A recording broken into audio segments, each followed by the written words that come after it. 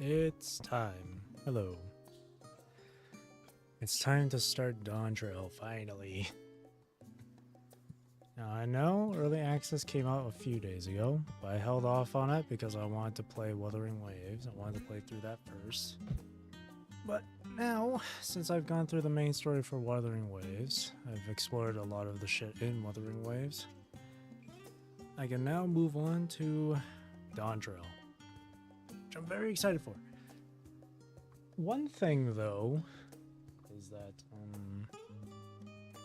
I've been reading how there have been a number of people that are very... It seems that the story for Dawntrail is very mixed. It's got mixed opinions.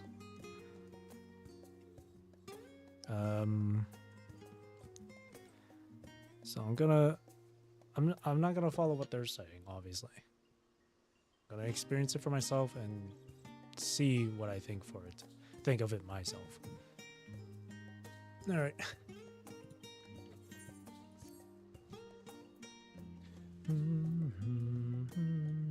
Alrighty. So, for today, probably gonna stream for maybe 5 hours, 6 hours.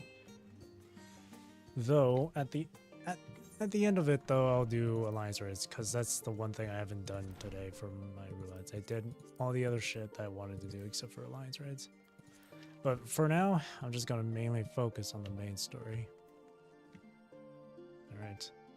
Oh yeah, and the new graphics update too makes the game so goddamn pretty.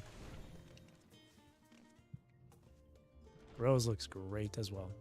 Funny thing about her though, her face kind of looks like Tifa. Just a bit. It doesn't really help that she also has red eyes. Alright. A new world to explore. Ojika Tsunjika has a message for you. Welcome back, Rose. I've just had word from Erenville. It seems he's managed to secure passage to Toral aboard a guild ship vessel. Why don't you wait in the main hall while I go and inform your travel companions? It should only take a moment.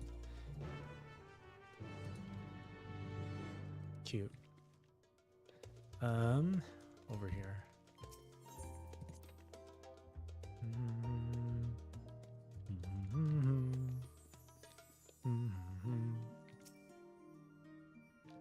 Alrighty. The actual release for Dawntrail is supposed to be tomorrow, I believe. But because I already made the pre-order purchase, I can access it pretty early. I was always able to access it. I just chose not to.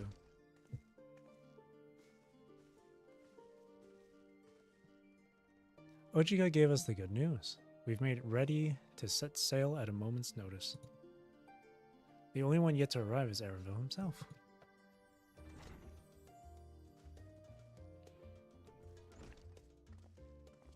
Wuklamat. Ah, you're all here. It took some persuasion, but the Gleaner's Guild ship has granted us places aboard a vessel bound for Tural. There'll be other passengers, researchers and artisans and the like, so we'll need to share the deck space. That's fine, Erenville. I doubt anyone expected we'd have a ship all to ourselves. They're not casting off just yet, so yeah, if you have any lingering concerns, now is the time to voice them. I wouldn't call it a concern, but everyone's still clear on what it is we'll be doing in Toral, yes? We've not forgotten. The nation of Tuliolal is in the midst of deciding its next ruler. As your chosen allies, we shall assist you during the rite of succession and support your bid to become Dawn Servant. In addition to that, Alfino and I have another objective. As part of its reconstruction, Garlemald seeks ways to reconcile and re-engage with its neighbors. By visiting Toral, we hope to learn more about its myriad cultures interact with one another, about how its myriad cultures interact with one another, how they find common ground, develop stronger ties, the sort of insights that might help our friends at Ilsebard. But we'll pursue this goal in our own time. You can be assured that we'll give the contest all due attention. That's all I ask. Otherwise, you're welcome to do as you like. You wanted to find out about your grandfather, right, Kyle? Yes. As far as we could determine from the old missive I found, he had been tasked with investigating the Golden City by your father, the Dawn Servant. Yet, oddly enough, we have no record of that investigation in our archives and nothing to explain the earring which accompanied the letter. Thus, for reasons both official and personal, I would very much like to get to the bottom of this mystery. I'm sure there'll be a chance to speak with Papa. You can get your answers right from the source. I look forward to meeting him. In any case, you're not the only one with an interest in the City of Gold. The Golden City is a children's bedtime story. I am part of this expedition only because the Third Promise has commanded that I serve as guide. Still playing the part of the stoic servant, I see. What of you? Don't you dare tell me you've changed your mind. Hoist sail and let the wind take us as she pleases. We won't make you Dawn Servant by standing here and talking about it. I go wheresoever adventure is to be found. Let's say that.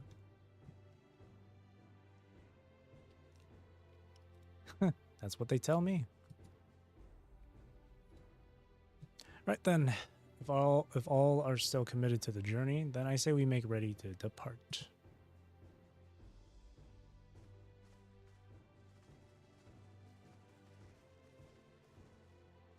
Oh, I'm excited.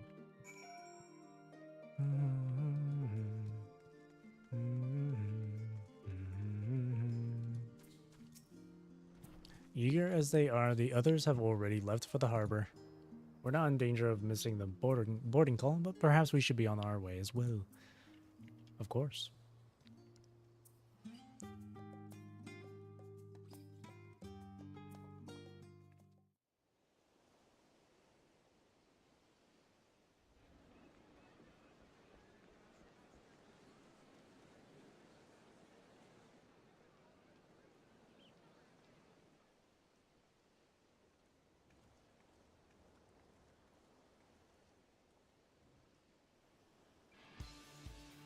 Savoring the moment?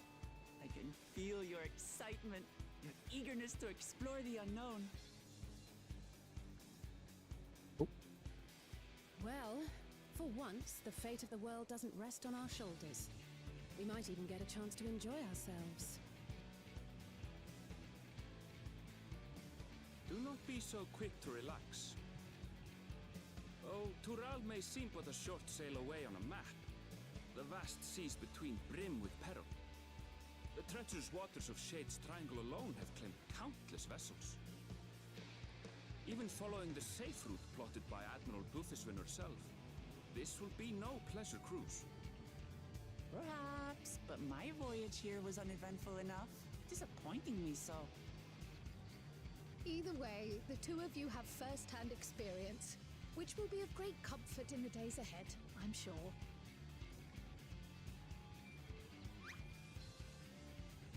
What's that? Oh, she's just turning. Aye, it's nothing new to us. All aboard! We're casting off! It's time. I trust you have everything you need? Yep. We're ready.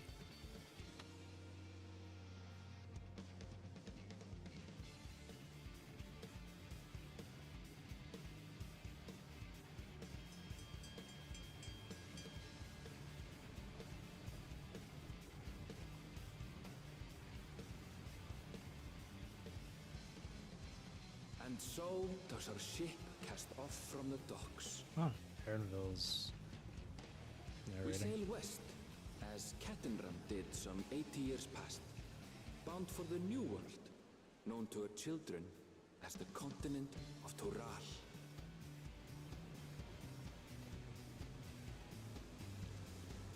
Careful now. Imagine she just falls off.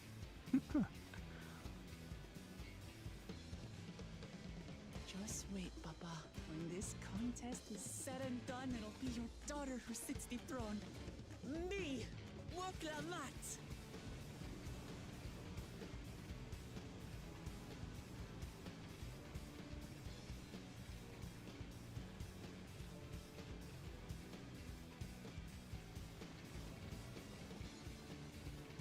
Cool.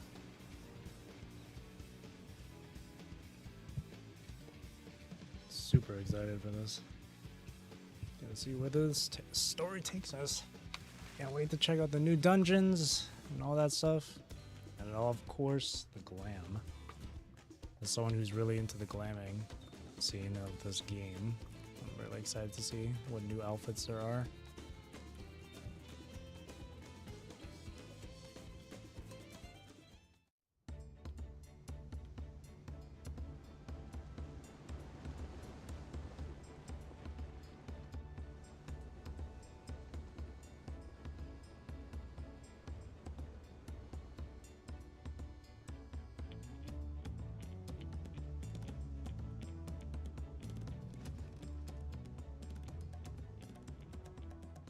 Smooth sailing so far? Aye, so far so good. Here, I'll auto advance it. But this sea, she's a fickle one.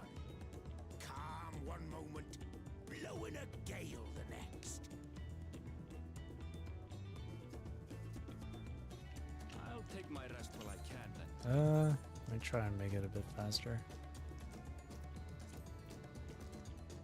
Oh, apply to voice only.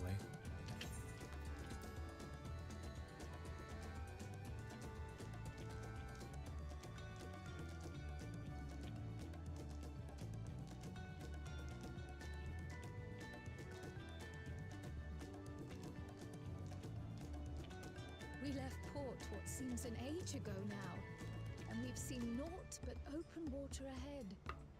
I knew Tural was far, but it's another thing to really know.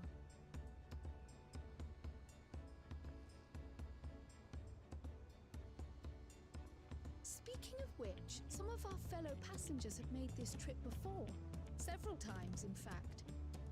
I was able to learn a few things about Tuliolal and the right of succession. Since we still have a long way to go, why not have a chat with them yourself? Cool. I'm sure you have questions of your own. Hell yeah. Let's learn more.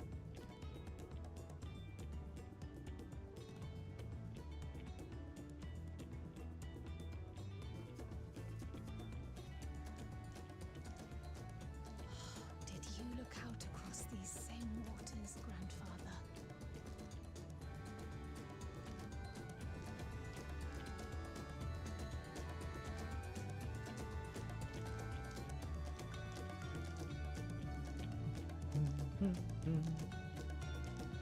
I'm gonna turn up the voice volume a bit here.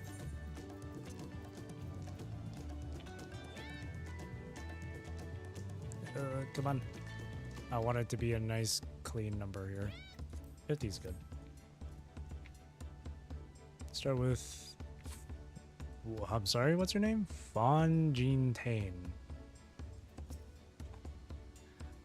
Oh, this will be my first visit to Tural. Something. Fonjintain is the name. I was working at Times Aesthetics in Yulda, you'll see, but my employment with them came to an end. That's why I visited Charlian in the hopes of starting over. While I was attempting and failing to find a new job, I seized the chance to board this vessel when I overheard room for another passenger had suddenly opened up. I'm told the Dawn Servant welcomes all regardless of origin, so Tuliolal seemed like the perfect place to begin anew. Hopefully things will be better this time. I hope so for you too. Retired mercenary. I see you in Eorzea before. You great and famous hero. Gah, I've had enough of playing the simpleton. There was a time when we took great pains to maintain the deception, but with more of you Eorzeans coming to Tural, it's become impractical. Besides, my mercenary days are over. Too many of our war band have fallen, and so we head home to lick our wounds. My story. Well, since you asked, I wanted to retrace the historic journey of the great Kentamram. You know, the first Eorzean to set foot on Toral, almost 80 years ago. The Mamulja's leaders said to have welcomed Kentamram with open arms, and sent him home with a bounty of silverware as a token of their friendship. But the real treasure was the crops he brought back. Potatoes, tomatoes, and corn, which spread across Eorzea like wildfire. His grand adventure led to a culinary revolution. The tales say Kentamram returned to Toral several times after that, but his ship vanished during his last recorded voyage, and he was never heard from again. That even a seasoned explorer like him could meet such an end is testimony to the ocean's peril. Oh, that's interesting. Self-assured trader. An adventurer, I presume. I'm a merchant myself, based in Ulda. Specialty imports and exports, Eorzean and Torali both. If this is your first crossing the salt, as they say, do remember that the social mores of Eorzea are not necessarily the same as those over yonder, as is with, the real world. Consider this, it is not uncommon for the various races to be referred to instead by the names of certain clans. For the Makote, the Hetsaro, the Hrothgar, the Sibral, not because every member of a given clan is of the same race mind, but many individuals of said race are associated with that clan. A fair assumption in certain cases, but take care not to give offense. He's off, Swarthy sailor. Did you want to make a wager? We're taking bets on who will be sat next in the Dawn servant's shiny chair. There are 4 claimants in the right of succession, your young Wuklamat being one of them, of course. But from what a Mamoja bloke was telling us, the other 3 are all strong contenders. Not too many keen to risk their coin on the third promise. Oh. Strong contenders.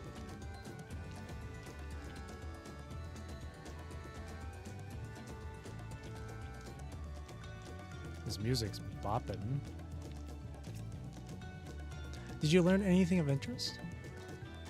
Oh, a lot of stuff. Oh, I hadn't heard that about the clan names. We should have Wuklamat and Erenville teach us the ones we should know. Actually, it's getting a little chilly up here on deck. Let's all gather in the cabin. I don't know why, but... Actually, I know why. But being on this boat, talking to everyone, reminds me of when I played Divinity, the original Sin 2.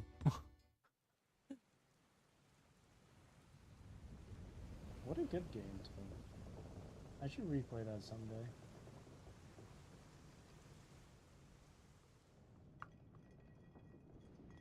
Oh. We're in for a proper storm, it seems.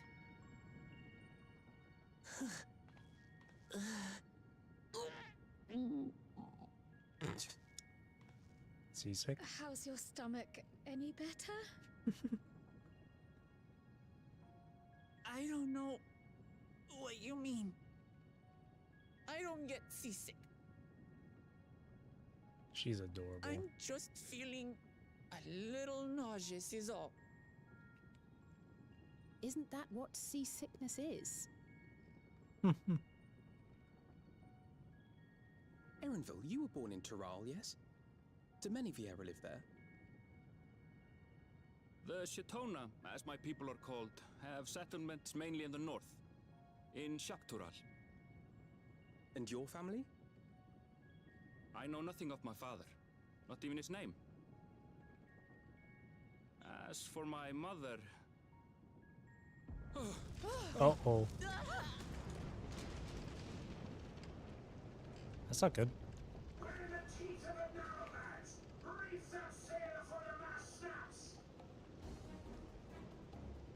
Oh dear.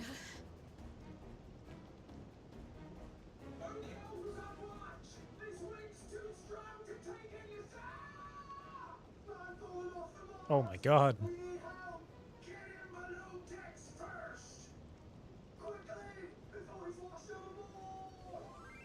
Oh my god. Come, we should lend what aid we can.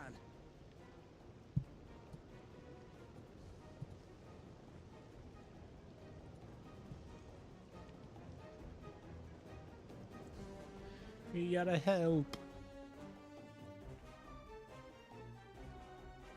I have not seen the ocean rage with such fury before or since.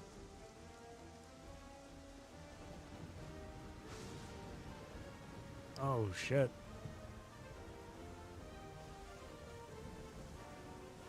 Dude, that's Heaving scary. waves tossed our ship about like a toy, sending sailors tumbling.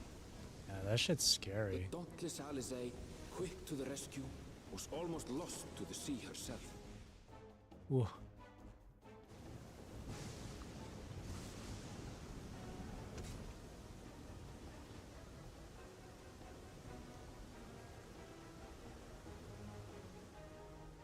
Meanwhile, our champion rushed to deploy the vessel's magical defenses, and thereby shield us from the lightning.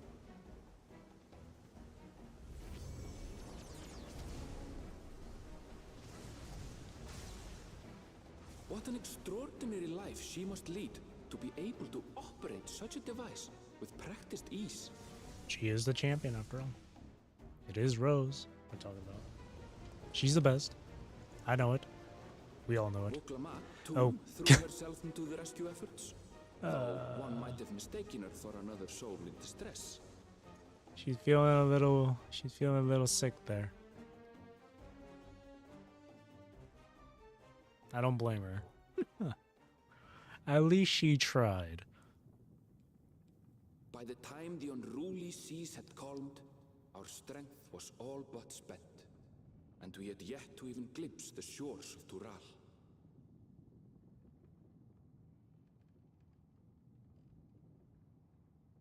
Is that really how Rose sleeps? Just In retrospect, knee up, of course, arm rested on the that knee? battle against the storm would prove a fitting prelude to the coming contest for the throne.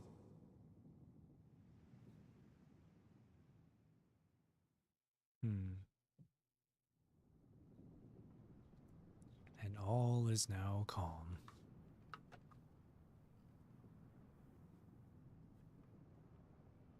Dude, I can't imagine what it'd be like to be out on sea and then it's just storming like that. It's scary. I've seen videos of that shit before. Of like fishermen in their boats and shit, and it's like just sway and the boat's swaying back and forth.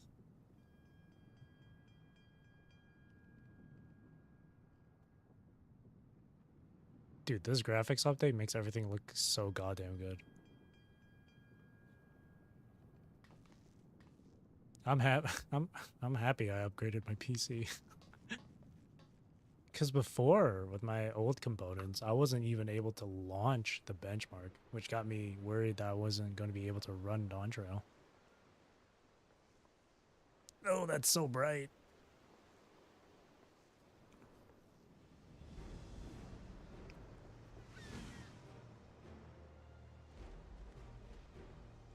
Ah.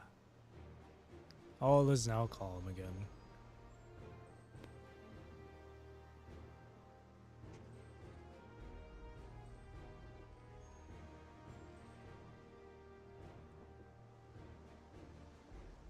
Morning. Joining us for some fresh air? Yep. Seems my belly has settled along with the weather, but I'll feel much better once we're on solid ground.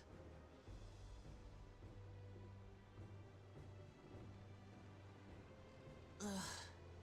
Can't be much farther now, can it?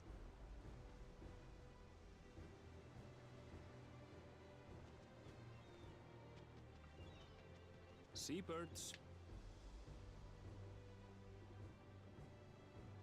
Land must be near. You need only hold out a while longer.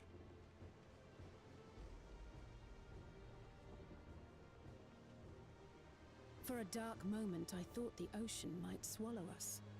Glad to have my pessimism proven wrong. In other good news, I examined the sailor who took a fall, and he's faring well. I'm sure he'll make a full recovery. Ah, that's good. Good news indeed. If all's well, then we needn't delay in launching the landing boat. Ships have to lower anchors some way from shore. Too close, and they risk having their underbellies ripped open by the reefs that crowd Tuliola's coasts. Come.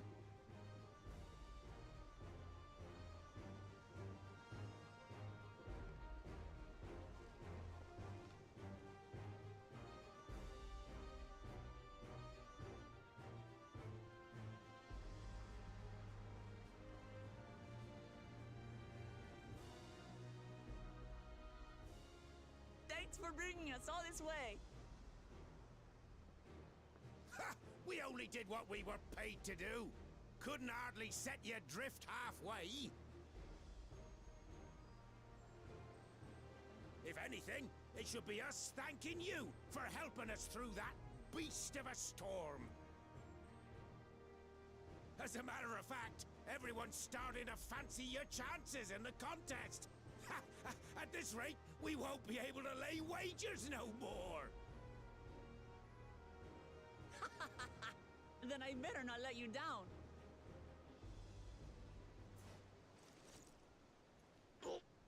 Easy, stomach.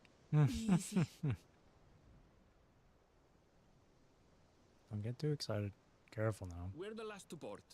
If there's nothing left to say, then let's shove off, shall we?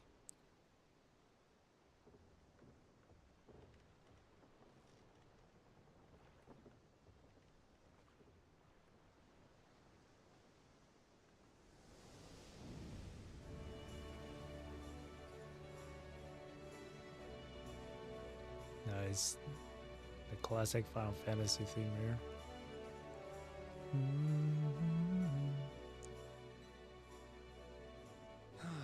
Blue seas, clear skies, and boundless possibilities. I dare say our destination will soon be in sight.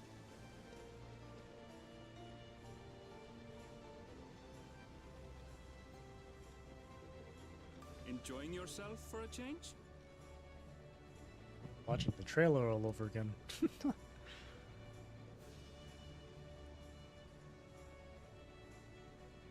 There, look, my friends. Behold the scene of our next great adventure.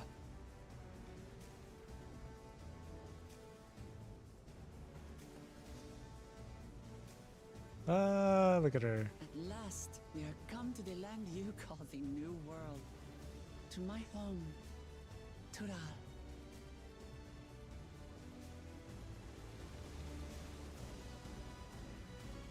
Cool. Cool, cool, cool. Dawntrail. Awesome.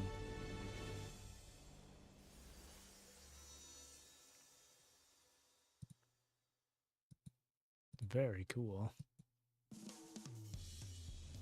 Oh, the music. Yok Torar. Tuli Yolal. What was this music?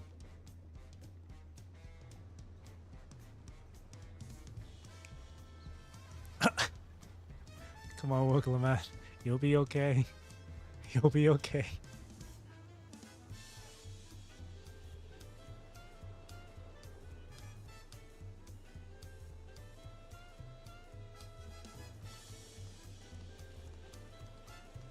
Wow, I love the colors.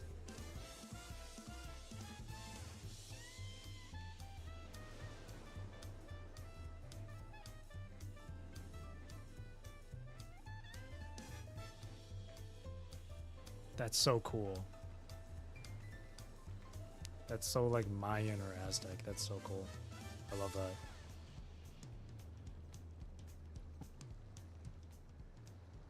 Gods, I've seen cities with an impressive mix of cultures, but this is something else. Yeah, it looks amazing. Is that a... No. I've never seen Vanu feathers in that color before. You'll find much here you never knew existed. There may be a sea route now, but visitors to Tulihyolal are still few and far between. And as we don't build seafaring ships, only a handful of Turali ever venture abroad. Mamulja sellswords mostly. Those willing to play the fool sail with Lominsan merchants to secure employment in Eorzea. I suppose that makes us a rare sight in your country. Rare and currently undocumented. Were there some forms we should fill out or... Forms? Did you forget who you're traveling with? Oh?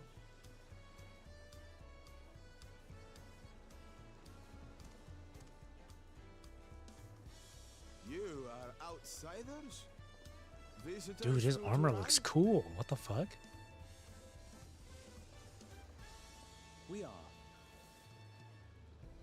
Our nation is soon to hold a right of succession to choose its next Dawn servant. We will not abide interference from foreign agents seeking to foment trouble. What brings you to Tule Yolal? Oh no. I can answer that. These fine people are allies in my succession bid.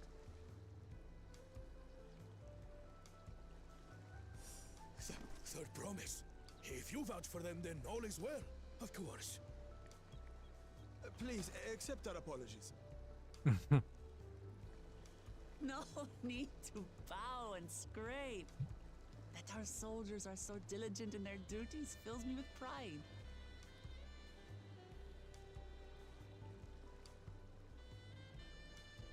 We'll be continuing our patrol then. Dude, his armor looks so freaking cool. And I'm I don't really like, I'm not like super into like Well, well. You really are a figure of authority medals here. and whatnot on gear and whatnot, but that Are looks you pretty cool. suggesting I don't look the part? Anyway, first things first. Oh, where's she going? I bid you welcome to Tule Yolal.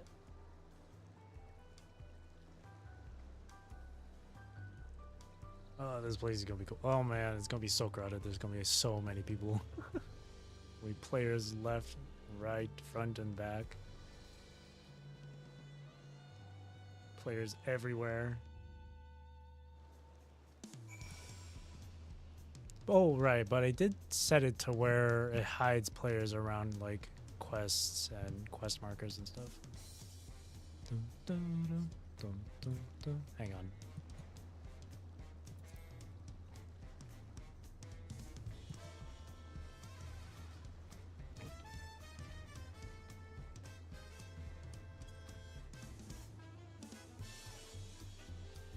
Just deal with this real quick.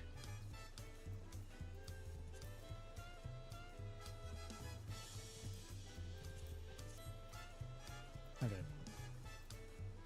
I'm just going to keep the chat block thing up.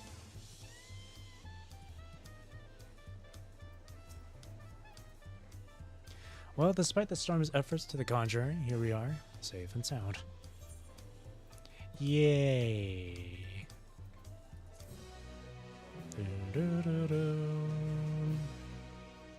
You have arrived in Tuliola.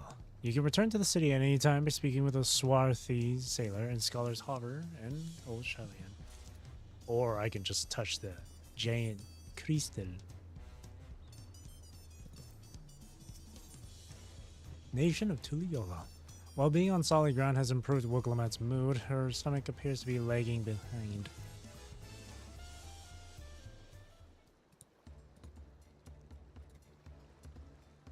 Right then, first things first.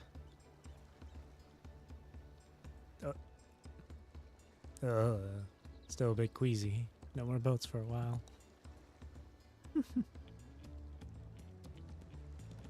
Yeah, get some rest.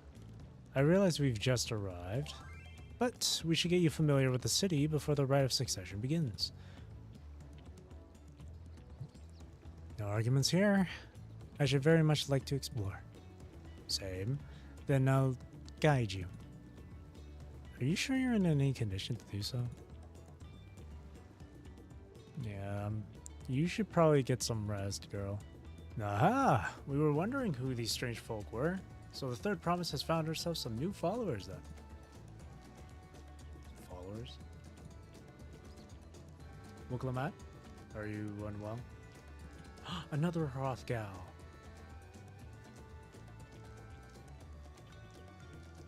No, not at all. Couldn't be better. The third promise does not get seasick, no sir. As for my hand-picked entourage here, I've recruited them to help me win this rite of succession. I was about to show them around the city, in fact. That sounds lovely. But a group of foreigners is going to attract attention, especially if they're in the company of the third promise. Everyone will be curious. We certainly were.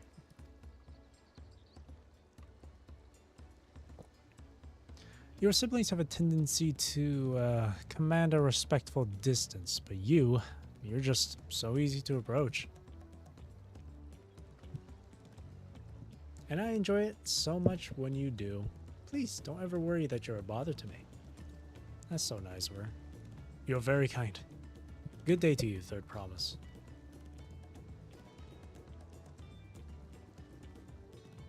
They did have a point.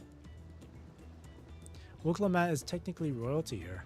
Like it or not, a person of her station, surrounded by this many outsiders, is bound to draw a crowd.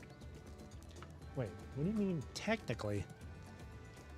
I suggest we move in 2 groups so as to attract less attention. Just technically ignoring me then. It's okay. Rose, you and Carl can come with me. I'll take the twins then. We'll get in touch once we've had a good look around. That voyage was hard on all of us, so take it slow and recuperate. We have time enough for that. Enjoy your wanderings.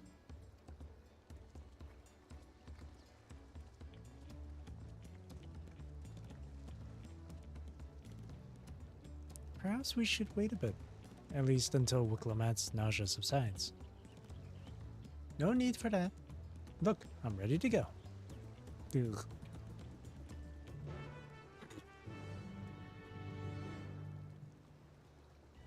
She's adorable.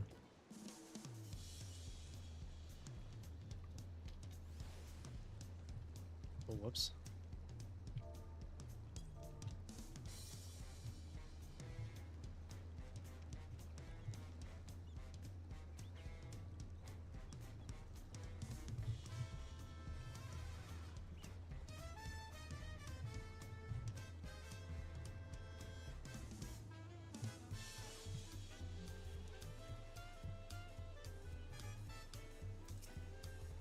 Alrighty.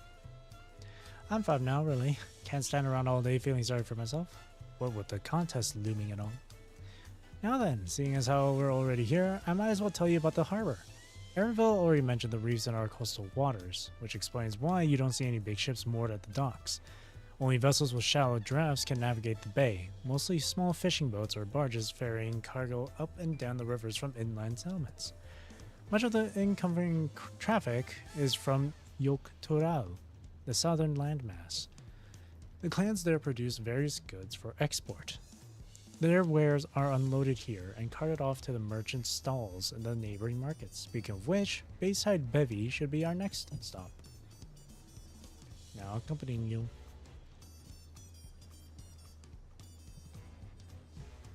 Alright.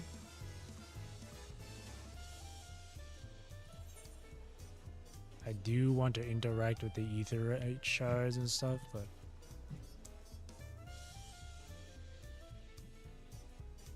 oh my god. I like this stuff. Oh, this is pretty. I like this. This is Bayside Bevy, Tuliola's largest marketplace. Being right on the harbor, everything from fresh fish to imported wares go directly to the shelves. Anything you want, they most likely have. Oh, right, I should mention that here in Tuliola, we buy things with Pel, a currency that the Pelupelu created. But don't worry, more and more trade is coming in from Eorzea, so most shops are happy to accept your guild. There's also Wachumeki Meki, another market to the east of here, but that can wait for another time. I have other places I want to show you first.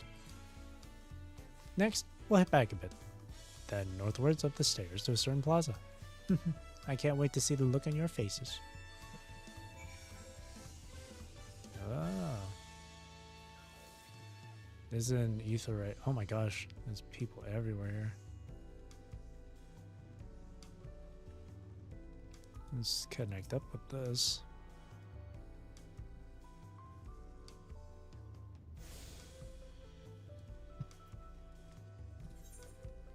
The music is not what I expected in a place like this.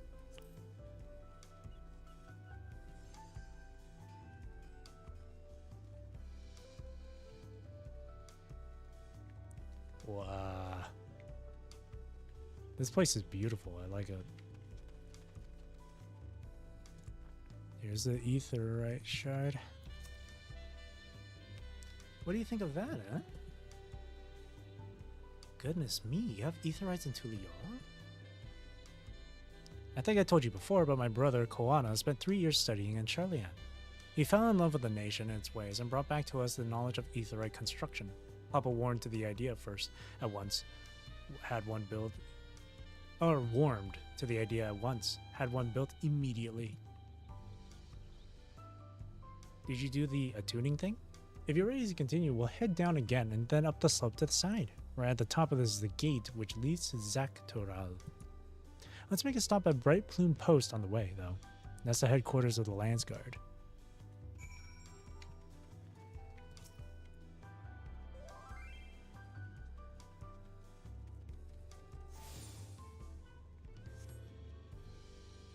Awesome. So, down this way. Let's sprint it.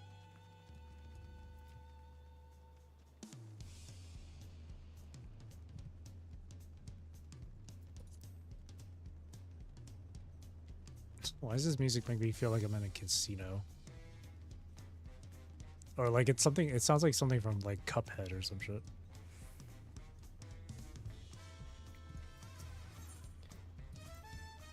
We have a lot of narrow winding streets that crawl up the sides of the mountain. As you can see though, the builders made sure the city's main thoroughfares are wide enough to accommodate wagons. Ah!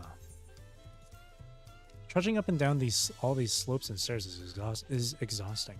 I understand now where Lamat gets her endless endurance. God, I could imagine just like if I were to be here with like in real life with my friends, they would want to be climbing all over they'd be going up and down the slopes and stairs nonstop. They're like, yo, let's go hiking. And then there would be me where it's like, no, please. Please. I don't wanna.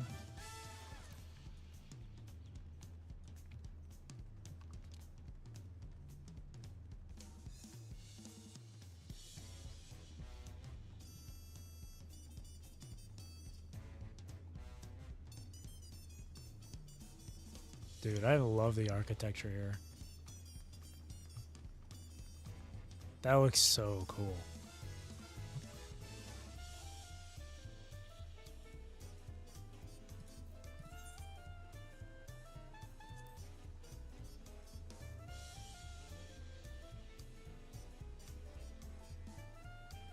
I expected it to be a bit more crowded in like this sort of area, but I guess not.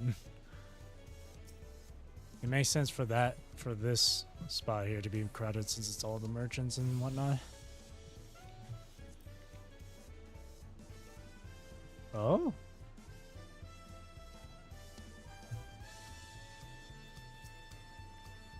Here we are, Bright Plume Post. The soldiers stationed here are responsible for defending Tuliyola and preserving the peace. The Lands Guard are led by our nation's strongest warrior, and so naturally Papa has commanded them since the beginning. At least until 3 years ago, when Zoroja took over as commander. The title is no empty honor. It means the first promise is considered equal to the Dawn Servant in martial strength. Meanwhile, I haven't even managed to.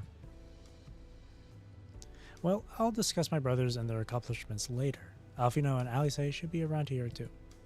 Come on, it's time I showed you the Skygate. It's right at the northern end of Talon March.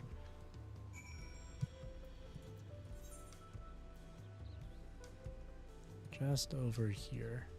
I can't pronounce that.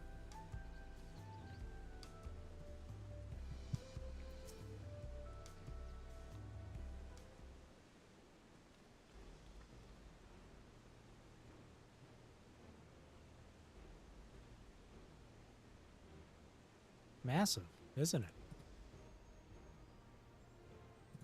And on the other side is an equally massive bridge to match. Both were constructed by a race of giants, the Yokui. Strictly speaking, Tural is actually two separate continents. Yok-Tural, the southern lands of the mother, and Zak-Tural, the northern lands of the father, which lie beyond the bridge. Legends say it used to be one great landmass, but long ago, the two gods fought a titanic battle, and when one threw the other to the ground, the impact was so devastating as to split the continent in twain. A similar sounding tale. I am put in mind of the conflict between Hydaelyn and Zodiac. But getting back to Zaktorel, those lands are also part of the Tuliyola nation, correct? That's right. Isn't my father incredible? He united the peoples of two continents into a single nation. The many clans of Tural had been at war for generations. It was only when Papa traveled the lands and put a stop to their myriad conflicts that we finally had peace. And that's the main reason I want to win the throne, so I can preserve the peace he built. But I see you're more interested in what's behind the gate than hearing about my aspirations. Oh, well, don't put it like that. Crossing the bridge to Zaktorel requires a special travel pass.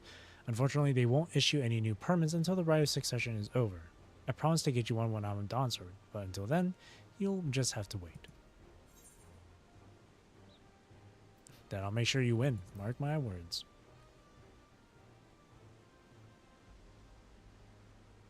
You really mean that?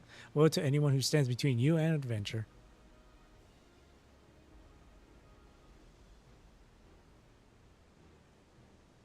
Rose looks so good in this new graphics update. She looks awesome.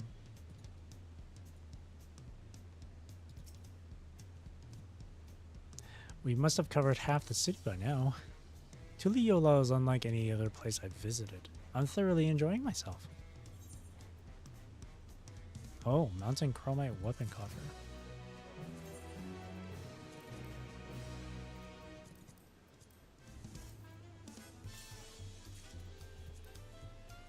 Mountain Chromite Blade.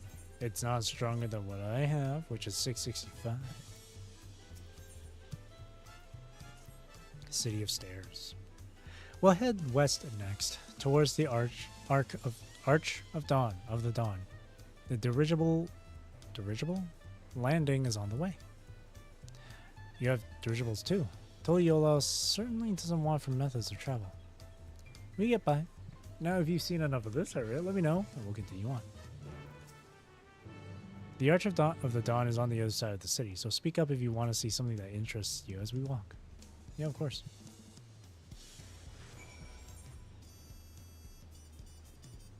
Doom, doom, doom, doom, doom. You know what? Looking at this place, it does bring me back to when I watched like Vagrant Odor Babylonia. Demonic Front Babylonia or something.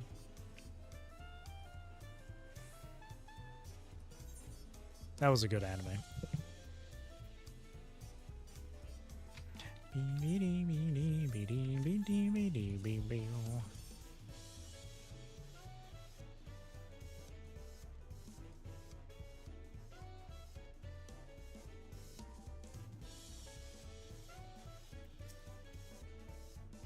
I'm still struggling to conceive how one could construct an entire city on the side of a mountain.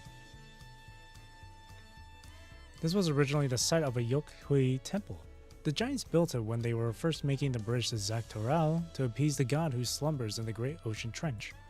After the Yokhui withdrew, the temple stood empty for centuries. So when Papa was establishing his new nation, he saw a structure he could refurbish into a palace, sitting practically at the center of Torel. He gathered artisans to do the work, and the houses they built for themselves became the foundation of the city you see today. Speaking of houses, we'll be passing through the Resplendent Quarter, the biggest residential district in Tuliyola. We climbed these set of stairs here, and all the way up. Oh boy. See, if that was me, I'd be dead. Hang on, let me... Where's that setting?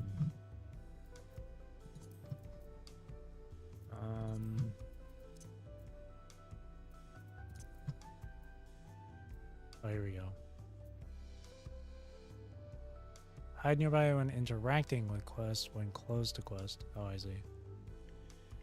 We'll leave it.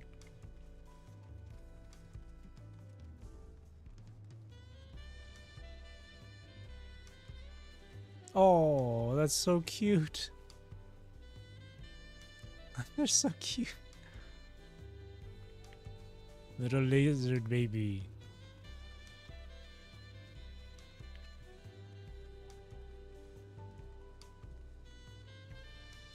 Whoa. That looks so cool. The sheer scale of this palace is incredible. I wonder what that carving at the top represents.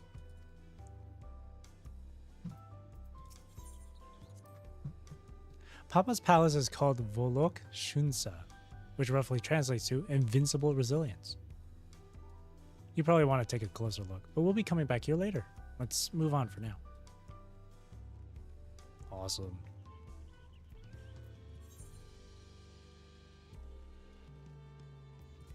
God, all these stairs. Yo, what's up, man? What's up, Joy? I was wondering when you would start. Yep, I'm gonna start today. I'm starting today.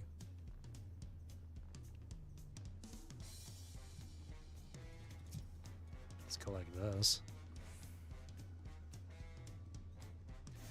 I could have started right as early access came out, but Wuthering Waves version 1.1 came out, so I wanted to play that first. Here we are. Cryo. So this is the Resplendent Quarter. What manner of people live here?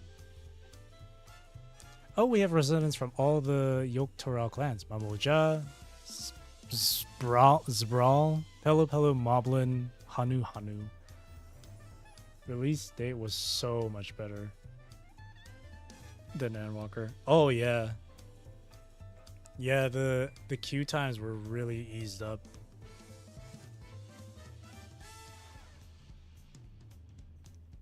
We also have Tonawata, Hetsaro, and Shetona, who moved south from their ancestral lands in Zaktorel. I woke up to a 50 queue and I was like shocked. Endwalker was like 5K. I know. Thinking back to Endwalker, I'm getting like freaking like war flashbacks. That shit was nuts. I think when I logged in on the day of release, the queue time for me was like, I think like 300 or something. I was like, holy shit, they really planned ahead for this. This is amazing. In essence, it's a gathering of people from every corner of Toral. A true representation of Tuliola's diverse character. The adornments on each building contribute to the eclectic cultural aesthetic. It's also beautiful. Look at everyone running around too. I'm glad you think so. Come, we continue down the stairs. There's another dialogue thing down here.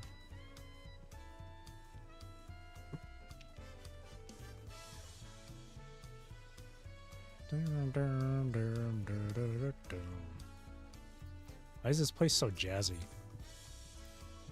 I've never seen such an enormous drum. Oh, that. What would one even use to beat such an instrument? That big drum there is called the Dawn Herald. They play it for formal occasions, like when honoring the Landsguard's return from a dangerous duty. I tried hitting it with my axe once and ripped the skin. Earned me a proper scolding, let me tell you. I think that was the same time Papa held me upside down by the ankle. The song is a banger. It's pretty chill, I like it. It's a vibe. Am I going the wrong way? Oh, I gotta go this way. I hit shift as if I wanted to sprint. I forget. This is not Wuthering Waves. Alpaca Porter.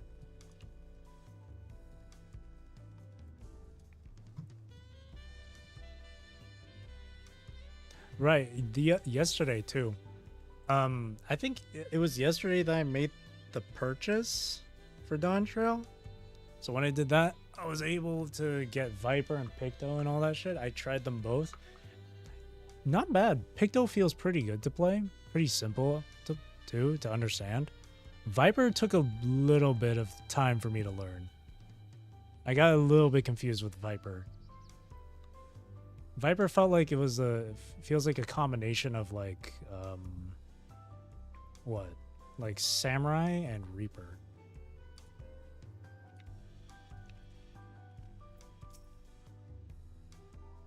And here are dirigibles.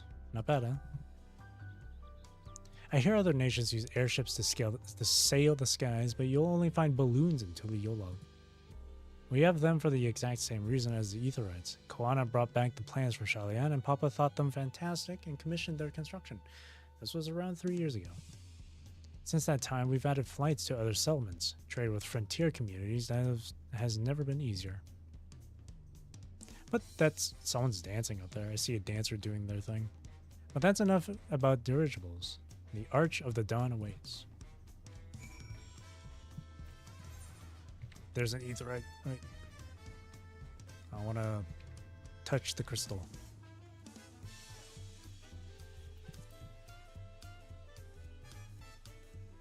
Not the kind of music I'd expect in a place like this, but I'm okay with it. I vibe with it.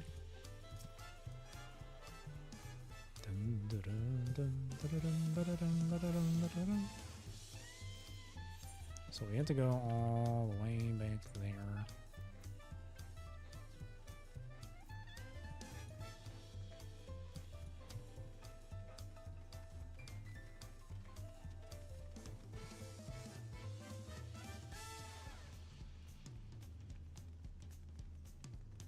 Dum, dum, dum, dum.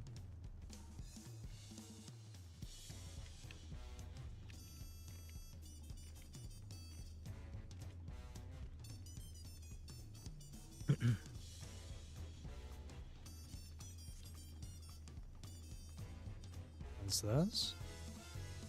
Oh, it is.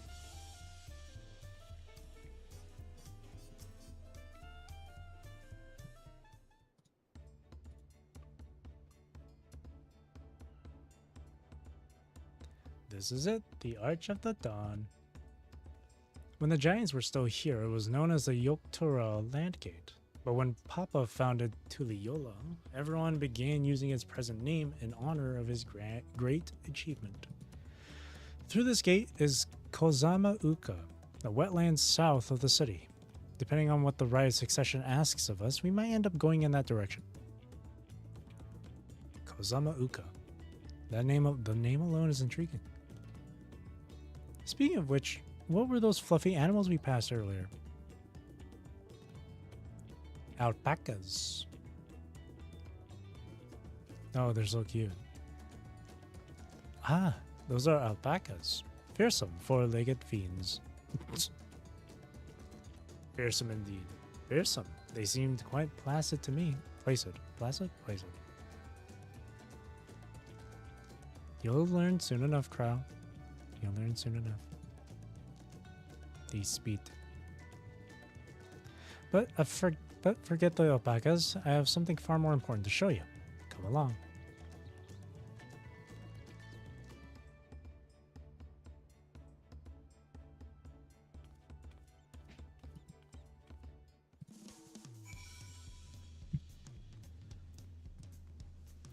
And then the percussion kicks back in. Moro's Measure.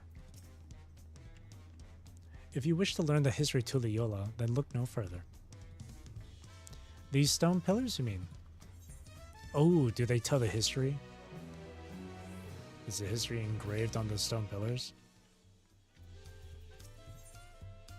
A saga in stone. What is special about these pillars, if I may ask? At a glance, they might look like ordinary stone decorations, but if you take a really good look, you'll see there's something much more interesting. Cannot be skipped.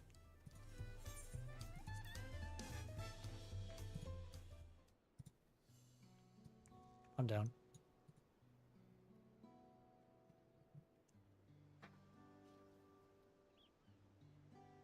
Yeah, they got carvings on them.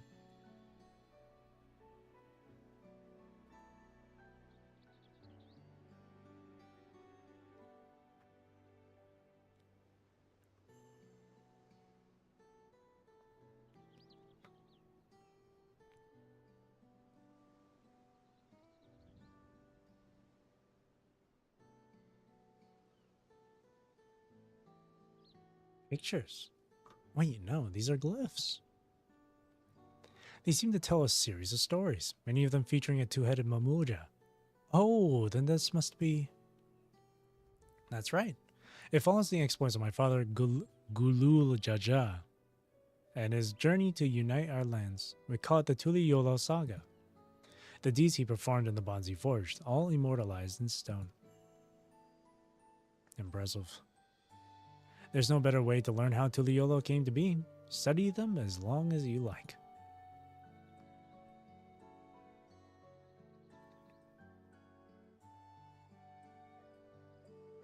Oh. Lay of the Brotherhood. Lay of Reeds. Lay of Pots. Lay of Repast. Lay of the Brotherhood. This pillar tells the Lay of the Brotherhood and depicts the scene where Papa granted an audience to the foreign explorer Ket something. I can never remember the name. You mean Ketemram? Ah, that's the one. Ketemram's arrival in Tural is what prompted Papa to embark on his own journey. It said the two grew to be close friends, brothers in spirit, if not in blood. But no one knows what became of the explorer in later years. Ketemram's disappearance is a mystery in Eorzea as well. The records say he traveled between our lands and yours for a while, but then it's assumed he was lost at sea.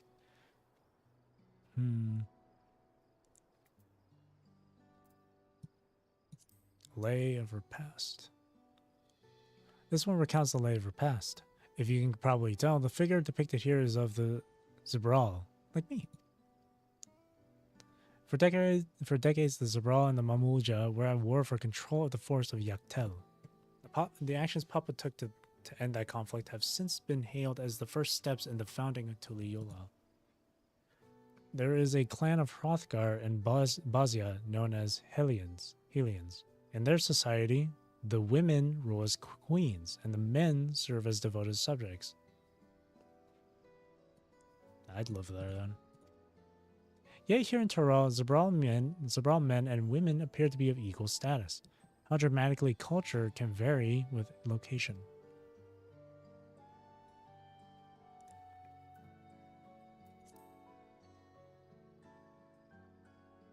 Let's see. This one is the Lay of Pots, which depicts the moblins of Kozama-uka. They might wear odd masks and sound weirdly muffled when they talk, but the gold and silver work they sell is the best you'll find anywhere. Moblin goods are the standard when it comes to gift giving. Clearly, the Vanu aren't the only people with distant Turali counterparts.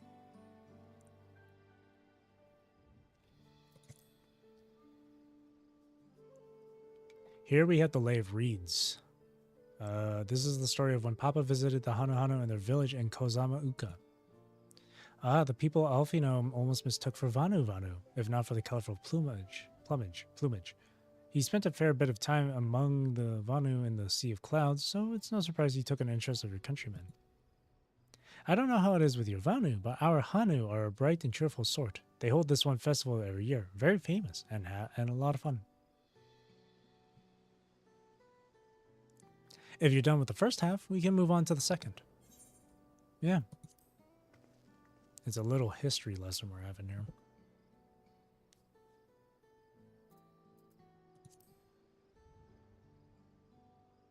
The Lay of Gold. This pillar shows one of the Pelu, whose homeland is in Urkelpacha. Having created our currency, the Pelu are rightfully known as the Merchant Clan. They oversee Tuliolo's markets, and their traveling peddlers are a common sight no matter where you go in Tural. Don't let their size fool you. They might be mistaken as children, but beneath those beaked masks, they are clever and calculating traders. Huh.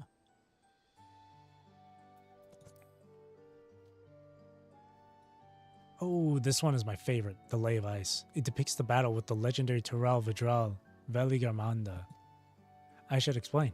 A Tural Vidral is a creature that has lived far beyond its usual lifespan and awakened to preternatural power. Tataru described the Far Eastern auspices in a similar fashion. Could this be the same phenomenon? Veligarmanda itself was dubbed the Sky Ruin. That's a pretty cool name, actually. A name earned for the destruction and terror it visited upon Tural every time it stirred from its slumber. But 80 years or so ago, its ruinous reign was brought to an end. After a great struggle, Papa and his comrades managed to overcome the raging Vadral and sealed it away in the Erkopacha Mountains. Despite its reputation, however, Vali Garmanda is also a symbol of power. That's why you'll see its likeness on Tuliola's national emblem, adorning the banners at the palace.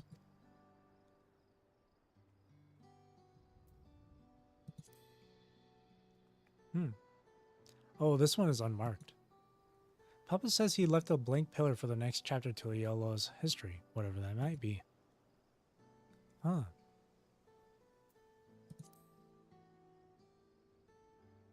Delay of proof. That big fellow is of the Yok Hui, the largest of Toral's people. These giants once used their great size and strength to establish a dominion encompassing all of Yok Toral.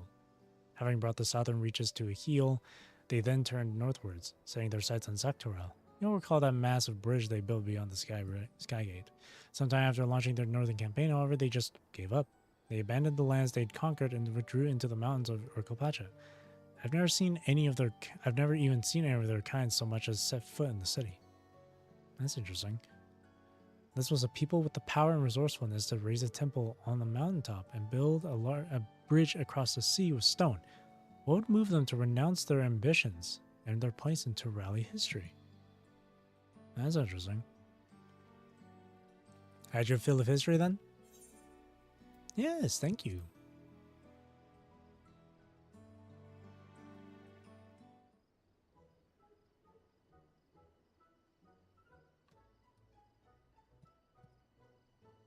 Glad to hear it. Bum, bum, bum. You know, I feel awfully hungry all of a sudden. No surprises there, seeing I couldn't keep anything down for a while, but now I think I'm ready to eat again. So let's go and have ourselves a bite of local delicacy. Come, I'll take you to the best restaurant in town, in the city. I like the sound of that. Nod. I'm actually hungry too.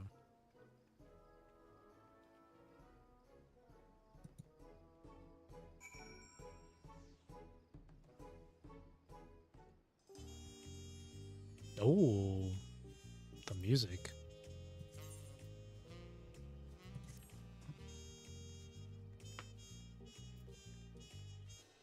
What a vibe. What the fuck?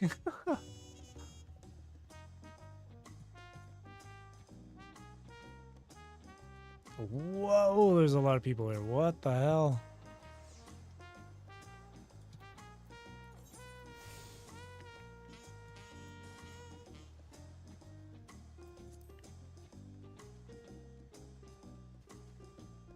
Oh, dude, the lights. That looks so pretty.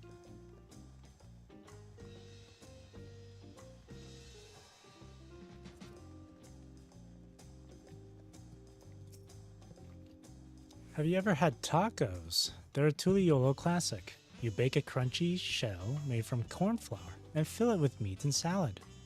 A lot of shops and stalls sell them, but I like how they're made here at Sibalyav Thai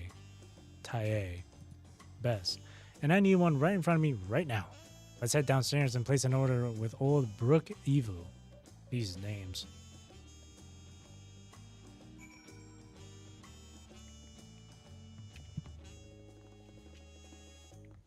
Wow. I kind of like this area though. This looks awesome.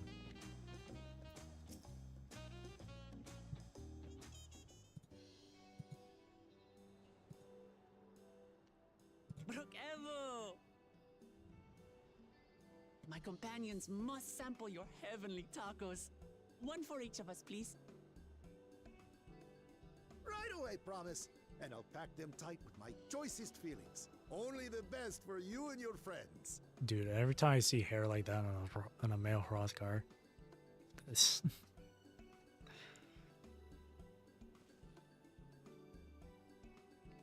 Did you hear the Silver Scares are back?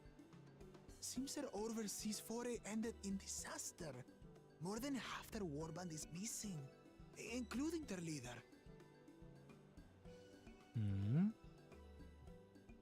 Aye. And Now keen to rebuild their broken reputations, the survivors seek the Golden City. A fool's errand. How many hopefuls have disappeared in search of that fable? They should count their lucky stars they came home alive at all.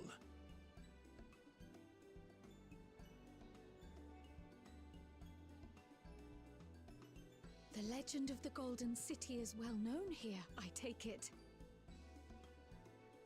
It is, but as no one's ever seen it, many question if there is any truth to the tale. Like our skeptical Erinville. I can't imagine the Dawn Servant would request a formal survey for a place that doesn't exist.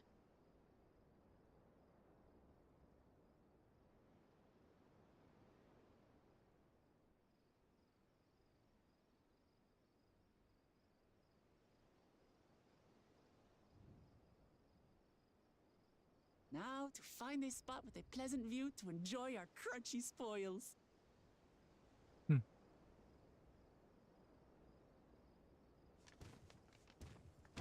Oh, Oh, man, that's kind of fucked up. What the hell? Our tacos. Man.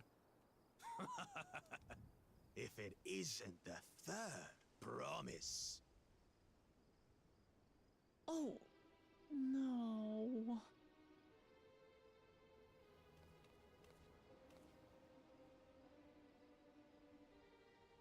Watch where you're going. I don't know these ones. Look at the other head, Goofy. New salt. Dredge from foreign waters is my guess, brother. Brother. Of course, that's it. Wuklamat is so afraid of the coming contest that she went crying for special help. Was there something you wanted, Bakul Jaja? The third promise remembers us. Such an honor. The mighty. Glory on your name, brother. And the mystic. And on yours, brother. I know my rivals for the throne. Nothing more. Another child of the Dawn Servant? No, this brute. We have no ties to their farce of a family. Unlike the sneevling house cat, we are blessed siblings, the elevated chosen. We alone are fit to succeed Golul Jaja as Dawn Servant. All peoples are equal in Tulihiola. Your heritage gives you no greater claim to the throne. You tell him. Tell him. Shall we test that idea here and now? See if your strength is equal to ours.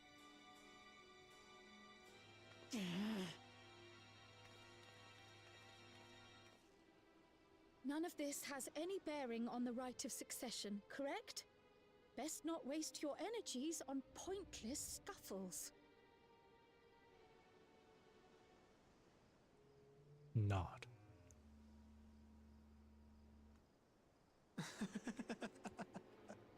The kitten comes to the house cat's defense. Pathetic.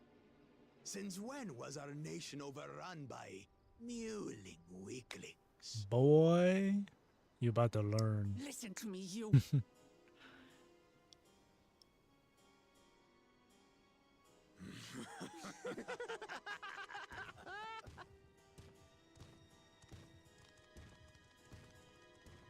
Got lackeys too, brother. A two-headed Mamulja. I knew of them, but that's the first I've seen in the flesh.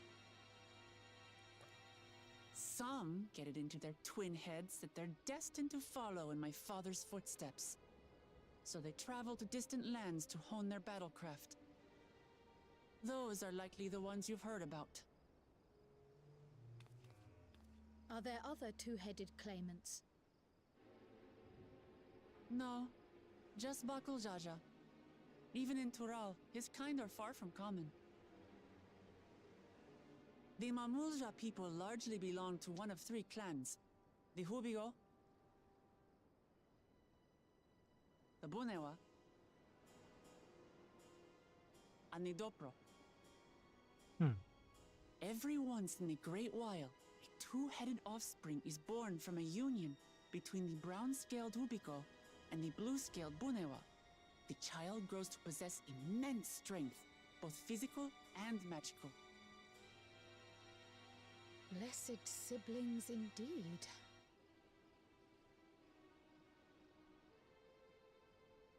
Forget them. Let's go and buy more tacos. I can think of nothing better to rid me of this bad taste in my mouth. Hell yeah, let's get more tacos.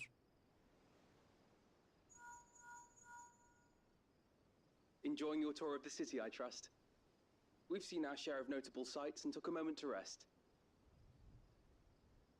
As such, we're ready to present ourselves at the palace for the rite of succession. Shall we meet you there? The palace it is. I'll let Wooklamart know. Destiny calls. Perhaps we can return for more tacos later? Tacos? I want tacos, though. So it goes.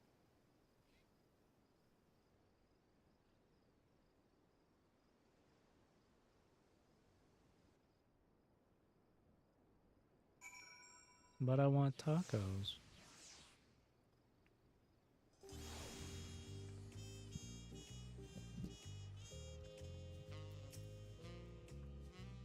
Ugh. Here, you know, I'll do this. That way I don't have to keep going back and forth. I was looking forward to trying some authentic Tuliyola cuisine, but we should hurry and join Alfino and the others at the palace. That's alright. It's a bit of a climb to the top, but you can head up from the Resplendent Quarter or even the eastern side of Telemarch if you prefer. Now that I have an idea of how the city's laid out, I'll let you find your own way to Volek Shinsa.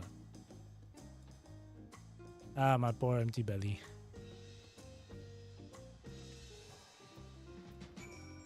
Ah, she's adorable.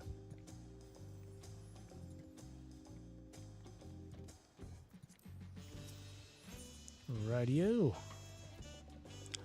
I have not attuned to that. How?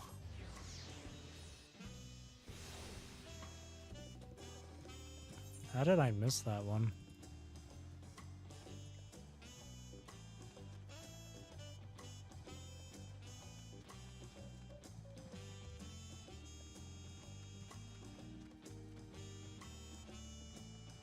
Oh, because we never went inside.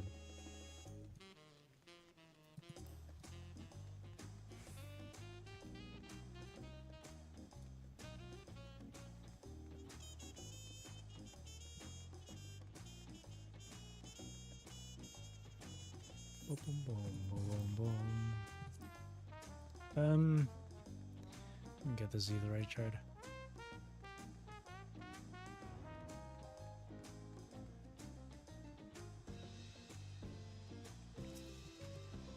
Attuning. Attuned. Alrighty.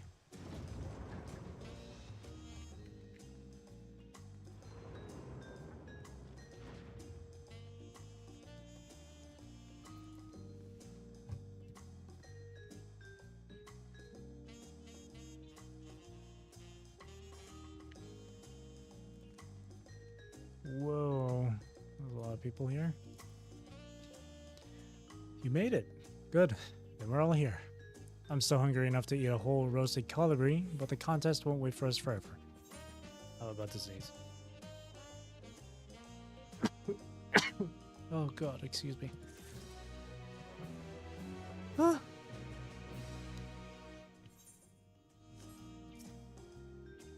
Several cutscenes will play in sequence. Alrighty.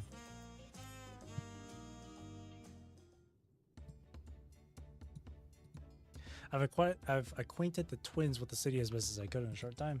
Their unbridled enthusiasm made it rather difficult. Invariably something would catch their eye, spurring them to run down an alley to investigate. It was like herding a pair of unruly corals.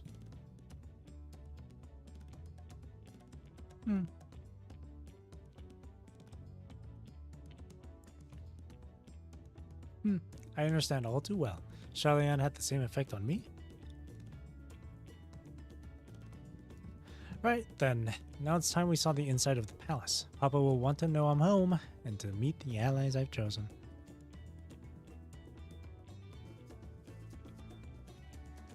Given how impulsive he is, though, there's no telling what we might be in for.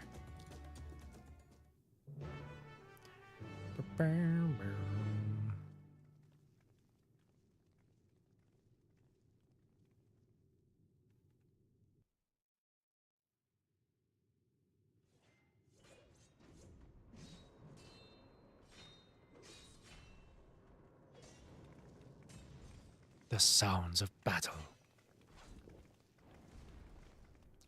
Oh, shit.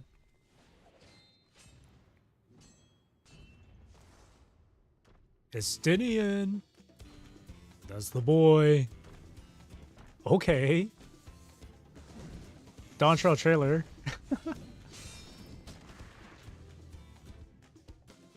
Estinian? When did he get here? What's the point? Why is he here? Oh, you know this man? That's our boy, yeah. Whenever my father spots a promising opponent, he invites them to Sunperch to duel. Pressing duties or no, he can't resist a good fight. So the one Estinian is crossing blades with.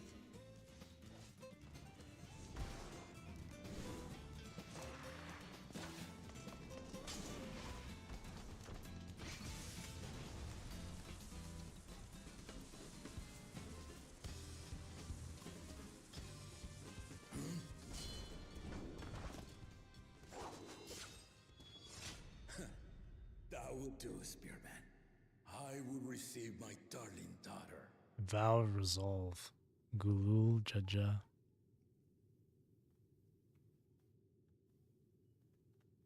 Know that you are the strongest I fought in many a moon, if not longer.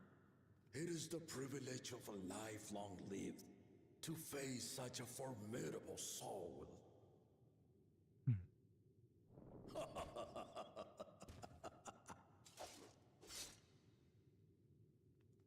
If it's formidable you want, then look no further than that woman there. Yes, sir.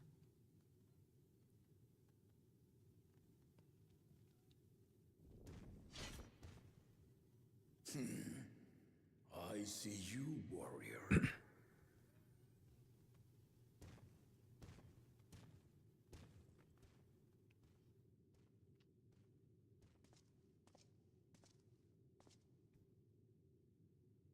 We had no idea you meant to visit Tyral. I've seen what lies east. This time I chose west. It's just that simple. And thus did our itinerant dragoon make his travel plans. You witnessed our bout. If you thought he was fearsome, that was with one head dozing. I'm not sure I understand.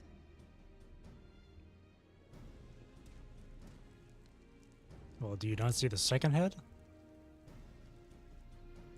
The old man has been feeling his years.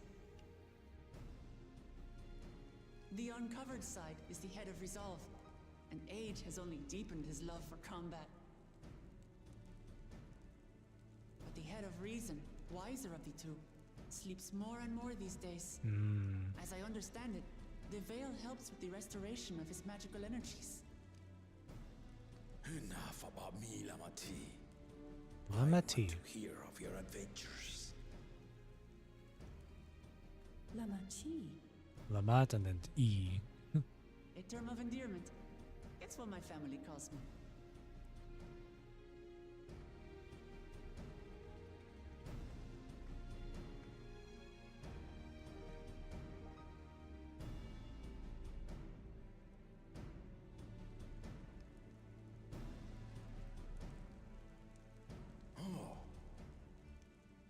When last did we see you in the palace?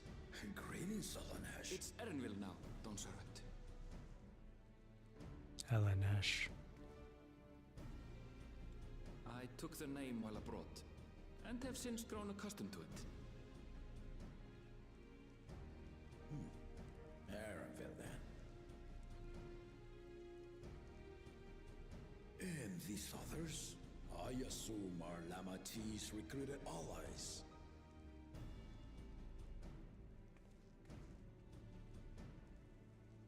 Ha! All-tempered steel. Yet as much as I'd enjoy testing their metal, the hour of the right is at hand.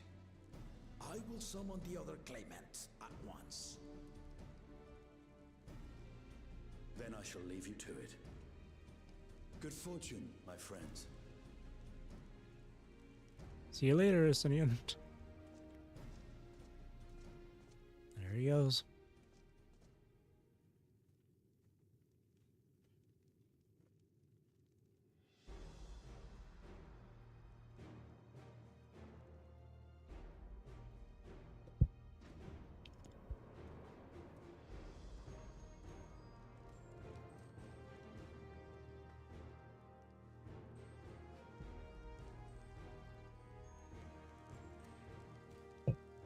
Oh, this dude.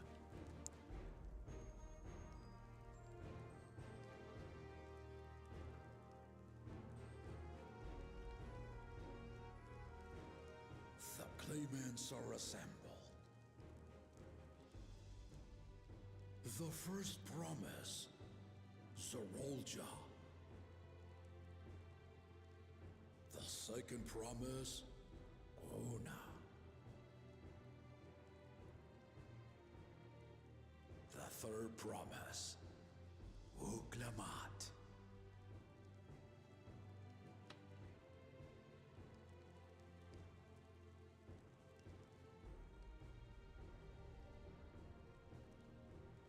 And lastly, the chosen of Mamuk, Bakun Jaja.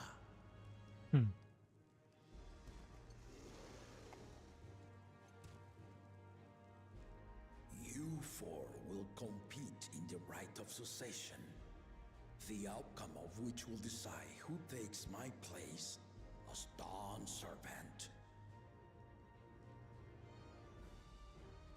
I am not the man I once was.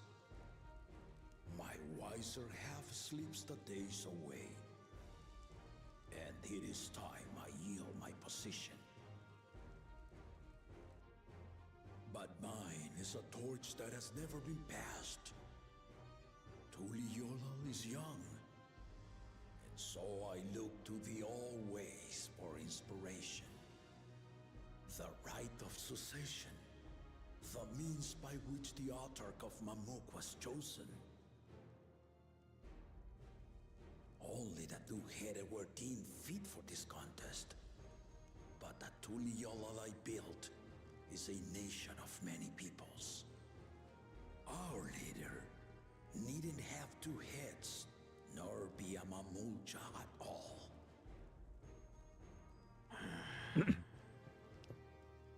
So I gave the right of claimant, not only to the son I sired, but to my adopted children as well. Yet the opportunity to rule was still not equal. That is why a recent tournament offered a place in the contest as the winning prize.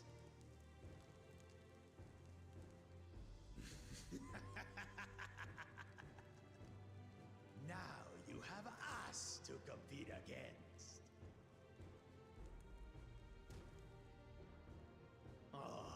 Though it seems the one-head was already too afraid to face us in the tournament.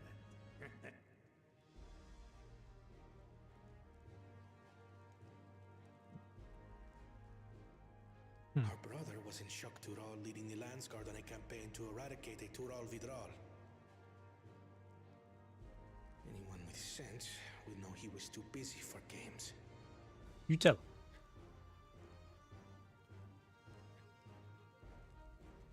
Now for the part you've been waiting to hear.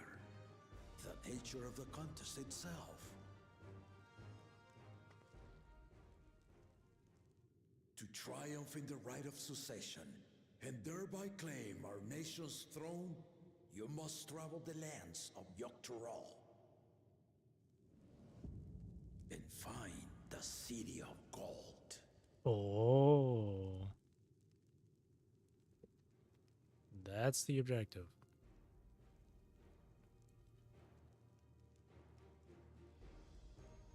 If I may, Father. Speak, Kona. The Golden City is an ancient Turali legend, but after so many failed attempts to find it, the story has become more fairy tale than fact. If you would charge us with such a quest, are we then to assume you have proof of the city's existence? That's a good question.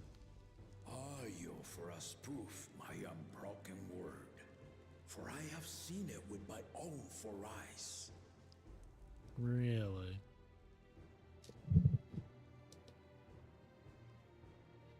The city's real. All those years. This was before the founding of Tuliyola. I traveled the lands of Tural with my companions. And we ended our journey at the gates to the Golden City. I mean to have you do the same. But in order to achieve victory proper, you need to break the seal I put in place. Bring them.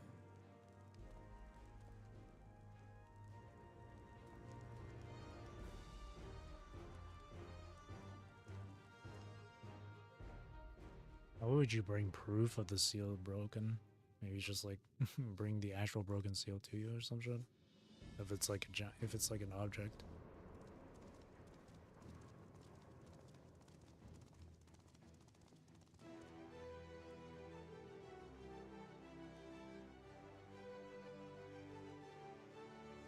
What is this?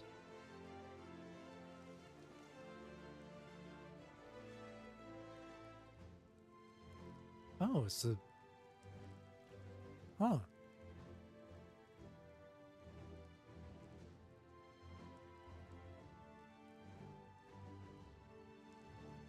It's each of the lays. The Tuliyola saga. You will retrace the path I walked to unite our peoples, step by step. Along the way, 7 chosen electors will be waiting to measure your worth. Okay. Earn their keystones by performing the feats they ask of you. Once you've fitted each of the 7 tablets with the keystone, you'll have the key to unlock the seal on the Golden City's gates. So the contest is in stages, none of which can be skipped by rushing to the ultimate objective. That makes things fair. Exactly. Exciting, isn't it? It's a race. Martial tournaments, hunting festivals, and now this? You do so love your contests, Papa.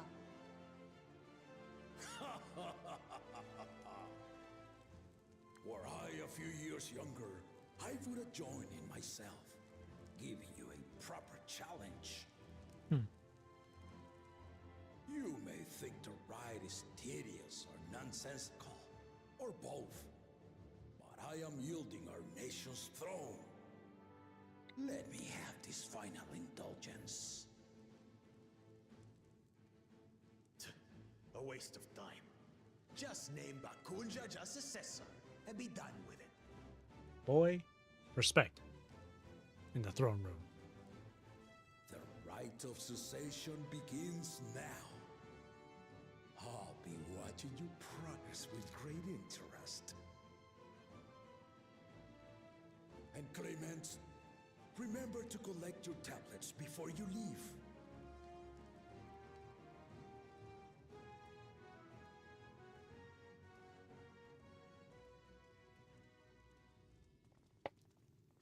Cool. Cryo?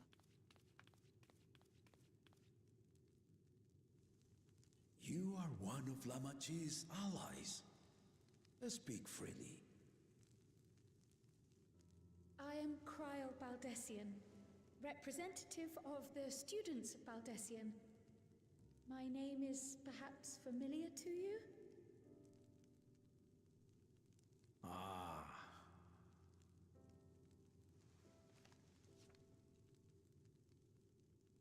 It would seem you sent this letter to my orders some years ago. The ink has since faded and much of the writing is illegible. Even so, we managed to determine the essence of it. A request to investigate the Golden City, addressed to my grandfather, Galuf. Included with the correspondence was this earring. A fairy tale and a piece of jewelry were enough to convince my grandfather to sail halfway across the world. So there is surely some greater mystery at work here.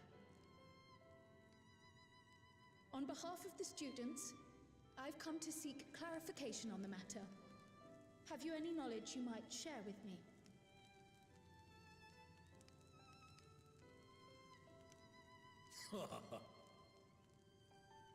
No, not at this time. Uh-oh. I have tasked the claimants with finding the Golden City. To fulfill your request would afford one of them an unfair advantage in the right of succession. Interesting.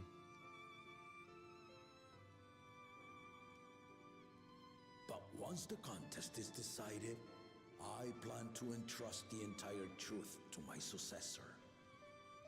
If you want to hear it, then you had best help Lamachi win. Very well, Dawn Servant. Now she's motivated. On my honor as a student of Baldessian, I will find your Golden City. That's the spirit. Thank you for hearing my petition.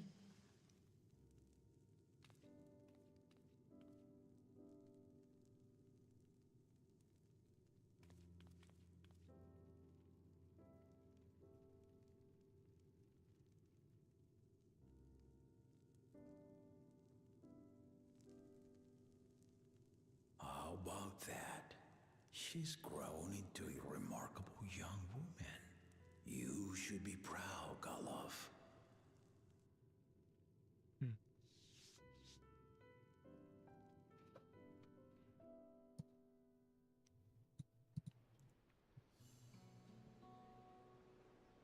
Oh shit. Big ass crowd.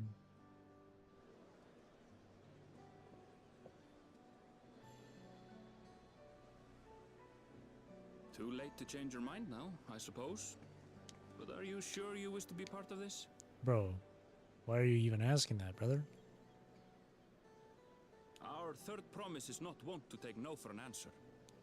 Though you may have agreed to help, I worry that you were swept up in a relentless Why is Aaronville out here just trying to make us change our mind? Jesus. Or perhaps you've been lured by the glory of the Golden City. Either way, this contest for the throne will place you and yours at the heart of political turmoil. If you are second-guessing your decision, tell me now. This may be my last chance to help you withdraw. Why are you so fixated on that shit, bro?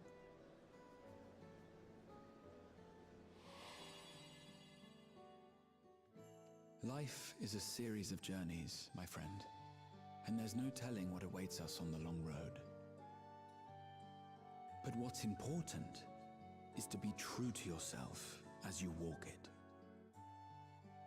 Only then can we hope to be content when we arrive at the end of one and step forward into another.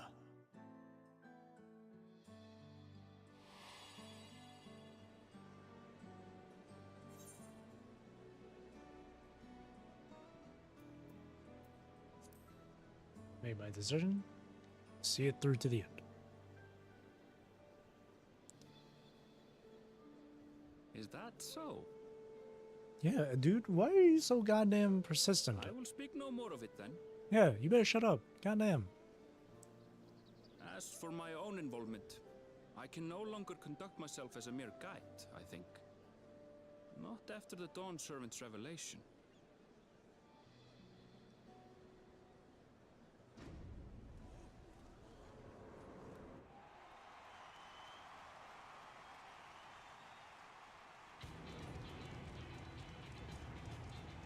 Here they come! It's Zeralja! Such a fearsome mien. Make no mistake, there goes Tuliola's mightiest warrior. Oh. First promise, our village needs aid. The cold weather stunts our crops, and the children of our village go hungry. Once you ascend the throne, I beg of you, grant my people new lands, please! Zeralja. Zeraphym. Take heart, tiller of the soil. The Resilion son, blood heir to the Dawn Servant, has heard your pleas.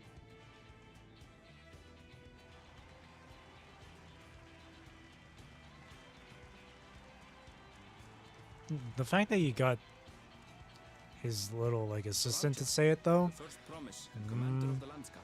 you couldn't have just said that yourself, brother? Zeralja, the Palaceer.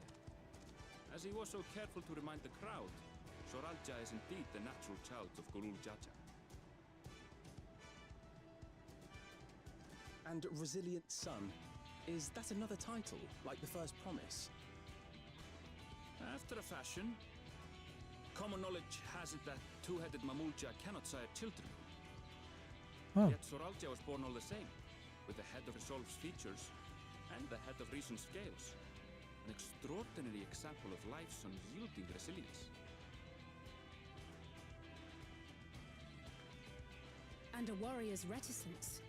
He says little, but the way he moves... I know a hardened soldier when I see one. He's a natural swordsman, a gift he inherited from his father. Some even say that the son has already surpassed the sire.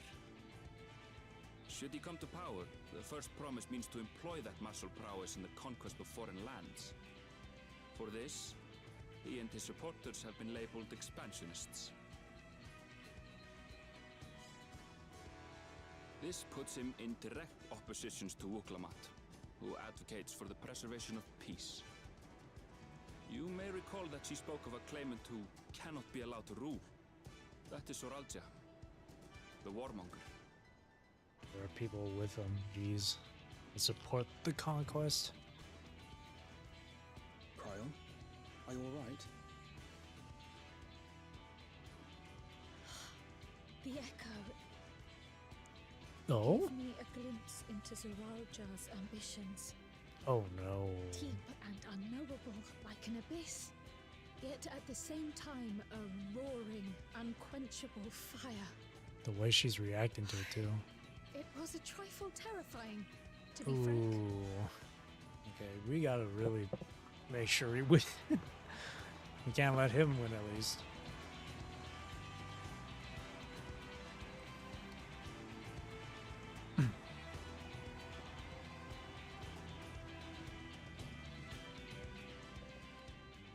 Second promise, you must bring us more marvelous conveniences.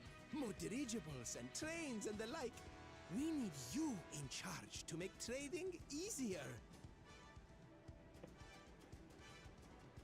The elders, they complain and complain about abandoning tradition. But we're not like them, afraid of everything foreign and new. You have our wholehearted support. With your ingenuity and knowledge, you're sure to win the contest. Forgive me, but the right of succession is barely begun. I will hear your petitions if and when I am named Dawn Servant. If you will excuse me.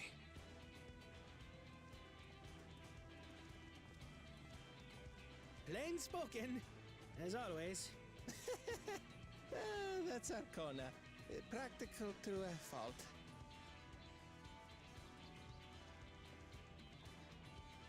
Here we have Kona, the second promise. who spent time as a pupil at Charlie To and be John's honest with you, studio. I ain't never seen a Makote with a differently colored Now that you mention hair it, I and think fur. I did see him in like the halls that. once or twice. There was nothing to suggest he was Turali, much less from a royal family. That was by design. He forwent his usual garb and took an Eorzean name to avoid attention. So it was Kona who introduced the dirigibles. And the railway too, given what we just heard. In furtherance of his goal, to enrich Tuliolal with every bright notion he learned of in Charlia. He is the hope of those who prize innovation. As aloof as he may seem, Kona and Wuklamat actually get along rather well. They bicker and banter as only close siblings do.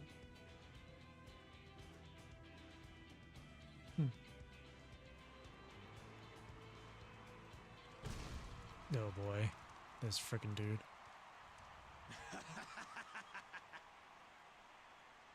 How gracious of you all to cheer the lesser Glavans.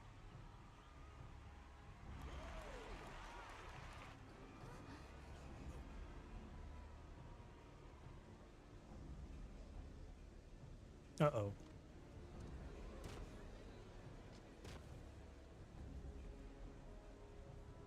Oh, come now. What are you afraid of? I'm no different from your Dawn servant. That my kind should reign is Mamulja tradition, and has been so since before there was a Tuliola. I'll brush aside your feeble contenders, and then you'll see Look who at two of deserves the NPCs trembling.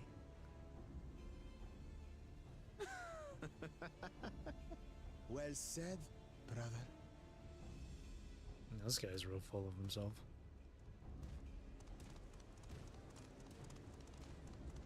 The Mamulja finally found peace in Tuliolal. I pity those fanatics are intent on keeping that tradition alive. The chosen of Mamuk, Bakul Jaja, winner of the recent martial tournament, and the only claimant not of the Dawn's promise. His strength is undeniable, but you see how he is. A few devoted Mamulja are his only supporters. What would he do with the throne? What's should with he all the win people it? leaving? Why is the crowd leaving?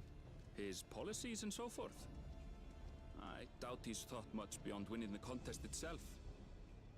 But one thing seems certain. If he does become Dawn Servant, he will see the Mamulja exalted as the ruling class. Oh. And all others forced into subservience. Sounds like another that cannot be allowed to rule.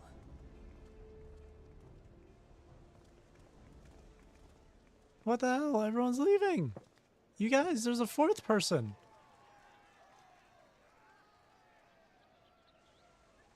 Don't forget about Wook. Man.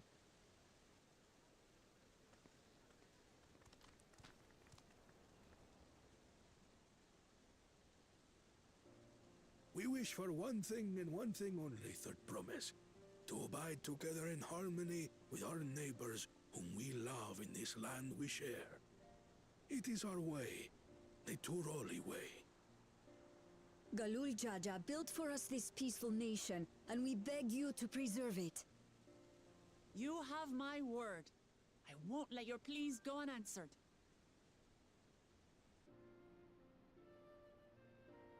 Until Tuliolal was founded some 80 years ago, this continent was ravaged by war. The eldest among us remember that dark era, and they are Wuklamat's most ardent supporters. Apologies, it's hard to get away. This is Namika, my childhood nursemaid. She's been like a mother to me my whole life. I told her it wasn't necessary, but she insisted on seeing us off.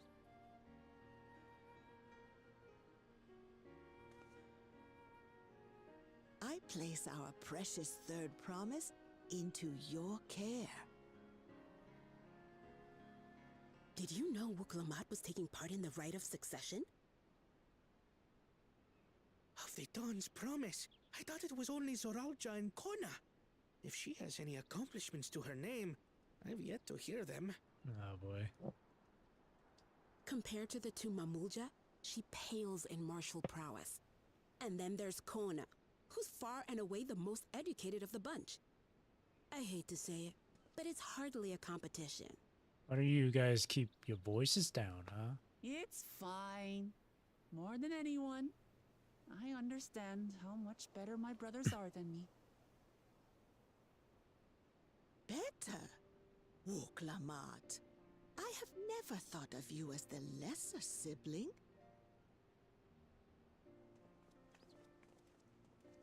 Your brothers may excel in their respective ways, but you boast qualities that both lack. A strength that is yours alone. Having cared for you for so long, I should know. Thank you, Namika.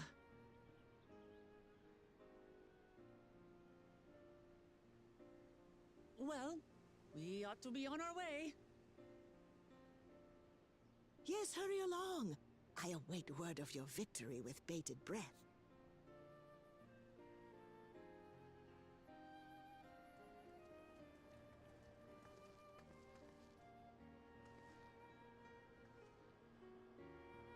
We'll win.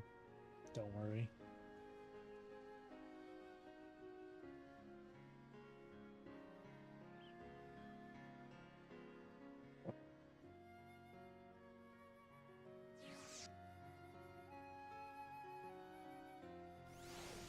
Yeah, it's really just Zoralja and what the fuck is his name again?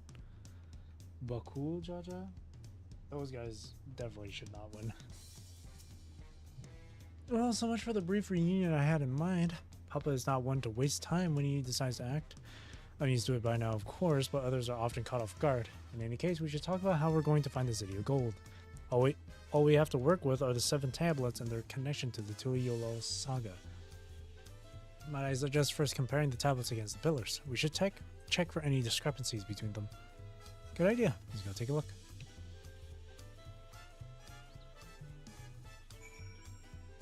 A lot of dialogue. But I personally don't mind.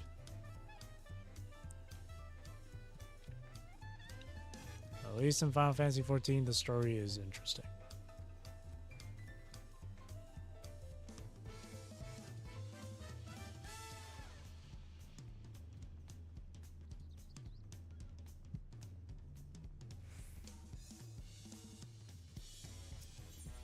Dude, I love the little Mamulajas. Like, look at them. They're so cute.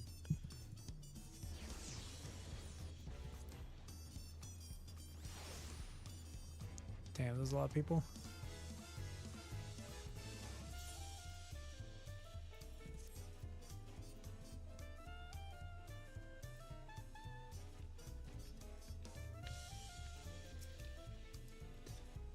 That makes everyone. Wuklamat, the tablets if you would. Of course.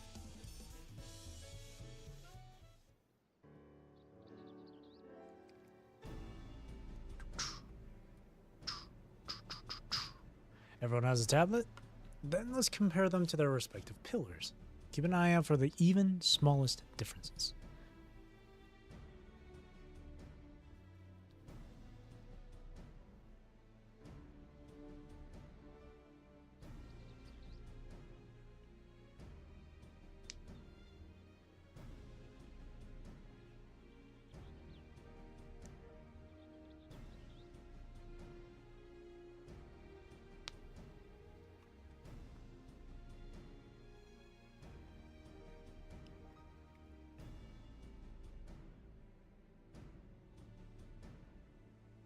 I think I noticed a little difference there.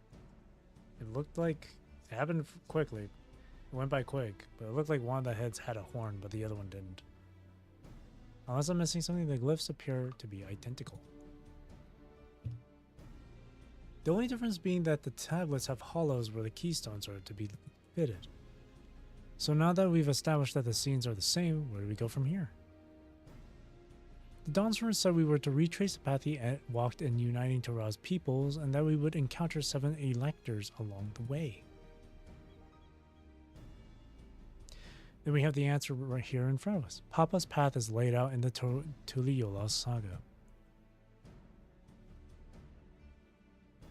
What was the first then? The events the glyphs portray. Do we know the exact locations where they took place? If one is close, we could go there and search for an elector. That would confirm we are on the right track. But we have to do it in order, don't we? Let me think. The Lay of Reeds was in the nearby Hanu settlement. Papa took me there once. It was during festival season and the whole village was alive with good cheer. There's also the Lay of Gold. That one involved the Pelo village, which is about the same distance from here. Before going anywhere, we should ask around about the road ahead. I heard a lot of talk as we toured the city about that storm we passed through at sea. Apparently it ravaged Yogg-Toral several days ago. Since our roads are not as well paved as Eorzea's, they're more susceptible to damage from natural disasters. If you want to avoid wasting time taking a dead-end trail, I suggest we spend a few moments making inquiries. If it's information we need, just leave it to me. I'll bring the information to us. Oh. There she goes.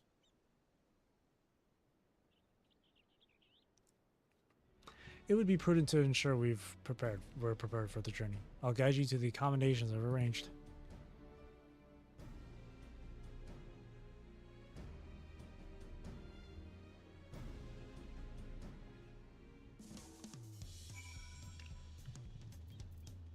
Speak with Erenville. Where everyone's crowded over here, huh? Jesus Christ. All these players. Oh, thank God they added that feature that hides the other players, man. That's so good. That's right. The reservation is under Wicklamat's name. If you don't mind, I'll leave my companions to you. Certainly, sir. Peshaqua. I'll go and track down the third promise. Once you finish organizing your gear, you can meet us outside Sibalia of Tai. Jesus.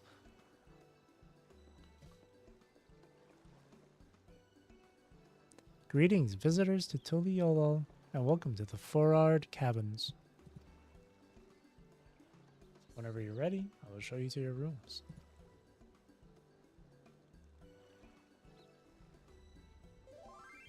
Brewing. Got another in-game message. Blurring. Brewing.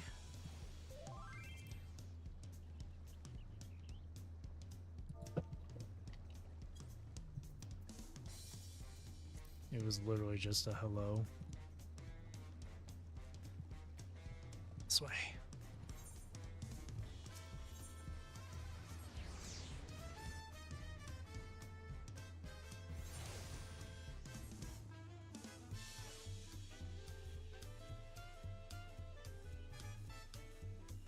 Aura.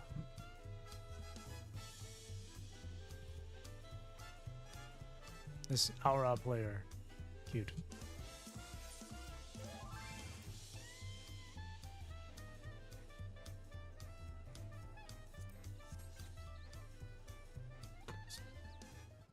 Okay.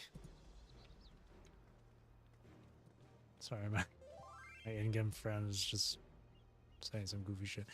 Trust you to be the keenest to head out, Rose.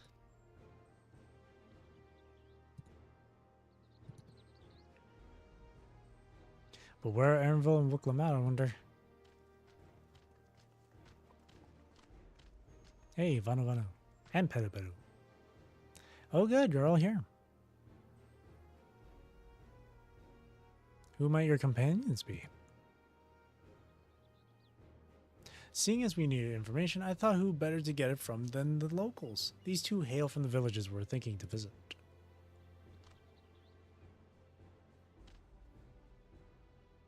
I give you credit for taking initiative, at least. What do you mean, at least? I am honored that the third province would seek my advice. I, too, am happy to answer your questions. Any encounter might be an opportunity to do business. Thank you both for your help. Before we begin, there will doubtless be other occasions when we need to act independently, so I brought these for the two of you.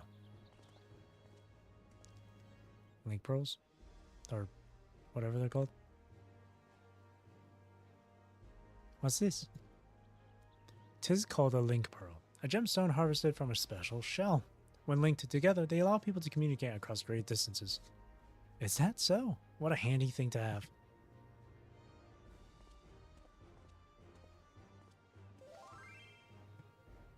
It'll be very useful on our travels. Speaking of which, I should get back to introducing my two new friends here.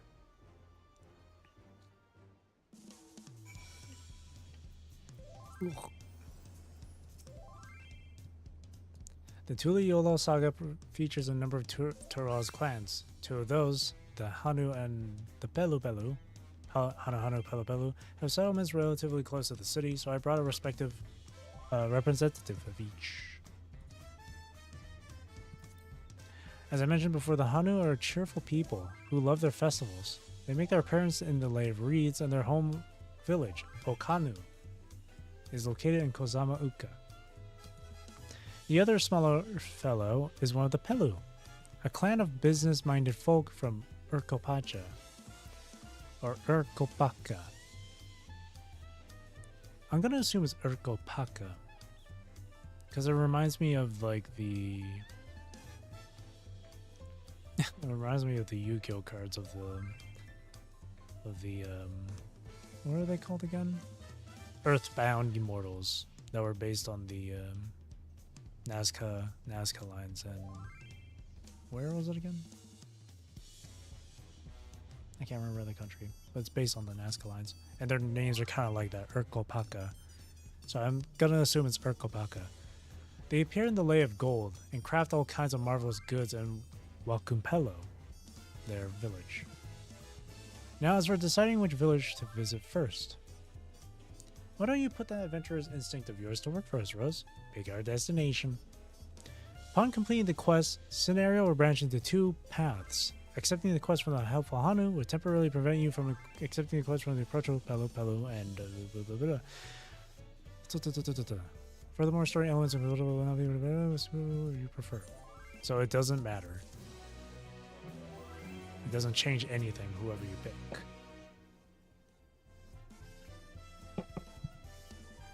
They're talking up a storm in the chat here, hang on.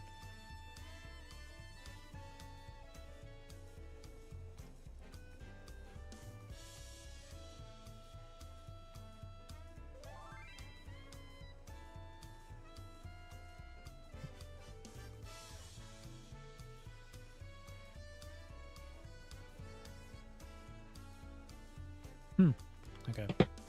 Let's start... Who do we start with?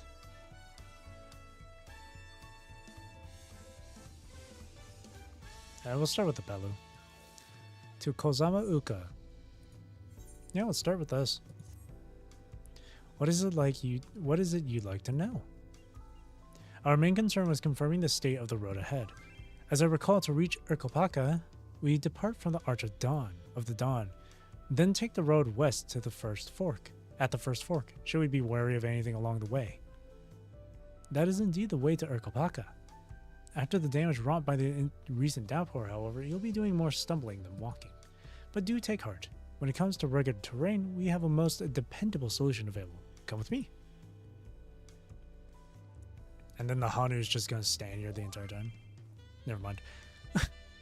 We'll be back to talk to you in good time, friend Hanu. Meanwhile, you can eat and drink your fill at Sabod Yav Tai. It's all been arranged.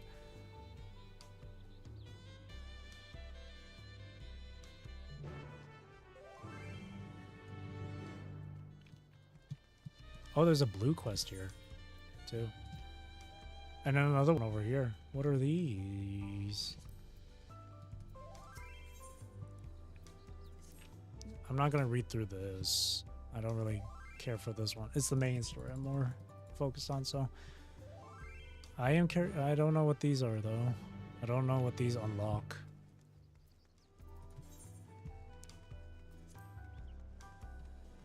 Maybe it's a dungeon. Well, I don't know, actually. Normally you get these blue quest dungeon unlocks at the end of the MSQ. Oh, right. These are to unlock hunts and whatnot. Right. My bad.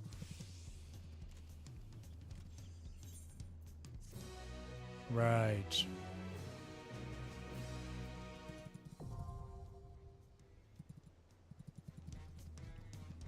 Okay, we'll grab these first. The side quest over there. But I normally save those until after the MSQ.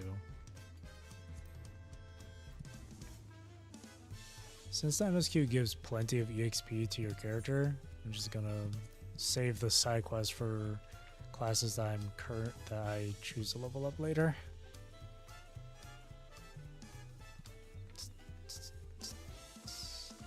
Is it up here?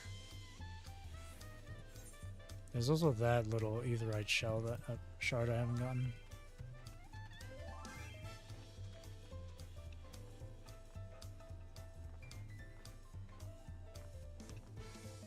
What's this one? Ironheart. Oh, she's got a cute face. Elsa B.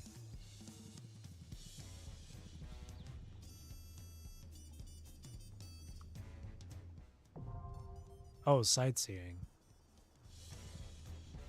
Gotcha. Okay. I got all the other shards here except for this one over here, which is like at the port, so I have to go down this way.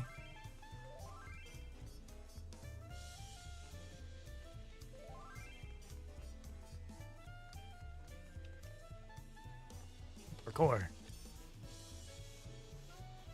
Parkour. There's the shard. Let's quickly pick that up. Am I going the right way? I am. Okay.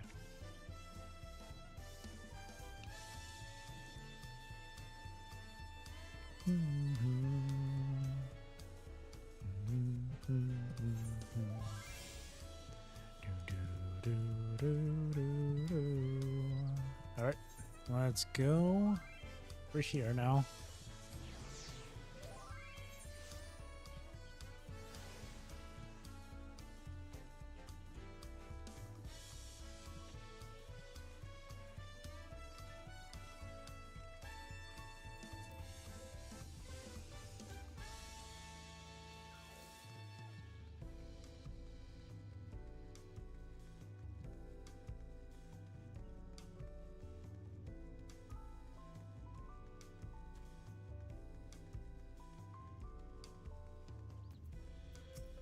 Alrighty. May I introduce you to our most dependable companion, the alpaca. They're so cute. They're so fluffy.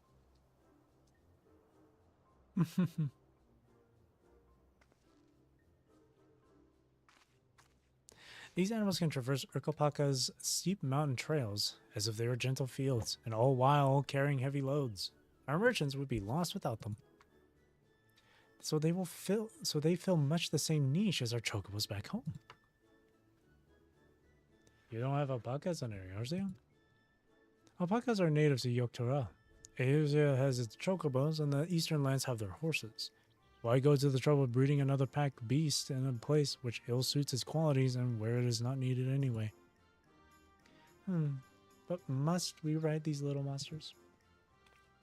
I get the impression you aren't fond of alpacas.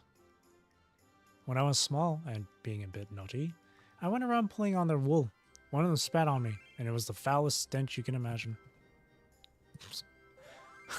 I see. What are they like to ride? Alpacas bred as mounts are inquisitive and docile. Even those without experience find them easy to handle. We're really doing this then.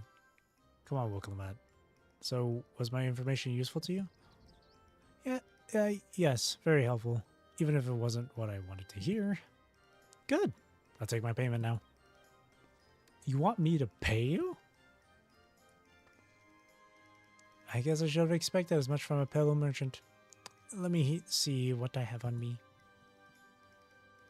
The Pelopello value the act of spreading joy through trade, as you should know. They take pride in making deals that benefit both parties. That's fair. Here you go. A fair price for your fair advice. Yes, I made a trade with the third promise herself. My friends will never believe this. I shall be on my way now. I wish you safe travels. Off you go then, and thank you.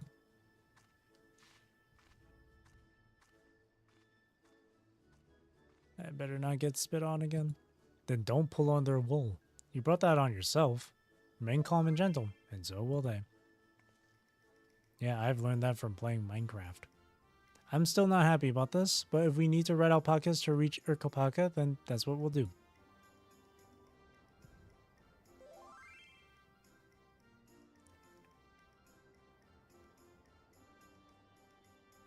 Urkopaka.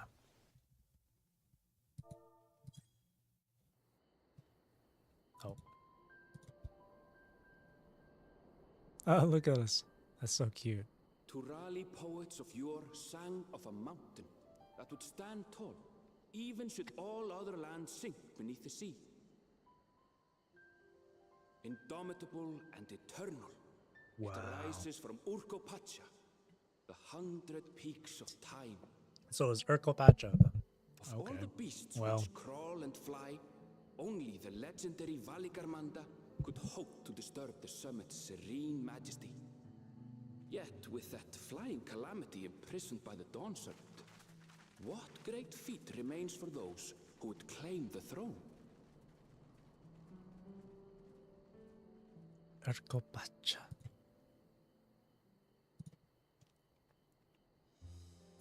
Okay, there's still a cutscene.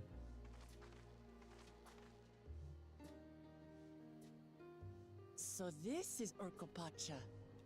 I've never actually been here before.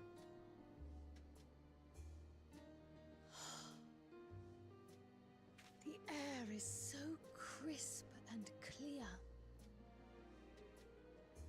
Mountains everywhere you look. That one massive peak in particular has quite the presence. It puts me in mind of Som Al. Holy. That is Workor Sormor, the tallest mountain in Yogg-Tural. Its sheer height makes it an imposing climb. But there are other reasons the ambitious keep their distance.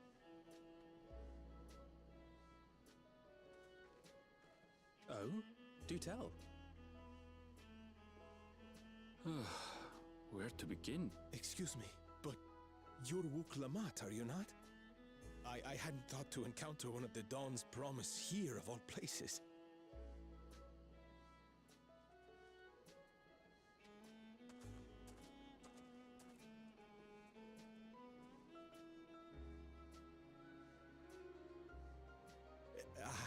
But I should introduce myself. I am Bolnok, a weaver by trade. Well met, Bolnok. We're on our way to Watrunpello. Oh, truly, I've just come from there, as it happens. I'd asked the Pelopello who sell me their wool to give me a tour of their alpaca ranch. The head rancher and I shared a bottle of mezcal while he explained the finer points of wool production. Mezcal, is that a local beverage? It's an Urkopacha specialty, a spirit made from distilled agave heart juice. Yes, and it must have done wonders for my mood, for I tripled my usual order of alpaca wool. They did offer me a discount, though, so it wasn't a bad deal in the end. But listen to me, boring you with my tedious stories. I will leave you before you are lulled to sleep. Goodbye, and safe travels.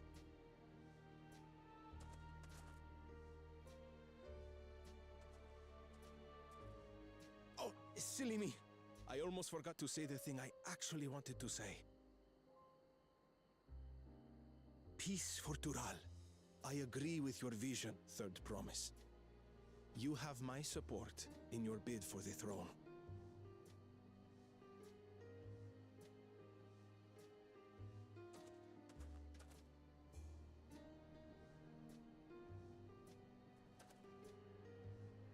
I gather from his tale we would be foolish to underestimate Pelu Pelu merchants.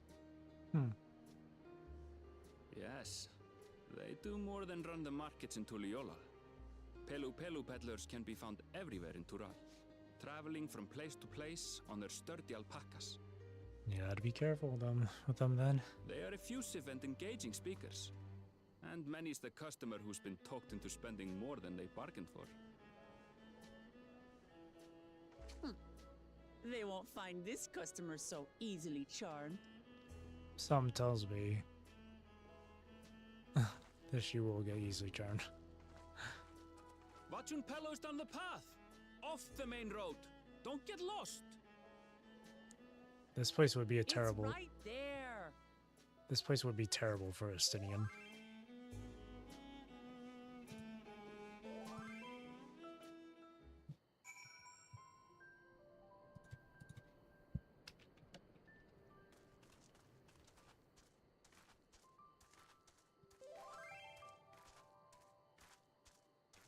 Here we are. Oh, a place to explore, which means ether currents.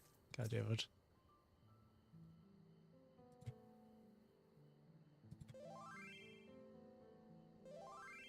I'll just keep the chat block on screen.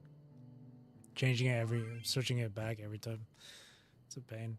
This is it. Watchun Pello, home of the Pelu Pelu. Wiklamat should have arrived before us. There she is. That's not good. And she says she would not be easily swayed. You've come all this way for the right of succession. Oh, this means I'm exchanging words with a future Dawn servant. Please, the outcome is far from decided, but it is a possibility. How fortunate then that I deal in cloaks woven from especially luxurious alpaca wool. Such a garment would look magnificent when draped over the shoulders of our budding ruler.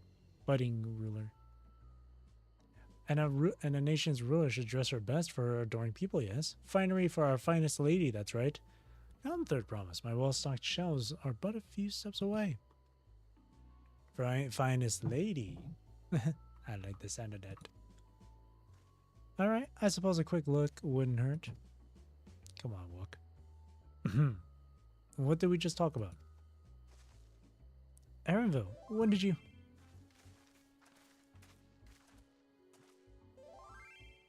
Ah, Shatona from far off Zaktural. Northern winters are bitterly cold affairs, I'm told. I cannot imagine how you survive them without a lovely warm cloak of quality alpaca wool. No, thank you.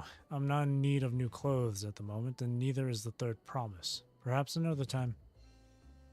Of course, of course. My shop door is always open.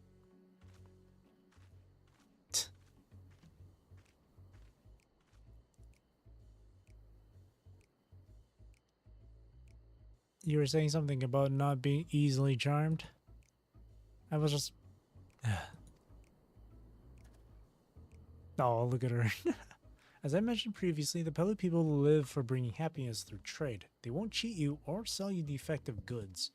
They will, however, disarm you with their deft turns of phrase. Unwitting customers like Wiklamat fall prey to this affable approach time and time again. Your only recourse is a clear and firm refusal. They won't pursue the matter should you make your disinterest plain. Valuable insight into the minds of the Pelu Pelu. Let us all take Erenville's words of caution to heart.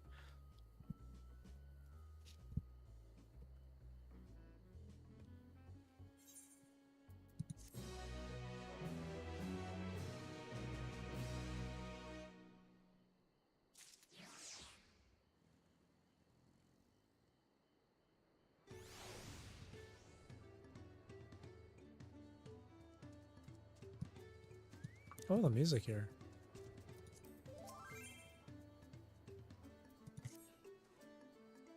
Not my finest moment, I'll admit, but now that we're here, let's do what we came to do. Find the Elector.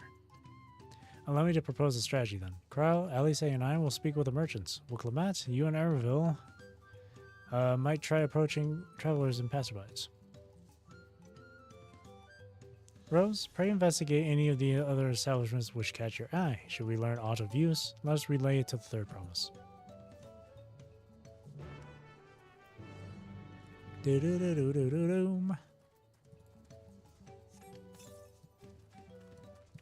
Set a tune real quick.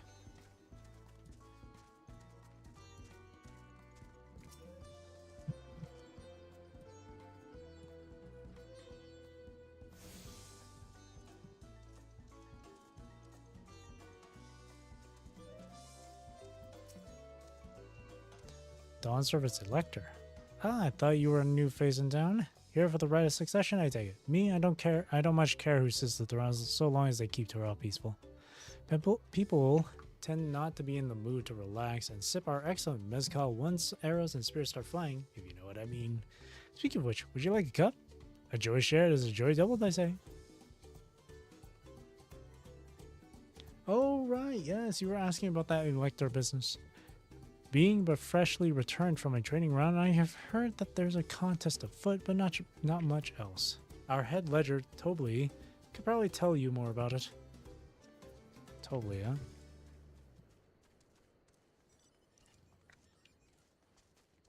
Someone's in their underwear.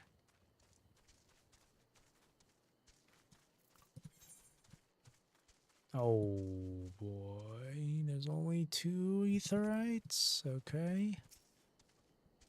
Electors? Oh yes, I've heard all about the right of succession. They're looking to put a new ruler on the throne, huh? Personally, I'm rooting for Zoral Ja. If the first promise wins, he'll look to expand our sphere of influence. That means access to more resources and more customers. In the thousands column, potentially. So many new trading opportunities to spread happiness far and wide. Others have been coming around to my way of thinking, so I've begun crafting goods inspired by the resilient sun. Would you care to purchase something? No. No, I would not. Very well. You said you wanted to know about the Elector. I could help you, but I won't. I can tell you're no supporter of Zoral Ja or his policies. Little bitch.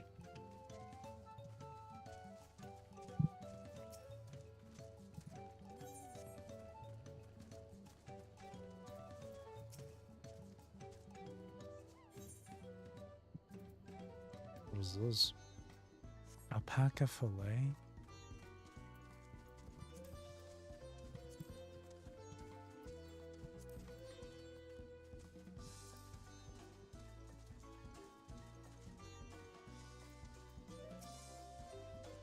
Hello there, Mablu.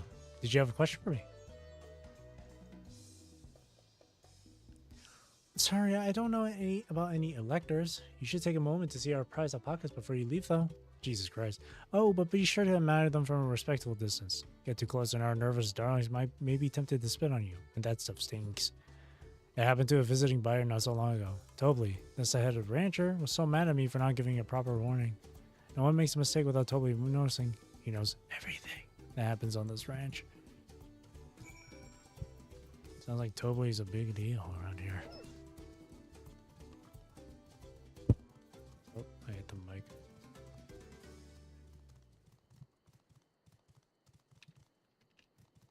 You can't fly. I wish I could fly.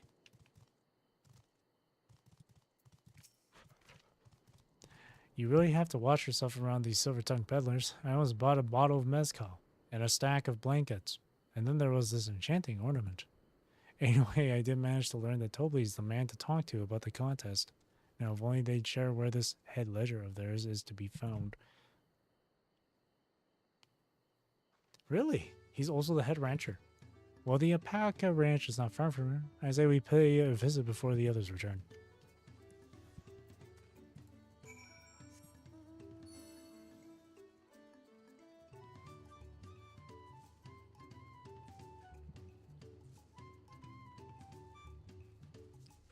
see a giant gooboo.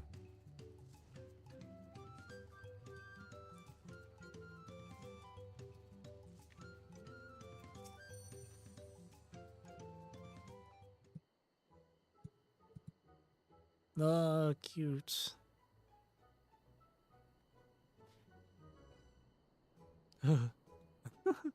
That is a lot of alpacas. Still, we know the head ledger could be here somewhere. Can't let fear deter me. Not to say I'm scared, of course.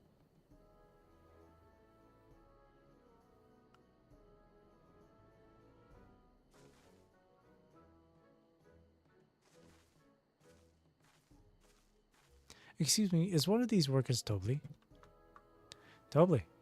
Oh yes, he likes to mingle with the ranch heads and keep an eye on things. Can't tell you which one he is, though. You can't? Is this part of the contest? All I can say is that Tobli often mentions his favorite pungent subject. He also can't resist a profitable trade, though who among us could, am I right? Still, if you bring him a very good deal, he might let his identity slip. So it's like a game. Easy enough. All I have to do is offer Tobli a deal he can't ignore. No problem at all. Well, maybe one problem. I don't think my purse is deep enough to pay everyone we think might be Tobli. Let's ask some questions first to narrow down the field.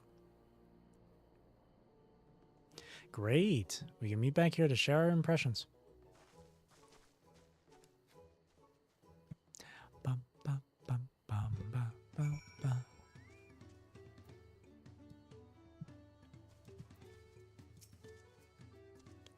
Well, obviously, I'm not Tobli. I mean, oops. I shouldn't have said that. You're meant to find out for yourself who Tobli is, or if an elector is even in the village at all. Good luck.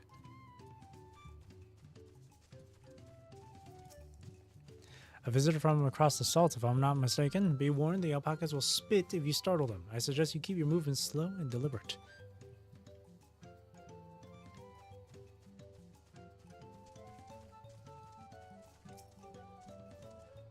You think I might be Tobli? Maybe I am. All I will say is that in this village, none have reared more alpacas than I. Am I Tobli? Yes, that's me. Excellent work from the third promise in our entourage. Sharp instincts. Shall we commence the rite of succession then? Or commence? Just gonna tell you right off the bat?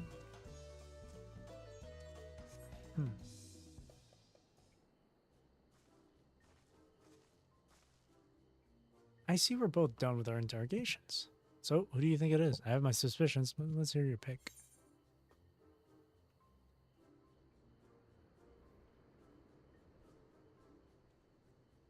I'd say the diligent one.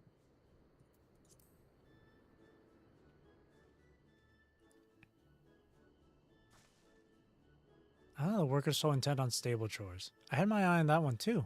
Time to rip the mask off our mystery ranch hand, so to speak.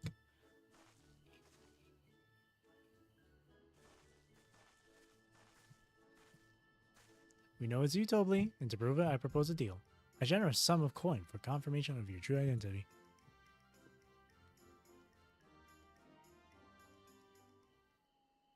An offer I gladly accept. As you have correctly guessed, I am indeed Tobli, head ledger of Wachunpelo, and head rancher of the family ranch. I am also one of Gulul Jaja's chosen electors. Easy. And a place featured in the Tuliyola saga, just as we thought. I was right to trust in your instincts, and I wager this won't be the last time.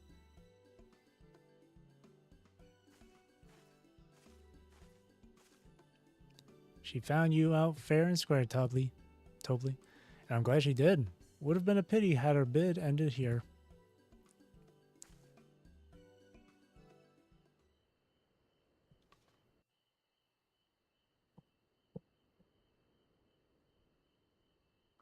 Deducing the Dawnservant's elector was the first step of the feat. Too simple a task for this aspiring ruler, eh? Hey. Right. Not hard at all.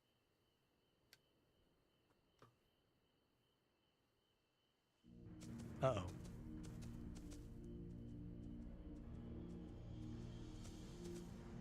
We were here first, idiot.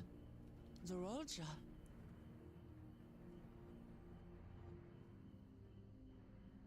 I am told the head ledger, Tobli, is to be found here. You have to guess which one of us is Tobli. That's part of the test.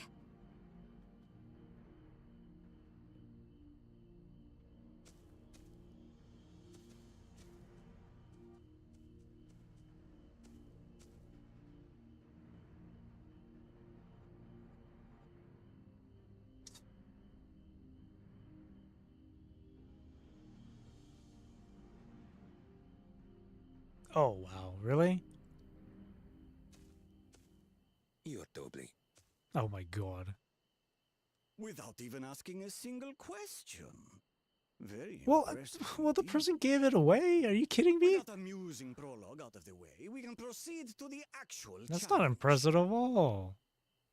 That's not impressive at Per all. the Dawn Servant's instructions, I was free to devise any manner of feat. I considered a number of possibilities in the 10th column. But I think I have a good one. That was not impressive at all. You kidding me? Come on. You must go forth and capture for me an alpaca.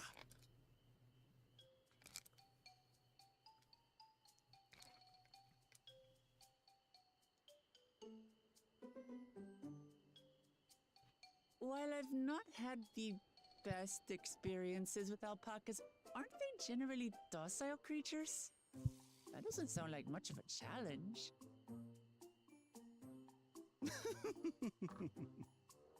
Bring out the example!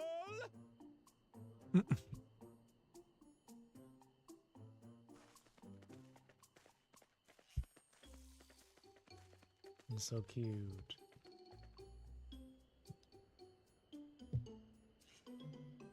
This is a special kind of alpaca. Would you please Uh-oh. approach the animal, third promise? Oh no. She's gonna get spat on. Who? Me? Well, it should stay calm if I stay calm, right? That's what Erinville said.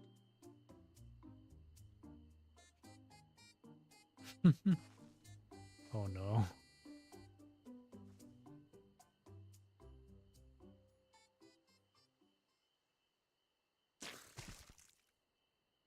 Ah!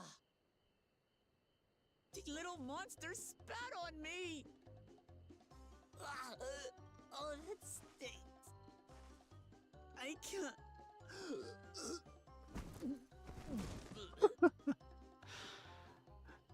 Wuglamat, no.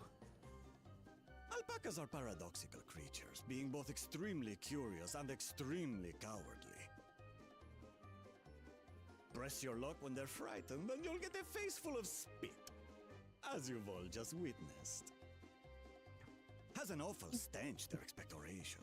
The globs contain half-digested food, you see, making it an effective deterrent against perceived threats. Oh. Wild valley braid like this one are especially timid and can therefore be quick to lash out. Oh, that's gross. They're also especially hardy. Oh god. Indeed. We take the rugged wild alpacas and breed them with our gentle domesticated stock. This produces the strong but biddable pack animals prized by our traveling merchants.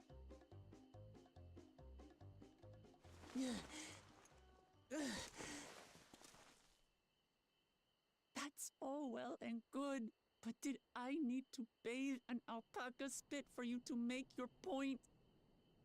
I feel so bad for her. So, the task is to catch a wild alpaca. That is correct. But be warned that it is a feat easier said than done. I suggest you prepare well before you enter the valley where the creatures dwell. Enter the valley, huh? And by you, Is this a dungeon? I mean the claimants only. Allies are not permitted to assist with the catching. Oh. The alpacas will help me judge which of you is worthy of receiving a keystone. Alrighty.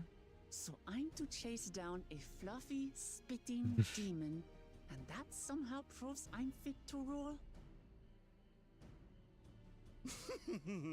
As I said, the Dawn Servant granted me the freedom to decide my challenge. Yeah, it's And not when like you reach the end of the Gulul ride, decided I to... dare say you will understand why I chose what I chose. Oh.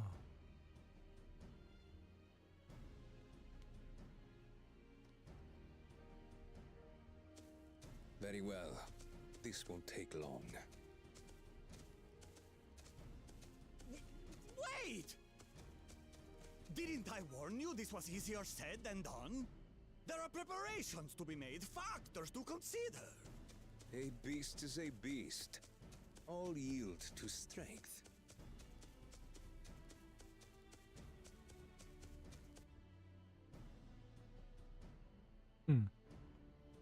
So far, this experience has done absolutely nothing to improve my opinion of alpacas.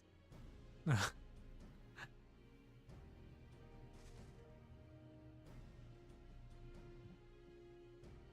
that doesn't mean I can't do this.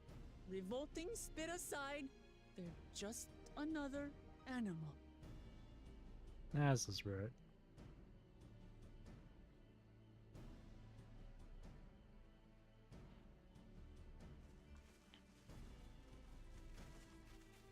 Are you all right, Orclamat? We thought we heard you scream. The third promise does not scream. It was more of a startled yelp. Scream, in other words. She's adorable.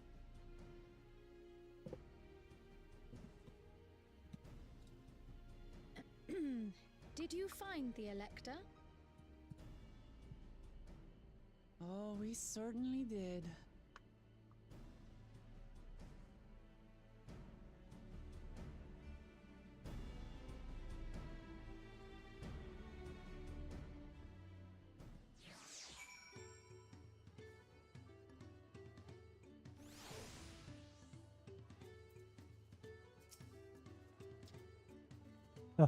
I had to go and wash that nasty stuff off my face. I think I got all of it. Would you mind taking a sniff for me, just to make sure? The stench has ruined my sense of smell. Hey, I saw that look.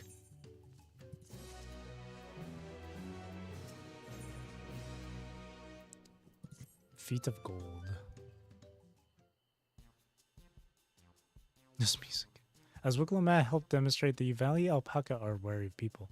Getting close enough to catch one will not be an easy task.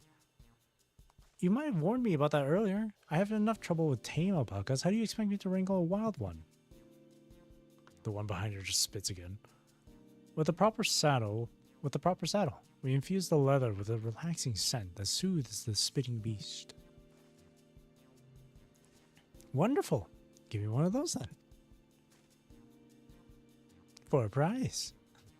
Have you perhaps forgotten we are a clan of merchants? If you want a taming saddle, you'll need to find a saddler and make them an offer. They don't come cheap, of course. Crafting a saddle will cost you the equivalent of 10 pel, in the thousands column. You mean 10,000 pel? I don't have that kind of coin. Converting to gil, that comes around 1 million or so. Mayhap if we all pitch in. 1 million. No, this is my feat to accomplish. I wouldn't feel right having others pay the cost. I'll find the money. Somehow.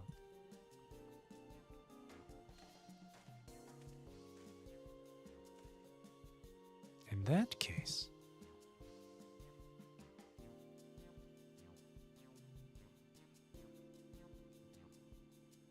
that basket of wool is worth the sum you paid me earlier.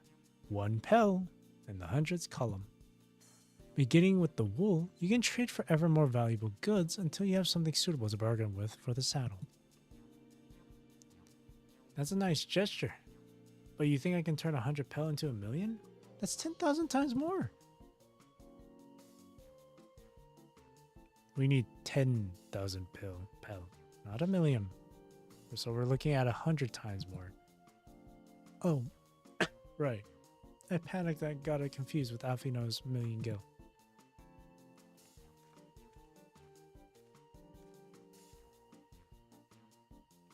I'm not so sure about this trading idea. You were almost talked into buying a cloak you didn't need mere moments after you arrived. But I just... Ugh, I hate it when you're right. Then let me help you with our deal making. With your deal making. Oh, hello again. Mablu. I work here as a ranch hand, but I've also learned a lot about the peddler profession. It's alright if I aid them now, yes? I guided the claimants toward the first step of the feat like you asked. As long as Wuklemat goes alone to capture her alpaca, she's free to accept assistance from whoever she likes. Hooray! Let's see about getting you that saddle then, Third Promise. I don't know why you made your offer, but I could use an ally with a beak for bargains. Welcome aboard, Mablu. Should the rest of us stay behind, perhaps? It may be easier to haggle over prices without so many voices chiming in. Yes, stay here and pitch in with the ranch work. With Mablu gone, I'll need extra hands to tend to the alpacas. Gladly. Although, Rose, I think you should go with Wuklemat. You've seen markets and bazaars the world over and surely have sage advice to share. I don't know about that. In that case, you should also hold on to the alpaca's wool. If it's misplaced or soiled in some way, you'll have nothing to bargain with. As if I'd do such a thing. But I'll leave the wool with Rose anyway. The better to keep my hands free.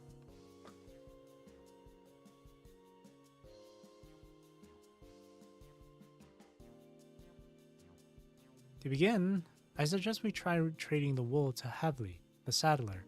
He won't agree to the deal, of course, but it'll give us an idea of how much he'll accept for his wares.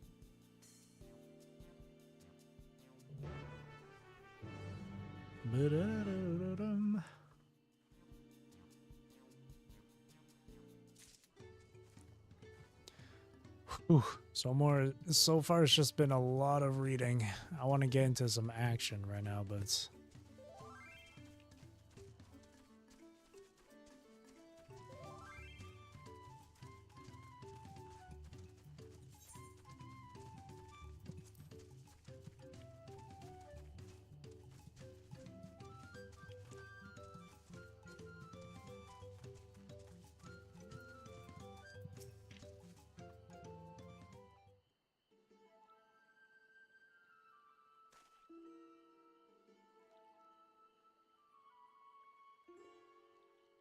Can I do something for you? Or something I can do for you? Jesus, why did I... English. We've come to bargain. I need one of your special taming saddles to catch a wild alpaca. A saddle, isn't? And how will you be paying for it? With this basket of fine alpaca wool.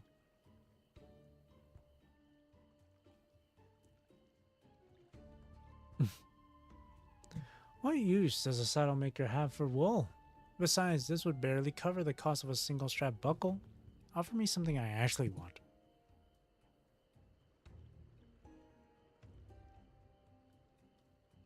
And what might that be? Mezcal. I like to nurse a cup a day at day's end while I inspect my finished work. Bring me a jug of quality stuff and you've got yourself a deal. This bodes well for us, Third Promise. Such mezcal can be had for only 5 pel in the thousands column.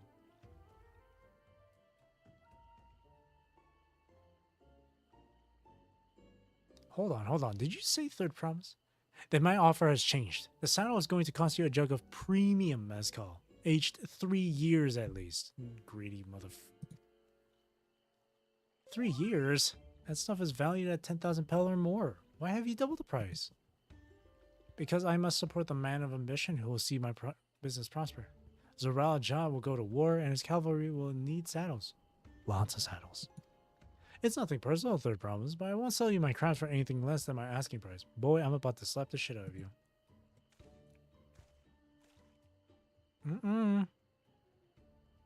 Let's look somewhere else then. Let's go for somewhere else. Mablu, why'd you have to fucking mention Third Promise? can't say that I blame him. I'm known for championing peace, and peace is unlikely to bring in more customers. Those of our grandparents' generation remember the dark days when the clans were at war. Many of these Pelu pray for your victory, Wuklimat. The younger ones, though, to them strife and bloodshed are as children's stories. They think themselves safe from these horrors and take the peace we now enjoy for granted. That's fair. That's true. Still, others are satisfied with this quiet prosperity and crave the future the second promise envisions. They've become obsessed with innovations like the dirigibles that have made trade swift and easy. Then you have those like Havli, convinced that the first promise's plans for conquest will afford them opportunities for great profit. But what about you, Mablu? Aren't you of the younger generation? At least a year or two younger than me, I'd say. Oh, I was raised on the old tales. I've memorized the accounts of what it was like when the Yuk Hui ruled our village. That's why I offered to help. I want you to become Dawnservant, to keep our nation from going back to the way it was. Well then, I guess I'd better make sure I win the contest. But the type of mezcal the saddlemaker wants is so very expensive. Weren't we expecting to need 10,000 pel from the outset? Nothing's changed. We just need to get on with it. I may not have a head for trade or the stomach for alpacas, but I won't give up with the piece of Tuliyollal on the line. Neither will I. We will make you Dawnservant. Aiming for that 10,000 pel jug right away will only bring us failure and frustration, so let's try exchanging the wool for anything even a touch more valuable. The trick is to find someone who needs alpaca wool and is willing to trade at a loss to acquire it. Someone who supports your bid for the throne, for instance.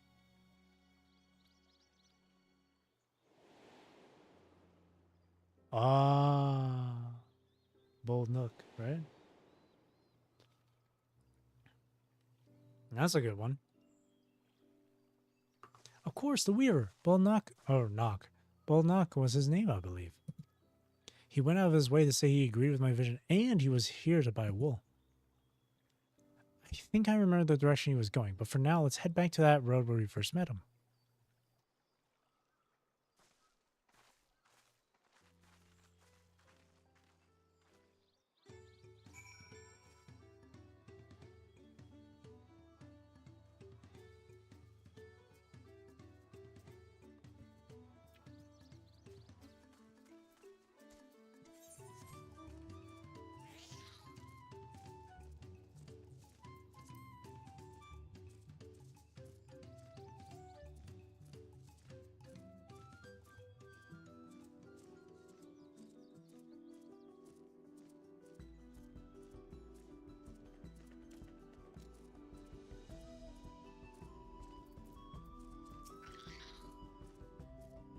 This is the spot. After Bolnock talked to us, he walked off to the south.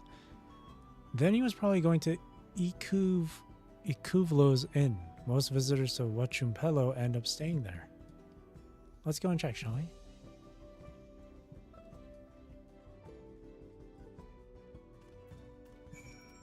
And according to the thing, there's one down southwest, a current down southwest.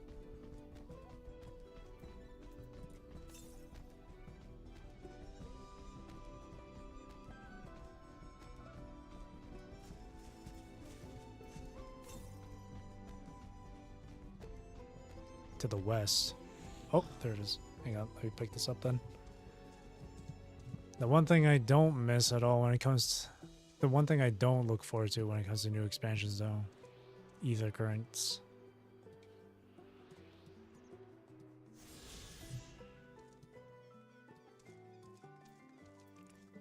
Where do I see... Collection? No, not collections. Where is it?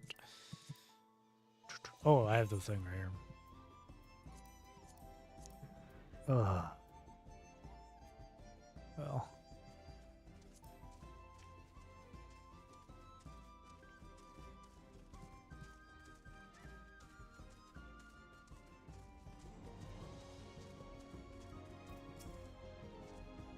Can I have that basket, Rose? Here you go. Thanks. Now let's see if we can turn a profit.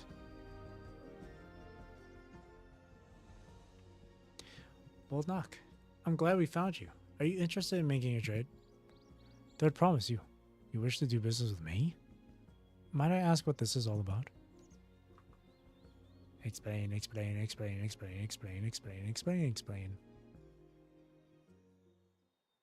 Words, words, words, words, words. I see. So the goal is to turn that basket of wool into a jug of 3-year-old premium mezcal. Then allow me to invest in your efforts. Good man yourself. Peace and Toral is what allows me to cross freely into the lands of my suppliers. Naturally, I would prefer that one pledge to preserve that peace win the throne. Thus do I humbly offer you this wool poncho, a small token that I pray contributes to your victory.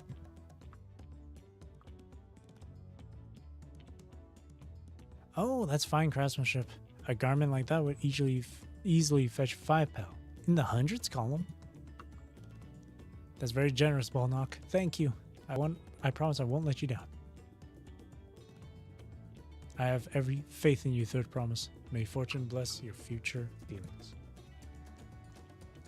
Good man. Good guy, Bold. I can't believe you quintupled your investment with your first deal. We're off to a spectacular start. Only because Rose remembered our weaver friend, all I did was hand over the wool. That's not true. The connections you build with people are vital. This is one of the most fundamental precepts of trading, one which you've instinctively mastered. You think so? Is it snowing? I know so. Now, let's take our 500 pel poncho and trade it for something even more valuable.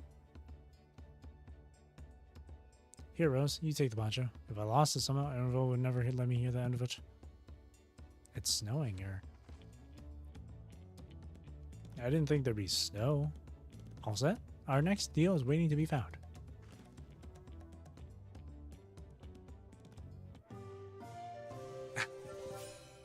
Excellent trade. 100 pel for 500 pel.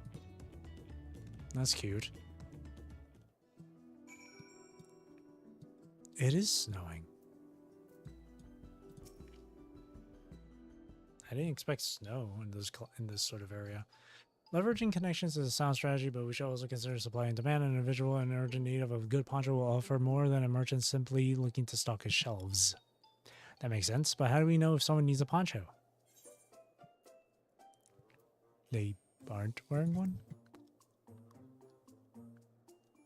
Maybe it's just that simple. That's the obvious answer, isn't it? We look for a person without a poncho and hope they're eager to buy ours. Yes, there you go. We find the demand for our supply. So where should we begin our search for the prospective buyers? There are any number of places, but we could do worse than starting right here at the inn. There might be interested travelers.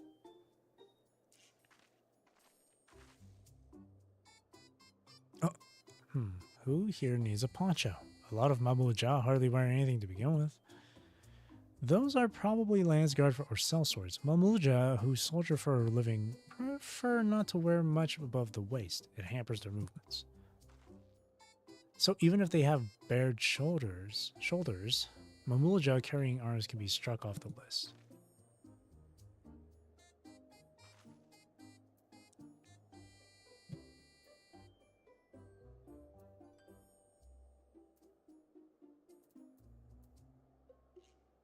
Shouldn't it be this guy then? Let's see, no coat or cloak, but also no weapon. Oh, we might have a winner. And the other ones walk away. Oh there, friend. You're not a mercenary by trade, right? I was curious about your bold choice of dress, or lack thereof. Oh, it was no cherry samai, believe me. I was attacked by beasts on the way here and barely escaped with my scales intact. My coat was not so lucky. I'm actually a tool maker from Tuliyola and was dressed quite smartly. All the better to show the Pelu I am a man who takes pride in his appearance and therefore his work as well, but now look at me. Well, sir, this is your lucky day.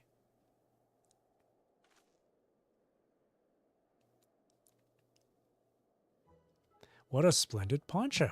This would be perfect. This would be the perfect replacement for the coat I lost.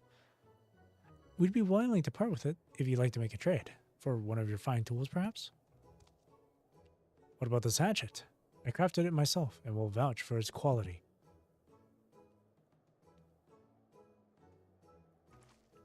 The blade looks sharp, the haft well made. I'd value it at 1 pel in the thousands column. Oh, from 500 to 1,000. We have a deal. Wonderful. A fine garment such as this should put me on even footing with any Pelu merchant. Like the eponymous owner of Miplu's mate garden, for one. Her field hands use hatchets to harvest the mate, and I thought to impress her with the tool I sold you. No matter, I have other wares to sell. Glad I am to have met you. Did you hear that? We've already found our next buyer. To Miplu's mate garden we go. Yes, but it's a fair distance on foot. We should take alpacas.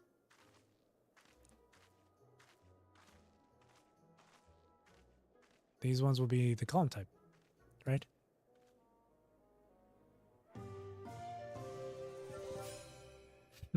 That's cute.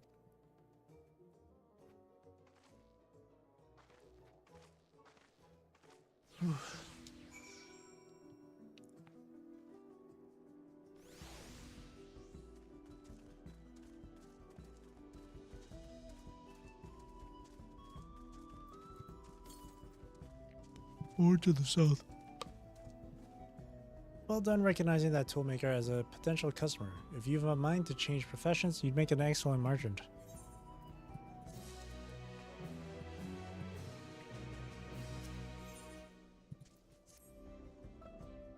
Before we get moving, you should be the one to hold this. Mablu's dream.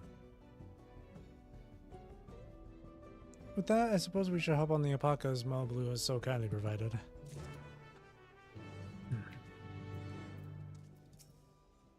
Ready to mount? Ready to go? Let's mount up. Whee! It's off to the mate fields we go. Please don't spit. Please don't spit. You'll be fine. These ones are accustomed to people. I still don't trust them. You have a knack for riding, no matter what you say. Without alpaca friends, we probably would never have become traveling merchants. Can you imagine walking all the way across Torel?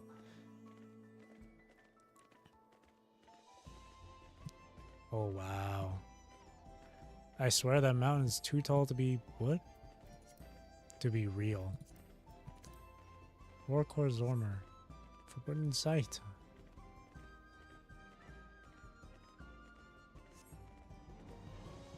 Oh, you have to take a long way really close together to the highlands belonging to the Yokoi.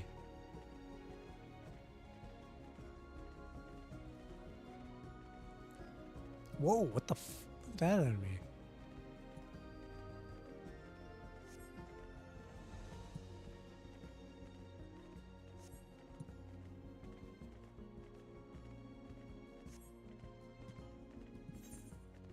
Now, at least we're getting a lot of the map discovered.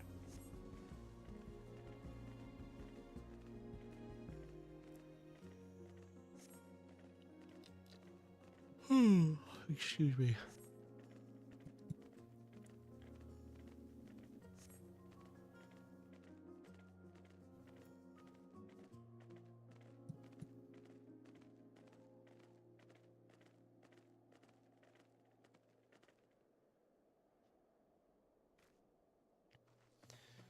Whew.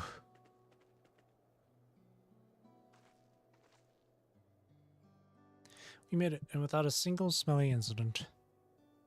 I sent the alpacas back to Ikuvlo's Inn, so we'll walk along the main road when we return to the village. Speaking of roads of travel, were you adopted by the Dawnservant? You were adopted by the Dawnservant, weren't you, Third Prowess? That I was. Then perhaps you understand. I was an orphan too, you see. Toby took me in. He took in all the ranch hands, actually. All of them. Yes, and everyone works hard at their chores, grateful for the opportunity to repay the head ledger's generosity. Yet here I am, the only one wanting to go off and be a merchant.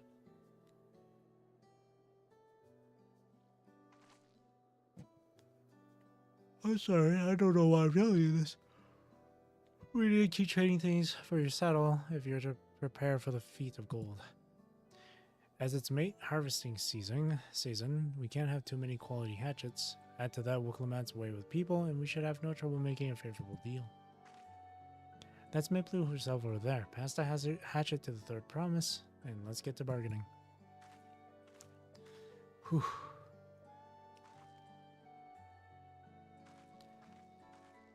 It is a lot of dialogue to go through. I'm starting to get a bit drowsy. It doesn't matter if the story is like interesting or not. If there's a lot to read through, a lot to go through, I'm gonna feel drowsy no matter what. Oh boy.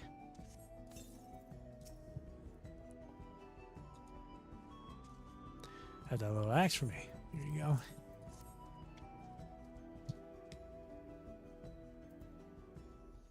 Thanks. Now let's see what we can get for it.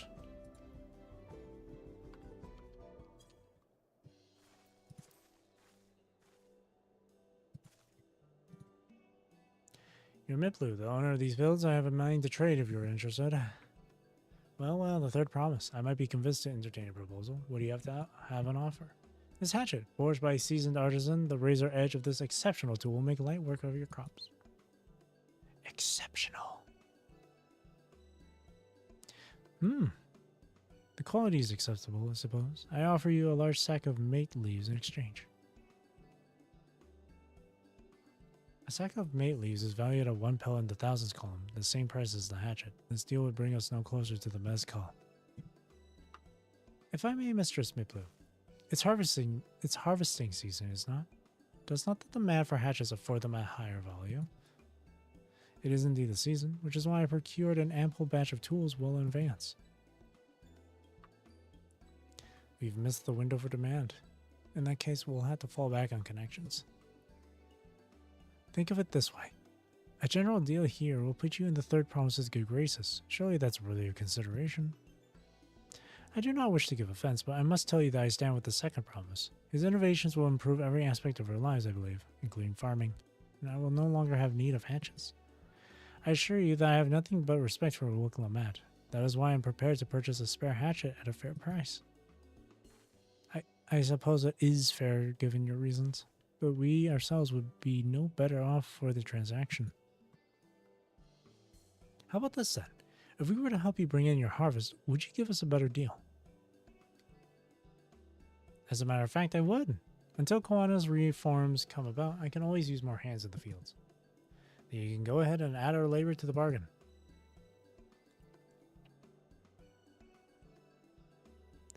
Added value to tip the scales. How could I have forgotten one of the most basic rules of trading? Chin up, Mablu. You can rest here if you like, Mablu. Rose and I have mate together. Oh no, I'm helping too. Off to the fields then, and mind you pick the healthy leaves. I'll take 5 good bundles from each of you. That's a lot.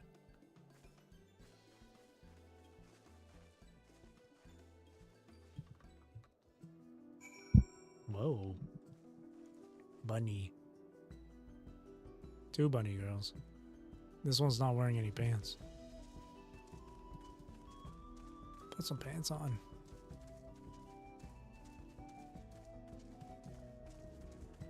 But then again, Rose here isn't wearing pants technically.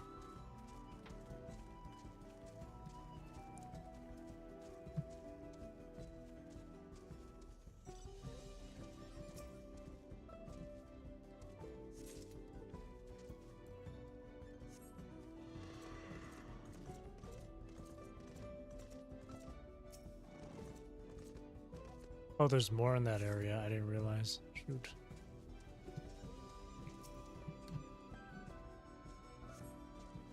Oh, damn it.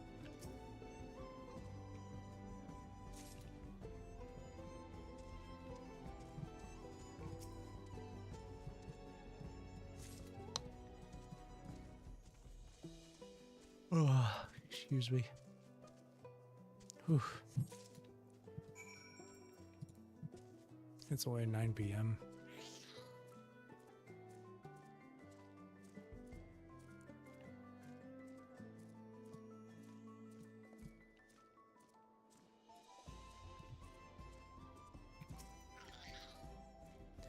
You've brought me some leaves then. Yep, here you go. An acceptable harvest. We'll see how your companions fared before I make any decisions.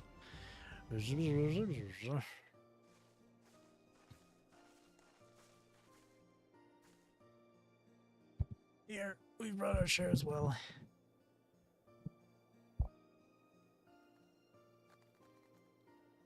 Thank you for third promise. This is more than enough to hold up your end of the bargain. Now it's time to honor mine, after adding value of your labor to the price of the hatchet. I am prepared to offer you a full sack of our highest grade mate leaves.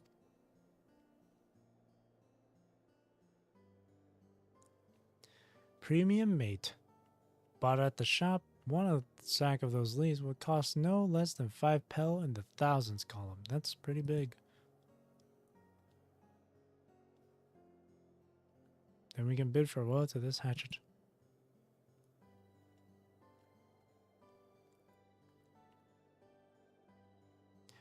I'll give it a good home. Talk of the contest aside, I'm glad we could come to a mutually agreeable trade. As am I. All the best with the rest of your harvest.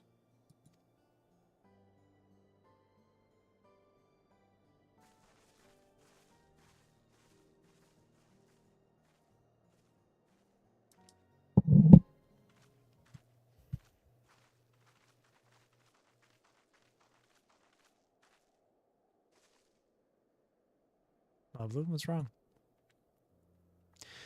It's as I was saying before. Even after Toby's done for me, I'm planning to abandon it all and become a merchant. But then I needed your help after forgetting a basic rule of trade. How can I expect Toby to accept my decision then? Have you mentioned your plans to leave?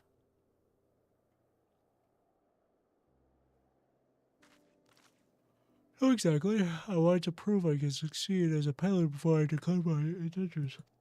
Sorry. I seek to follow in my father's footsteps, but not because he expects it of me. I want to preserve Tural's peace, and becoming Dawn's servant happens to be the best way to do it. You should live a life of your own choosing, and I wouldn't be surprised if Toby held the same opinion. So talk to him. You're right. It's better to find out for sure than worry over what he might say. Thank you for the advice. Hey. But first, we have a saddle to buy. I want that success under my belt so I can be sure of my decision. What's next then? We try to trade our tea leaves for something halfway to 10,000 pel? No, I think we're close enough now. I say we go straight for the premium mezcal. Wow. Bargain our way into double the value, huh? Think you can do it? Trust me, I will make this trade work. I admire you, Third Promise. That you're holding your own against such strong competition for the throne is inspiring. Am I really holding my own against Koana and Zoraja?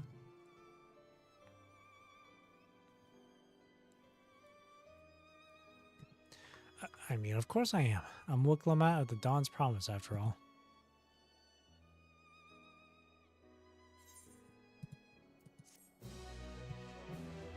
Do not have such doubts for yourself, Wiklamat.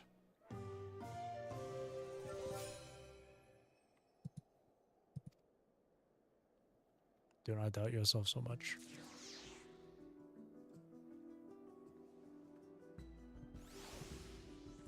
Nice. Right? Nice. Hiding the log window hides it completely. Good. No messages thus far from my online friends, so we're good. Before we go, let me give you the mate leaves. I don't need to risk proving Ereville's point.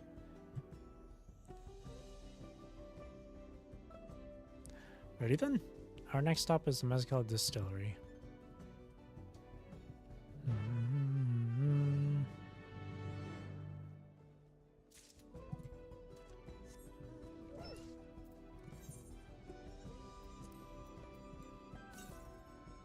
Wait, no, one to the northwest. Hang on.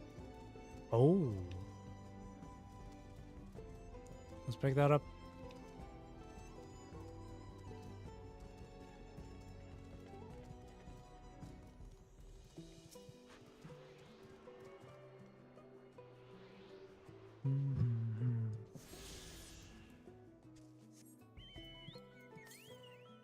To the east.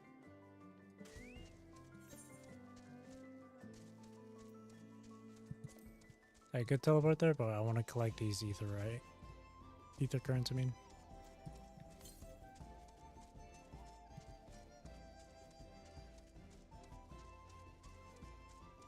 Wow, look at this place. It's freaking huge.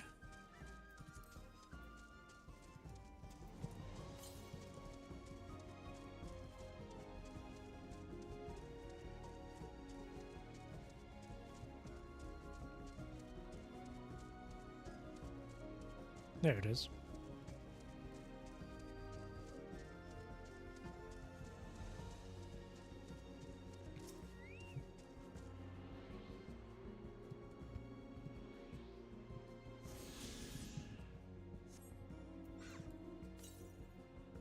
Down to the south.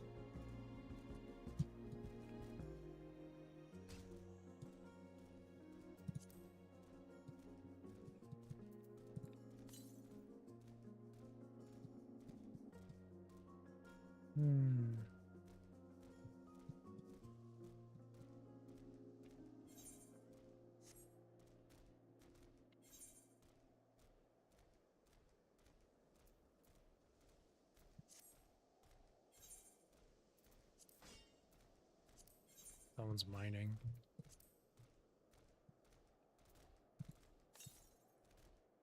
To the southwest. So it's... oh, there it is.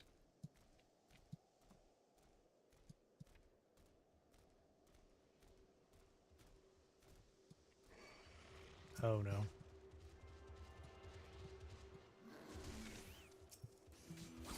I mean, I'm getting some action right here, so...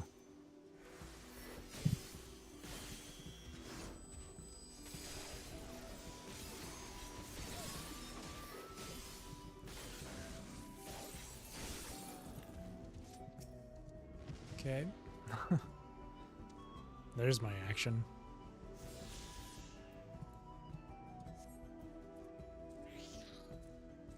Tsubame Gaeshi, ready. What's Tsubame Gaeshi? Oh. Duh.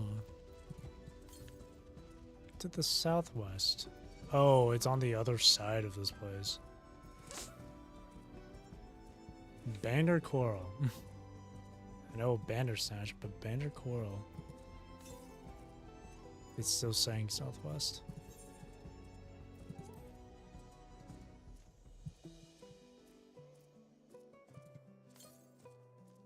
Still southwest.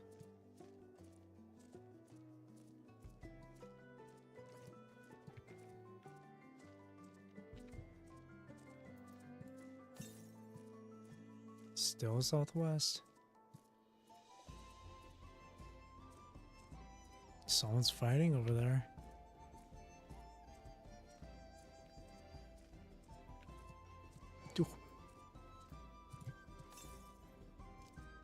One to the north now.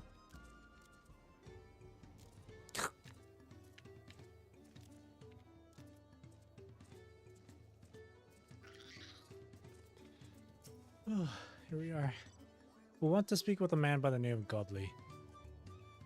Even among his fellow distillers, he's regarded as a master of the craft. He knows the value of his product, so if we're to convince him to trade for twice what the leaves are worth, we're going to need targeted information. That means asking around and taking in the gossip. If you could talk to people here in the distillery rows, perhaps Willamette could do the same at the village entrance. Meanwhile, I'll head to the north side and see what I can learn. Ugh.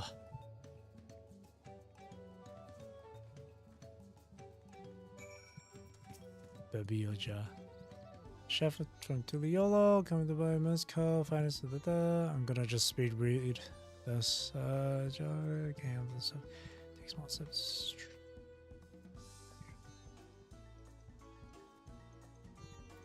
Yeah, it's getting to a point where I really kind of want to just get through this quick now, so I can at least get to the first dungeon.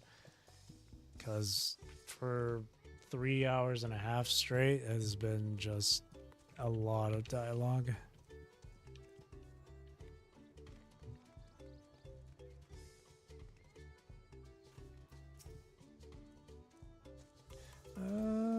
No good sense or appearance, whatever.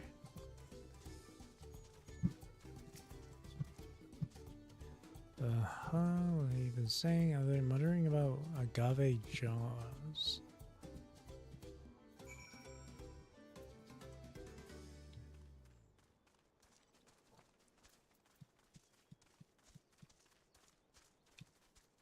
Plus, not reading gives my throat a rest.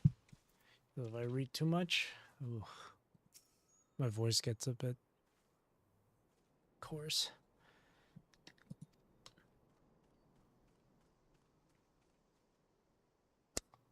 Even with water.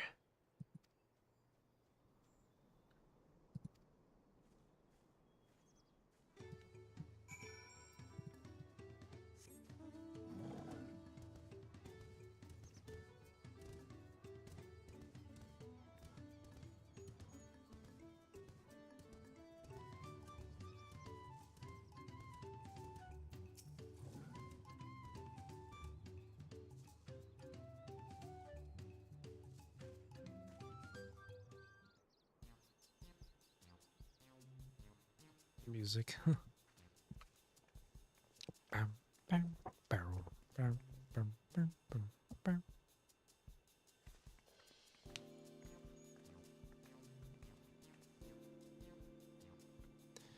Keep it brief. 3-year-old mezcal. Doesn't come cheap. Offer a sack of leaves. Top grade. Don't have any use for them. Ripperoni and pepperoni. No deal. Just like that. Chat a while over a cup of mezcal. Where the real bargaining begins.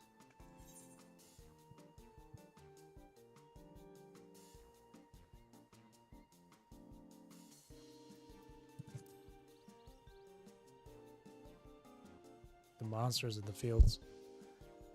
Oh. What about the palace invitation? Oh, okay, fine. Jeez, this one. This tastes for strong drink.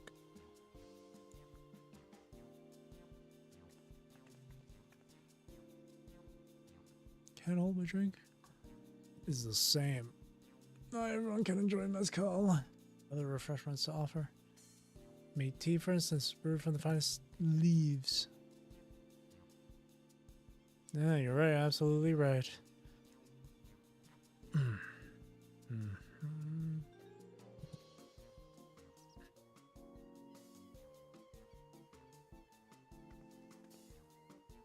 Should we offer to call the monsters causing them trouble? Not yet. We'll keep that card up our sleeve until we need it. Smile. I expect you're aware of the roads will grace us with their presence.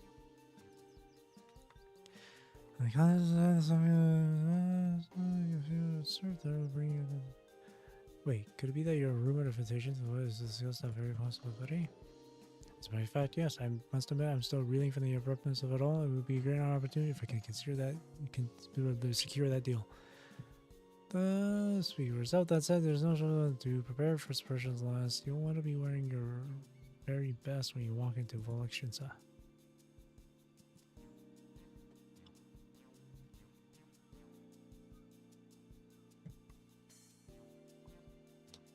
That it would. Are you saying you have garments to offer? Something ideal for court?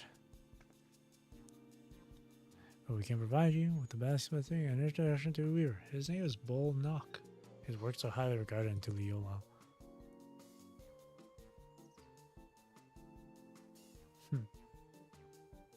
As a supporter of Wiklama and keen observer, you will always be happy to guide you in this selection of velvet. Scales still aren't quite balancing.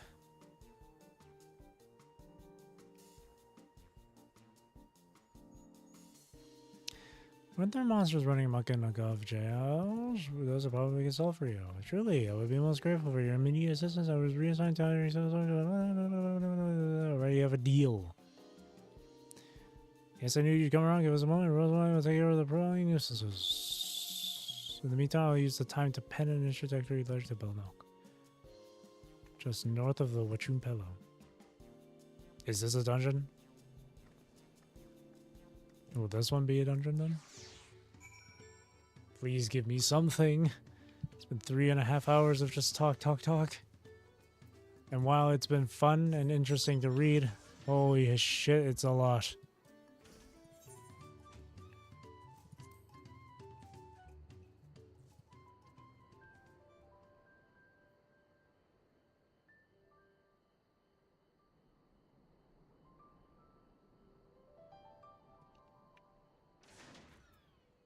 There should be a current around here to the east. There should be a cave jaws just over there. This will be split up. Never mind, it's not a dungeon. I mean, at least we get to do something. Okay, never mind. We're not actually fighting anything. We're just interacting. Oh no, we are gonna fight. Thank God. Give me something to do.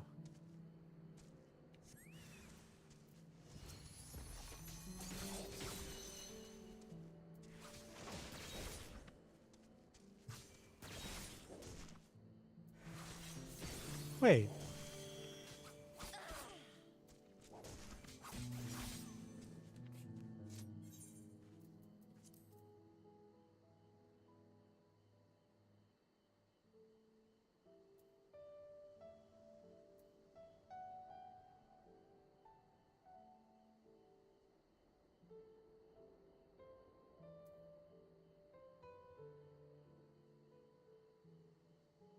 Was I not under the effects of Zuba? Is she ready? What the heck?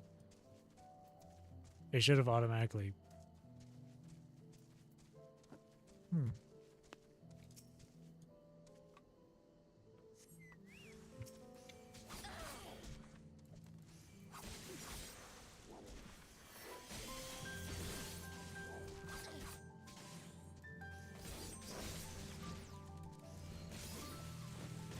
That's you. That's for you to handle, buddy.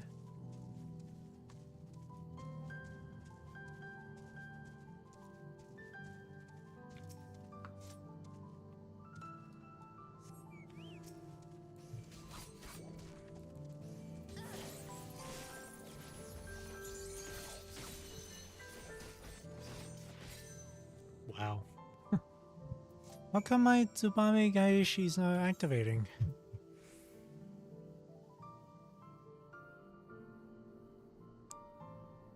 When requirements for execution are met.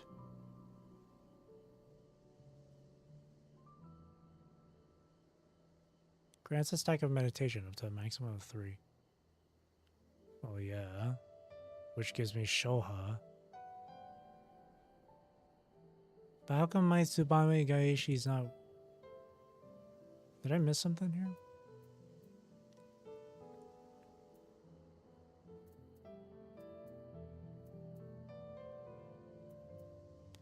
Also grants the effect of Tsubame Gaishi ready. Oh, it's because of this. This doesn't give you it anymore.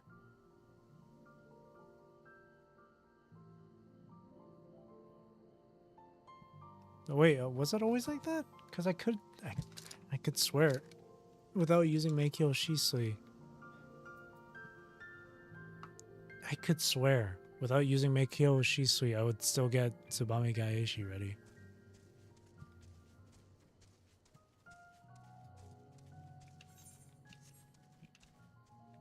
I could have sworn. Wait, current is around here, isn't it? It's up there.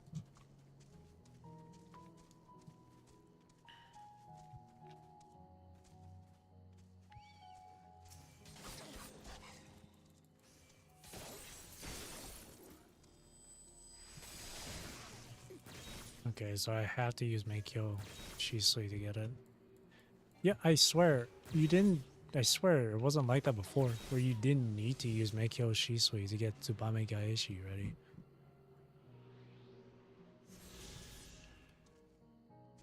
I swear. Maybe I'm crazy. Compared to the creature sounds with puzzles, there's no challenge at all. Let's head back to the distillery.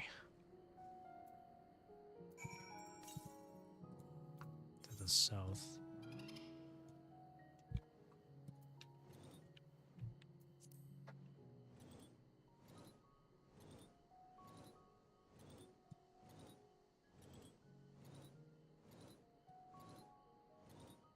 Damn, someone can fly around already. I'm jealous. I want to fly around too.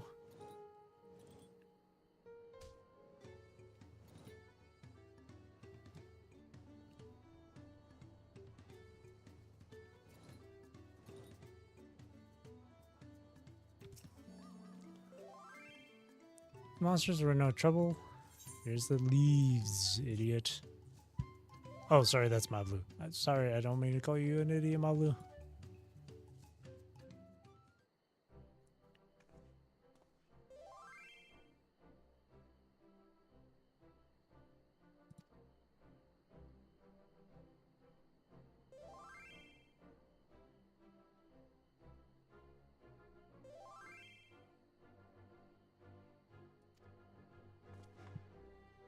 There we go. All this just to get a freaking saddle.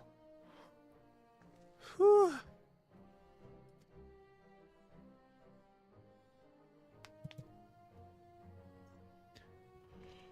Oh boy.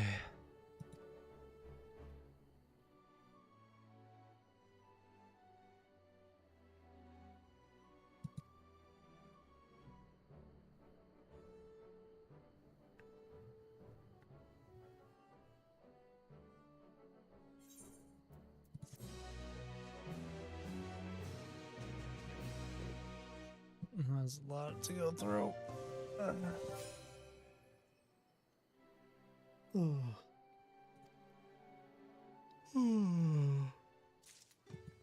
Oh my god. What are they talking about here?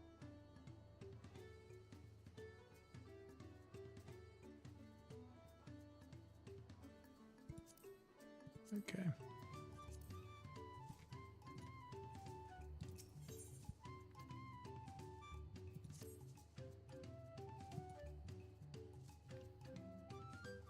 Oh man, I clicked so quick on that, I didn't see. Have these places done so far? Let's head for across the plaza. So much to read.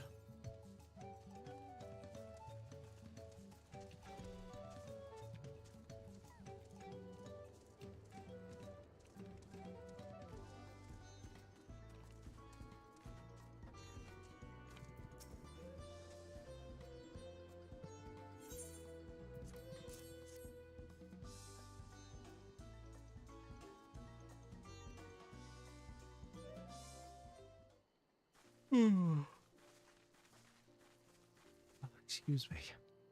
See, like I said, long dialogue makes me drowsy. Holy fuck. Get your tools ready, Sadler. We got your precious mezcal. You go, idiot.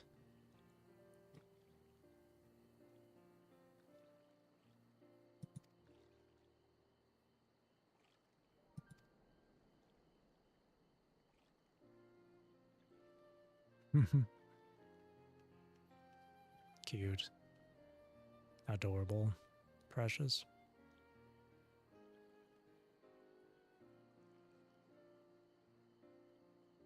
Although I'd sooner aid no claimant but Zoraja, I cannot go against the guiding principles of the Pelabello. That's right, idiot.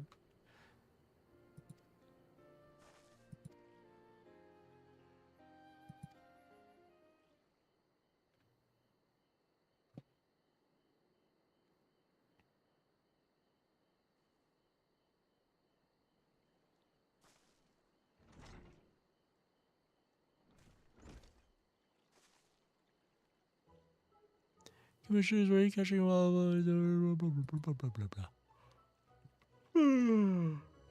Fuck, man. Now, if you don't mind, I have other work than he's finishing. I can taste that smooth mezcal already. What's in mezcal anyway?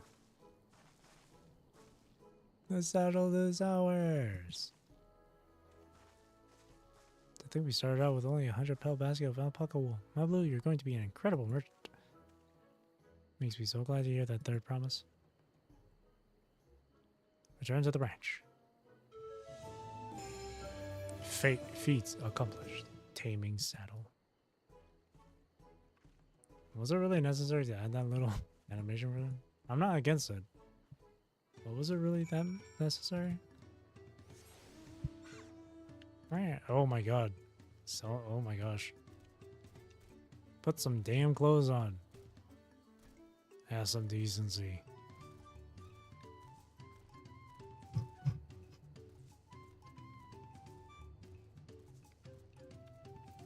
We're back. It took a fucking long time, but we're back.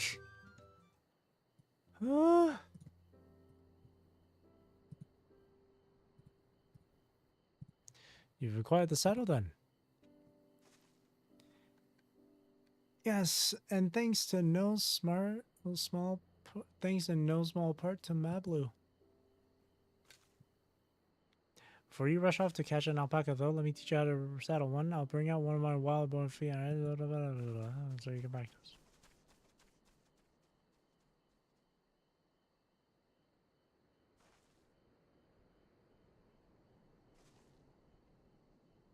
I know. This is something I need to learn.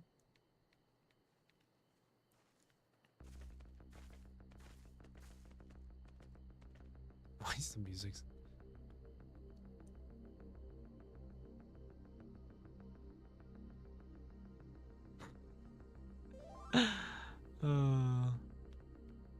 I love Wukla, man. She's adorable. She's funny. I love her. Great sunken gods, I did it.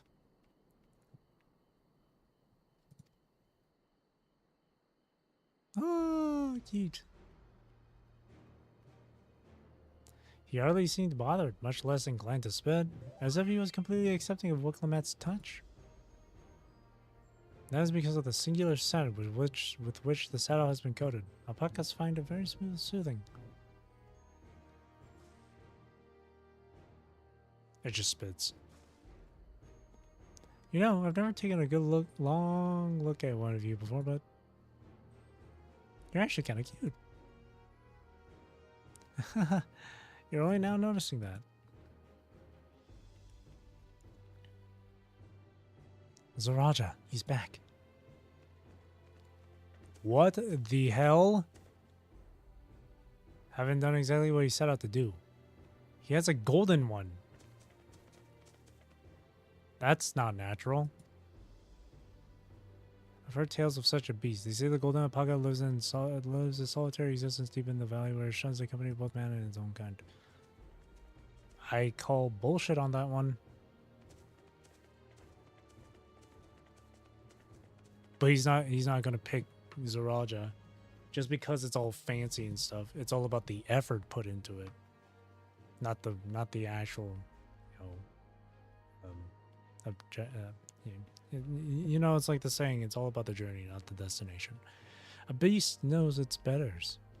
Faced with overwhelming strength, it will yield rather than risk death. An apt illustration of how greatly the power of the first promise exceeds yours, Wukla. Shut up, Surreal.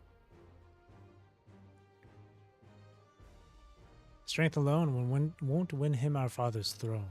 I'll be the one to find the Golden City, and then Toral can remain at peace. An everlasting desire for peace can only be forged in the fires of war. Whatever you say, Edge. To unite as one, the people must be taught. They must suffer the horror and the hopelessness firsthand. Alright, Edgelord. Relax.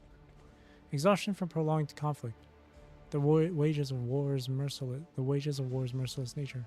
These are what moved the clans to join in the founding of Tuliyola all those years ago. Consider the younger generation of this village. Since birth have they basked in unbroken harmony, and behold, they regard war not as tragedy, but opportunity. Thus does the resilient son seek to provide education. He offers much needed lessons in the realities of conquest and a renewed appreciation for peacetime. 'Tis true that war's misery breeds a longing for peace. But I have seen with my own eyes what becomes of an empire forged through the violence you propose, the rebellions it spawned, and the ruins it left behind.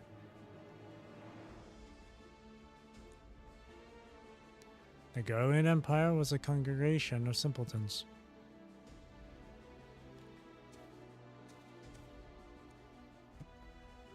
The oppressed fought back against their oppressors, as well they should. Men are not beasts. Only a fool would seek to rule over all with the threat of force alone. This is why Galul Jaja did not elevate the Mamulja, why he treated all clans with equal respect. However, the first promise has his gaze fixed upon more distant horizons. He would unite not only Tuliyola, but the star in its entirety. What? Why? I need not explain myself to you.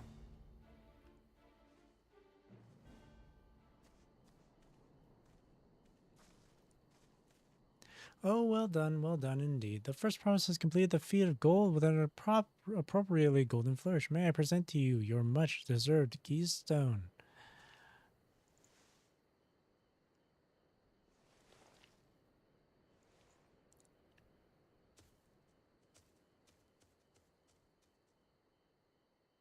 He's always been like that, never showing his innermost thoughts with me or even Koana. Or even with Koana. It's not like it's like we're not even family.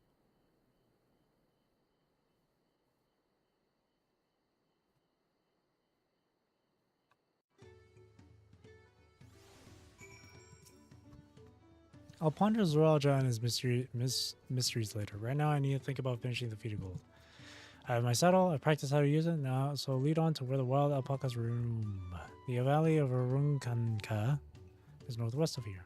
Come on, everyone. Even when we can't enter ourselves, we can see Wiklamat off on her hunt.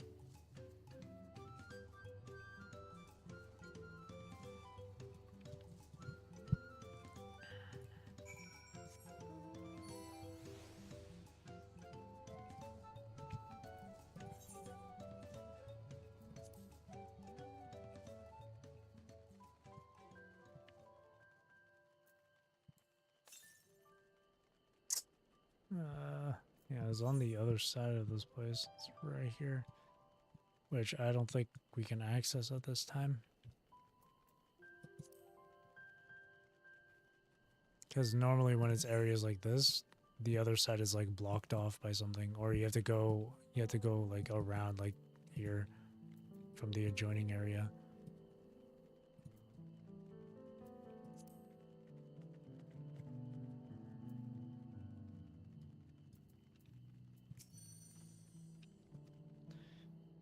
Cheer on Wiklamat.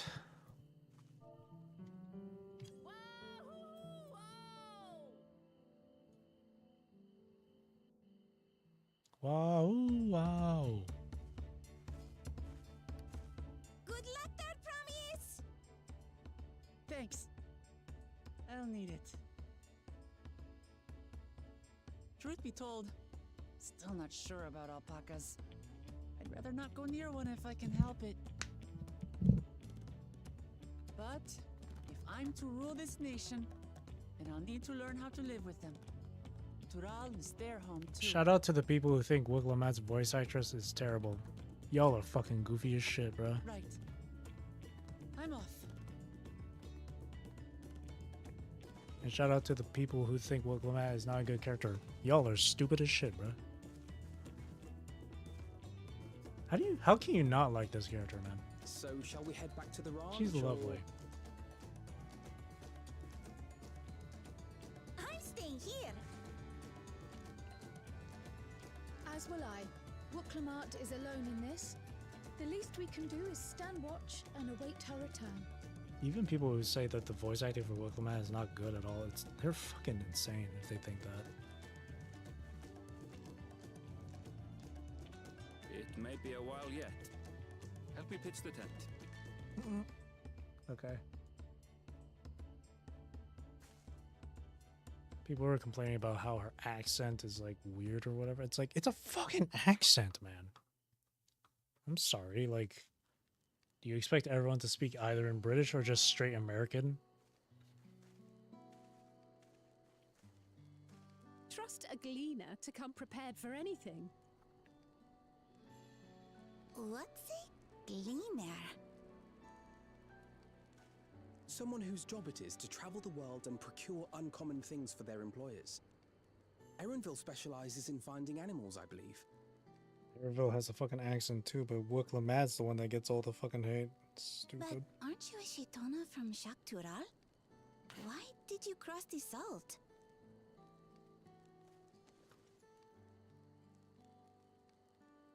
When I was much younger, the thought of leaving Tural never even occurred to me.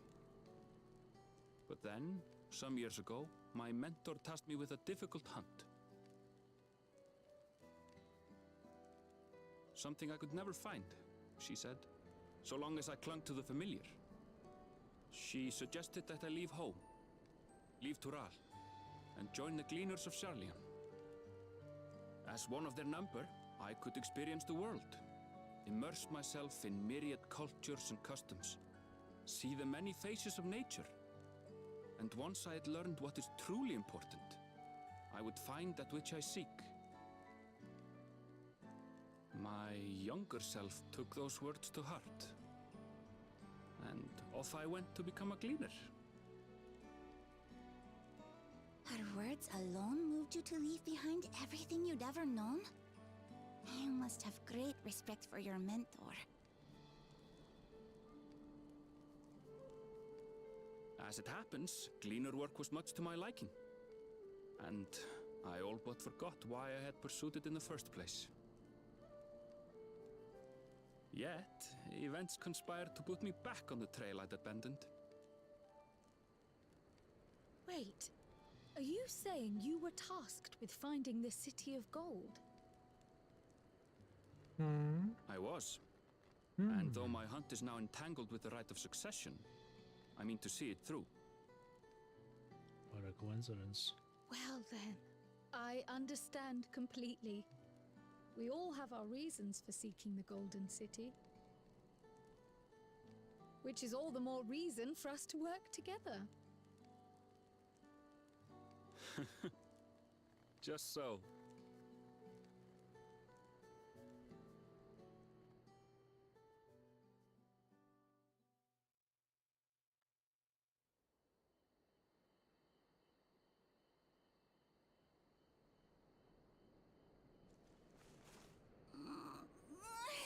She should have been back by now. What if something's happened to her? We need to tell Tobli and arrange a search party. Wait. Do you hear that?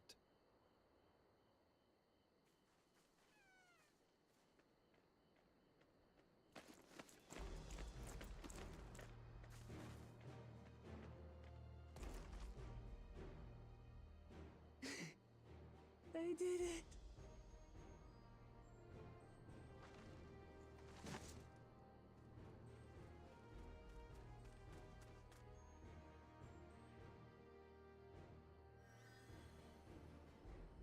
Nicely done. You're utterly spent, and small wonder.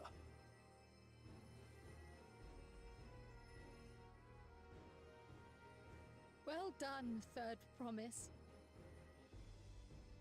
The ranch isn't going anywhere. Take a rest in the tent.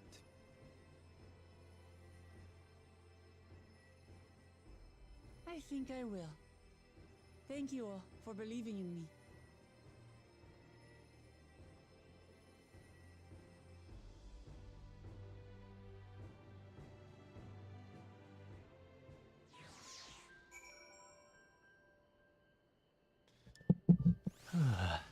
Oh boy.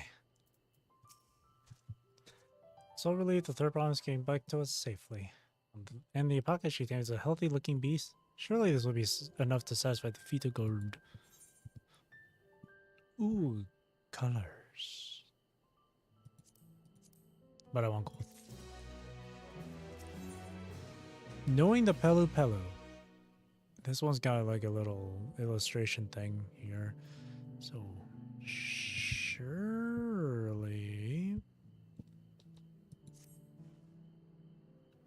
Willamette still seems a bit unsteady on her feet. Hardly surprising after she spent the night chasing alpacas. You know what will melt away the feet like that?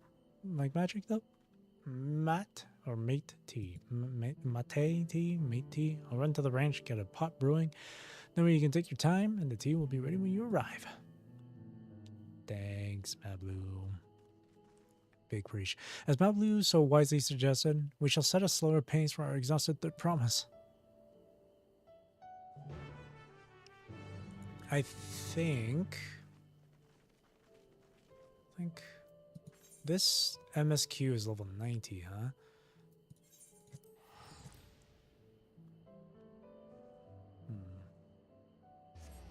I don't know what level the next MSQ... I think it's going to be like 91, right? I think when it hits 91, I'll call it a night. Because, man, it's already nearing 4 hours. And I still want to do my Alliance Roulette. Which typically takes, depending on how well we do in Alliance raids, it typically takes like half an hour or so. Maybe a bit less if it's like a really good run. Came back ahead of the others, did you? I should hurry along with the tea then. Willamette can't be that far behind. Some tea would be nice. I actually have a box of tea right here with me. Chamomile tea. Because I hear it helps with boosting sleep. That tea really is magical. I feel better already.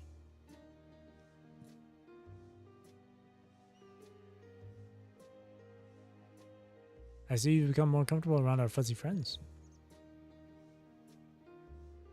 Watching this one taught me a lot about alpacas. What grasses and fruits they eat, what sounds they react to, their adorable little quirks. I guess I've grown kind of fond of them. Welcome back there, Promise. Accomplished the feat of gold, have you?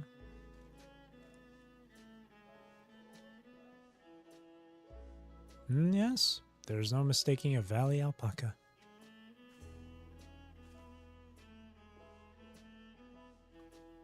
I commend you on your success. Well done. Yes, we did it.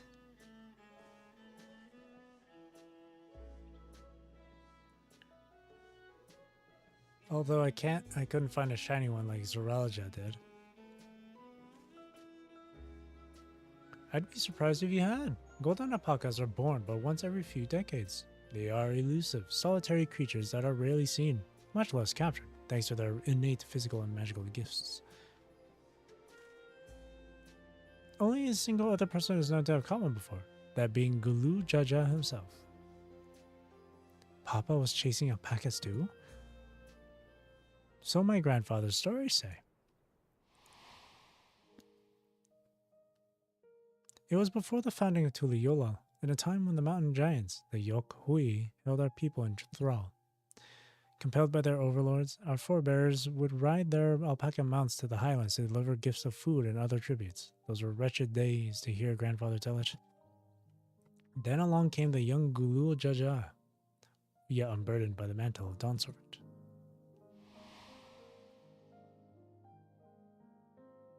Our people were amazed by this imposing two-headed figure, equal to the Yok-Hui in stature, and puzzled by his entourage of mismatched companions.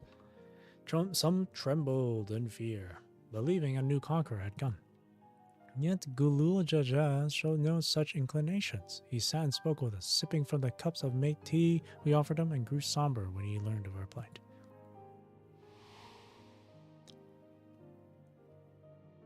None could have anticipated what their visitor decided to do next. Gulul Jaja ascended the cliffs to face the giants and free the Pelu Pelu from the Yok-Hui's subjugation. He then turned an appraising eye upon our riders and proposed we take to the road to peddle our beverages. The suggestion seemed obvious for one who traveled as he did, intent on fostering amity between the clans. He was a good man. He's a good man. So it was that a few words from Gulul Jaja transformed us into a clan of itinerant merchants.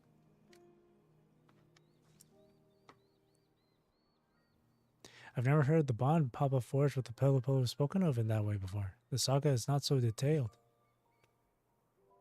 Then you may not know that Galul Jaja sought a sure-footed guide for his trek up into the highlands. Thus did he capture a golden alpaca. So both my brother and my father caught the rarest of creatures, while an ordinary one was the best I could manage. The feat required no more than that, third promise, and you brought back a perfectly wonderful beast. Yeah, don't be so hard on yourself. Mabu's right. You're a perfectly wonderful beast. If anyone's ordinary, it's me.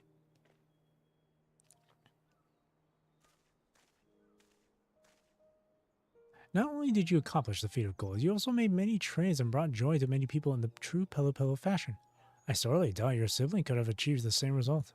You see? You should be proud of the accomplishments, which earned you your keystone.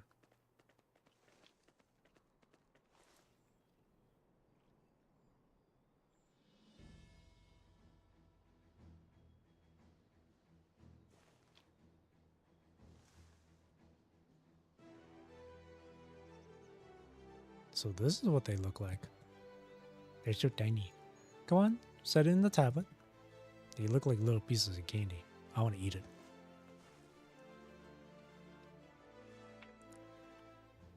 It's like a cube of bubblegum. A perfect fit that leaves 6 more. You're well on your way, third promise. We'd have been lost without you, Mablu.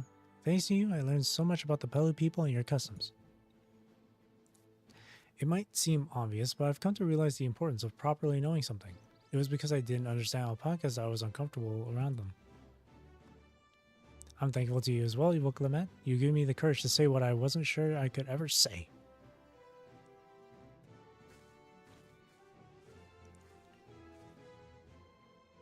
Tobli, I want to leave the ranch and become a merchant. I appreciate everything you've done for me, and I've loved every moment caring for the alpacas.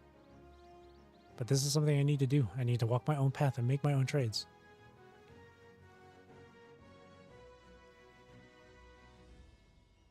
As your parent, allow me to say one thing. I've always tried to give my wards lives filled with as much happiness as I could provide.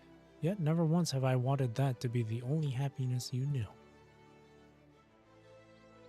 You have my blessing to walk any path you choose, Mablu. It gladdens me to hear you found a calling you wish to pursue with such passion. You will make an exceptional peddler, I'm sure of it.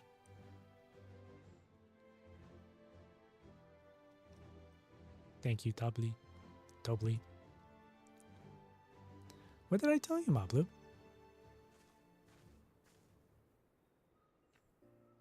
There's one last thing I can help you with, third promise. You need to find the Golden City, right? That's the end goal. Then I suggest you talk to the Yaqui.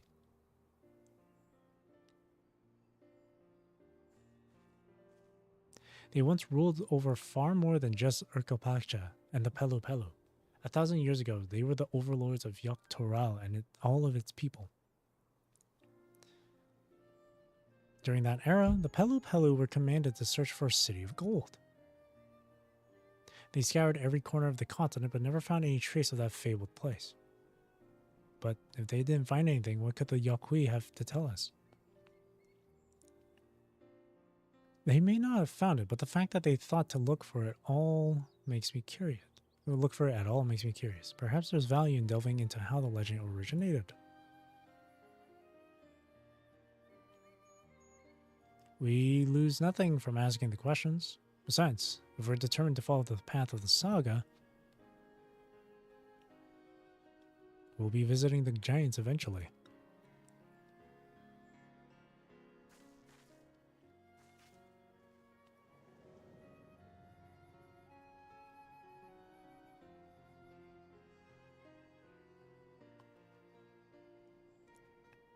Oh, Krile, I have a question I've been meaning to ask, and since we finished with the feat, where did you acquire that earring? That's interesting. My earring. Do you recognize it? Yes, pieces just like it first became fashionable in Yogg-Toral around 20 years ago. Since then, it has become common to wear one as a charm for safe travel. 20 years ago, right about the time my grandfather made his journey. Yet the Dawn servant implied the earring was connected to the Golden City in some way. Surely there was more to its significance than simple fashion. If you want to know how it first came to be crafted, I could try to find out. Seeing as it's a regular seller for many merchants, I'm curious to learn about it myself. I would appreciate that very much, thank you. Jumping feet first into the peddler business, eh, my blue?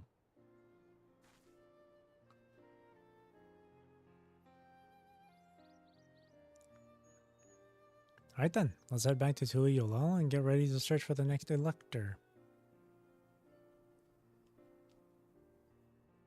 Farewell for now, and thanks for all your help. I will become Dawn servant, so make sure you set aside your best mezcal for the occasion.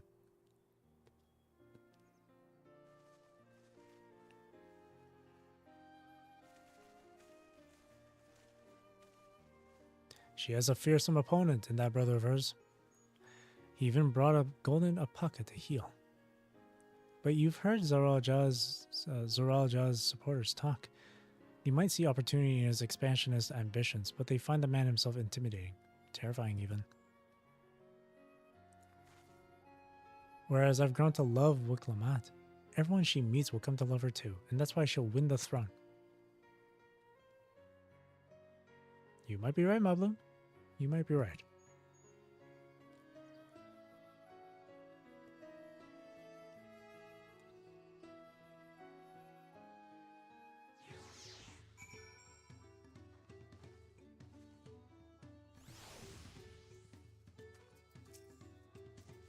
It feels good to have the feet of gold safely under our belt, even if my victory pales beside Zoralja and his golden shiny alpaca, blah blah blah.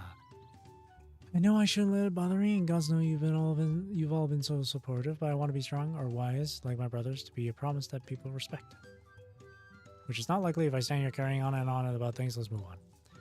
Back to Sorabara with us. The contest has hardly begun.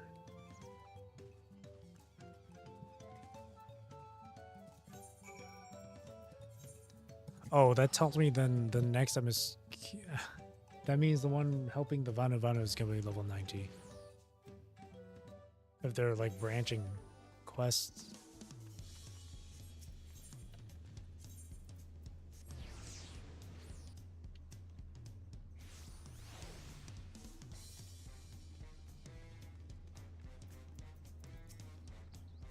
Just like that, we found an elector and won our first keystone. I knew I was right to trust your instincts. Come on, let's keep things moving. March on towards Kazama Uka. Chances are good we'll find an elector there as well. Before we do anything, however, we should see that your patient Hanu friend has to we'll see what your patient Hanu friend has to say.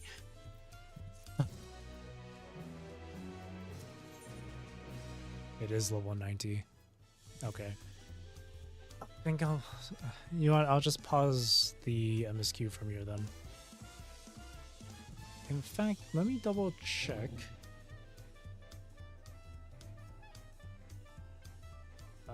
Dawntrail MSQ. So this next one is to Kozama Uka, which is 6 quest lines. Oh, it's 6 quest lines. That's yeah, that's gonna be a while then until I get to the level 91 of the MSQ.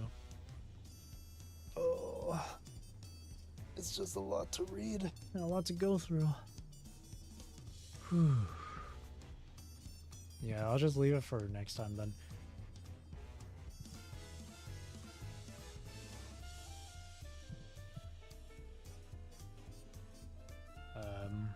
Yeah, I'll leave it for next time. Because I'm getting tired. I'm hungry too. Or instead of doing Alliance raid on stream, I could just keep going with the next 6 missions here. Let me double check with Dawntrail MSQ.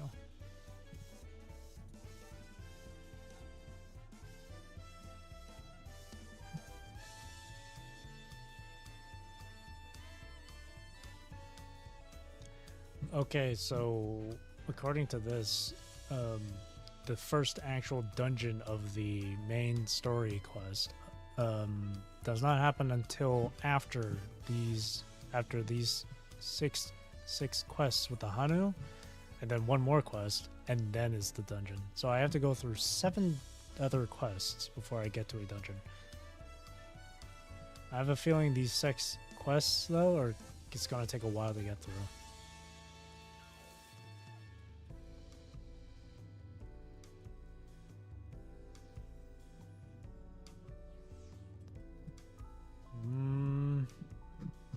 It's a really slow burn from here. Holy shit.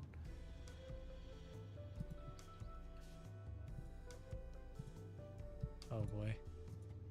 Hang on, I'm about to sneeze. Excuse me. Okay, I'll keep going. Seems to be content while eating here. Dying on the coin. Does it mean you're ready? What would they like to know? Route to Okanu. Do you want however my brother use muddier than usual? Houses were torn apart. Oh boy. Proceed with caution. We'll watch our footing, thank you. Alright, let's go. Let's do this. I'm ready for the Hanu. They were hit by hard weather storm. Let's go.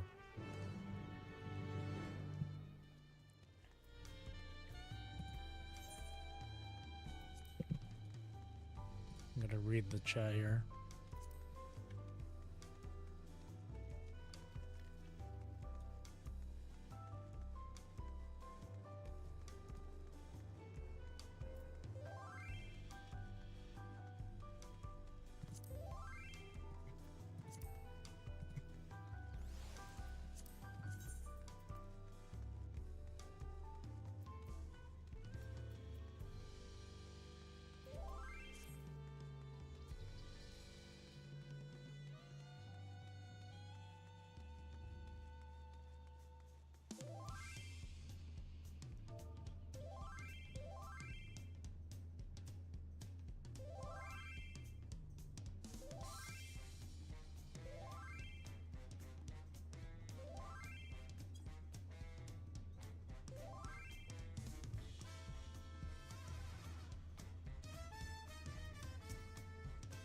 Alright, let's go.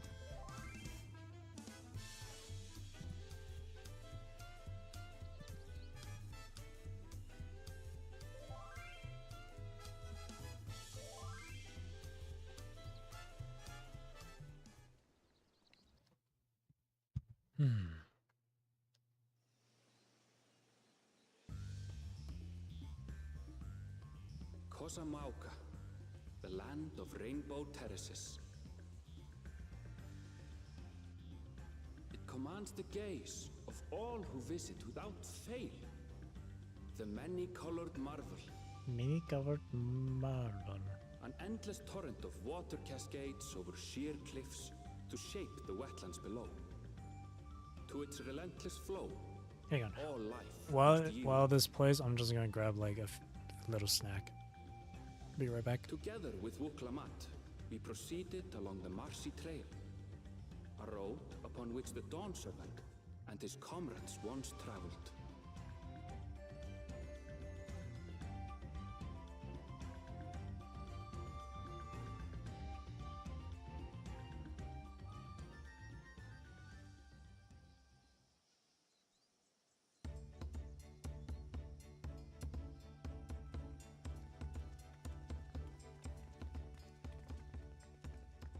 Look at those falls.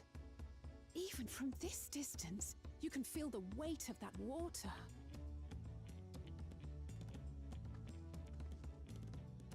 The Isle of Ham was impressive, but as you can see, Tulihiola does not want for natural wonders.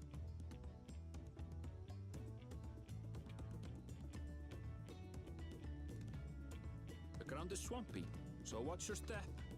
You wouldn't want to fall into a bog. I won't. I told you I've been here before.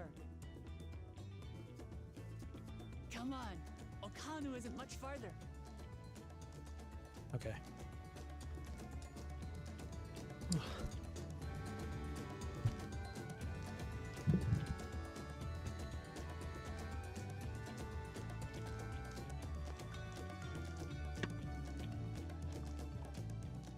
Here, let me just read what I missed.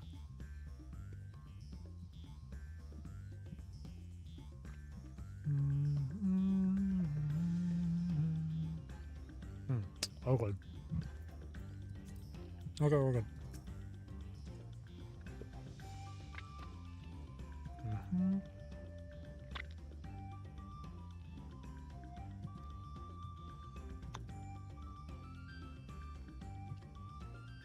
All right, let's go.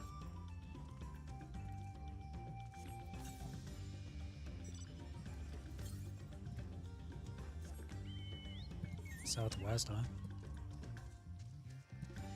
I'll see. We can get to the other half of the Ricopacha from there.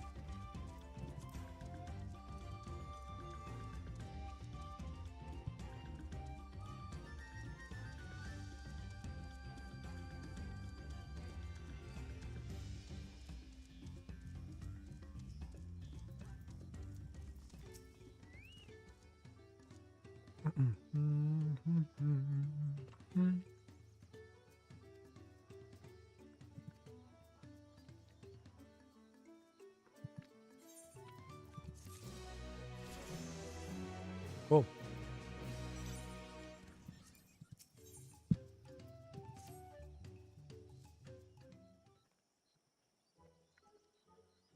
Well, that other player with the motorcycle just skipped everything, huh? Either that or they're just no, they skipped everything. I can only assume they're still recovering from the damage from the storm. Let's see what we can do. Look for this elector. What's up, big boy?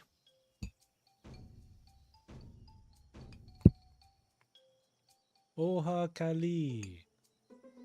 Oho Kal. Oho, what now?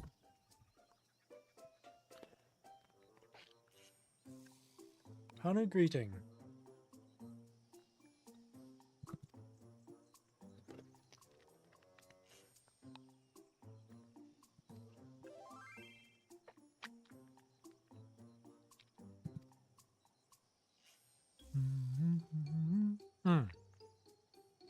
It's you.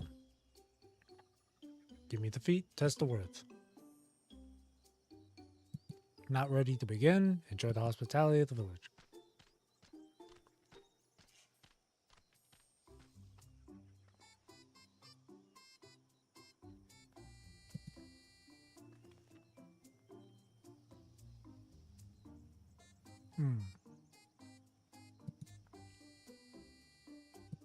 Okay. Split up.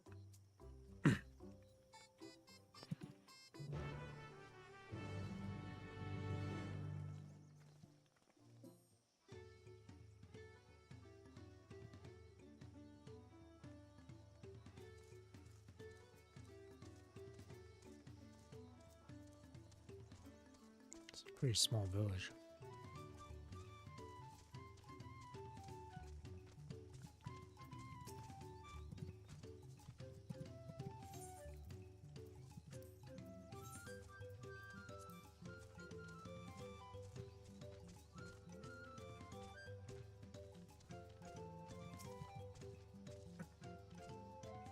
Just gotta look around, huh?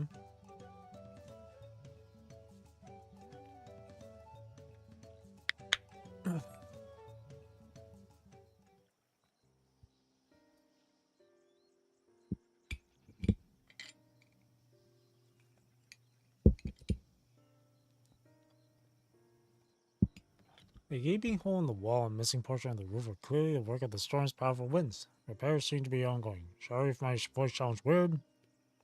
I have a strawberry in my mouth.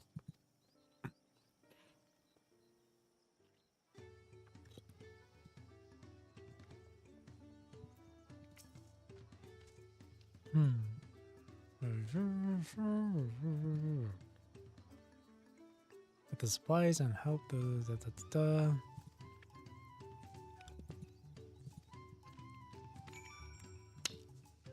Feels bad.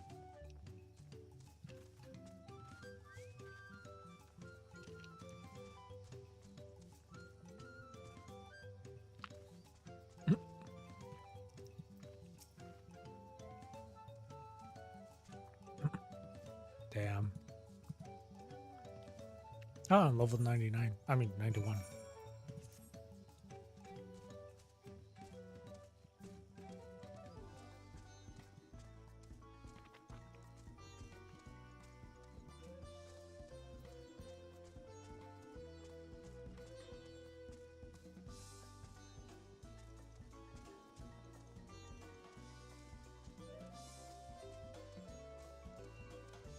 Oh, it was right there. Since I'm close to this one.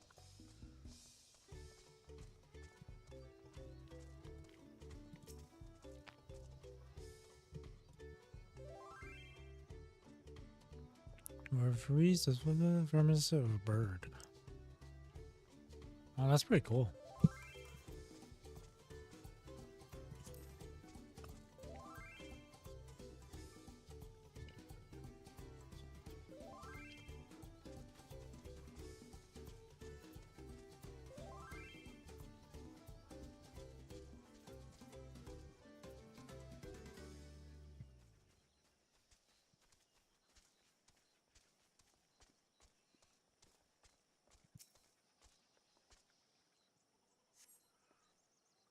Trying chicken bundles. There was some time ago.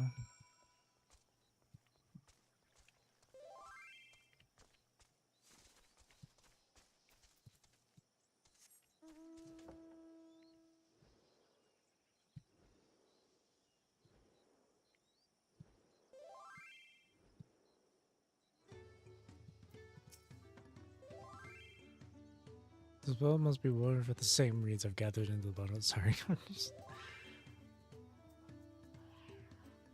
I'm just reading my FC chat. Jesus Christ. Goofy ass shit. The plants hold both practical and cultural significance to the Hanu then.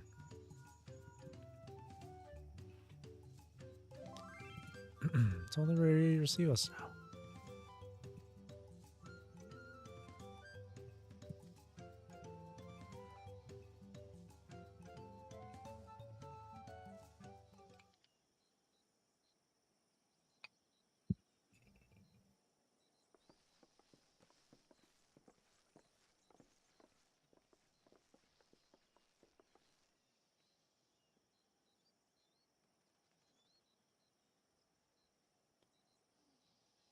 No sign of Zorolja or that oversized lout. How much easier it would be if Soralja were to fail here. But that isn't likely to happen.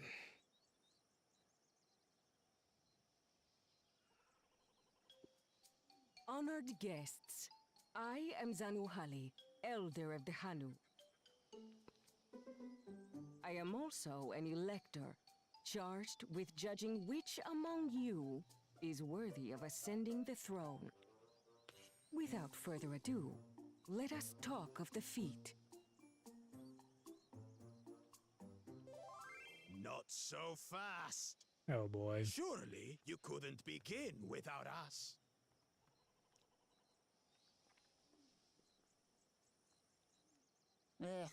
You made it after all.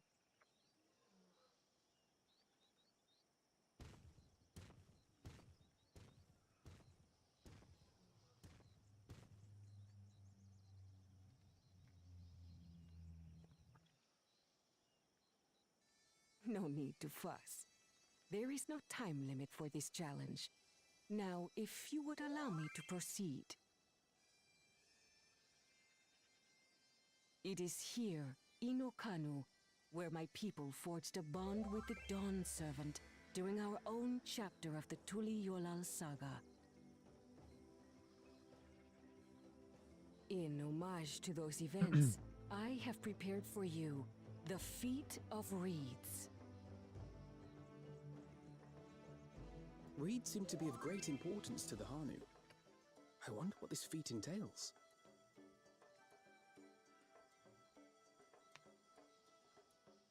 We use reeds in every part of our lives, be it as food or weaving material. Fascinating. But look around the nearby paddies, and you will see that this season, our crops are failing. How fortunate, then, that my appointment to Elector coincided with this predicament. For surely, those who aspire to be Dawn Servant would find the matter of an ailing harvest a mere trifle to resolve. Aye, well, it is indeed the duty of a ruler to address the people's woes. Exactly. Do well in this, and you will earn my keystone.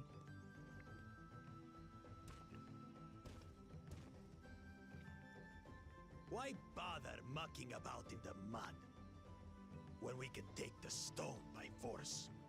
Boy, I'm about to smack you up. Oh, mercy me. You are a hot-headed fellow, Bakul Jaja.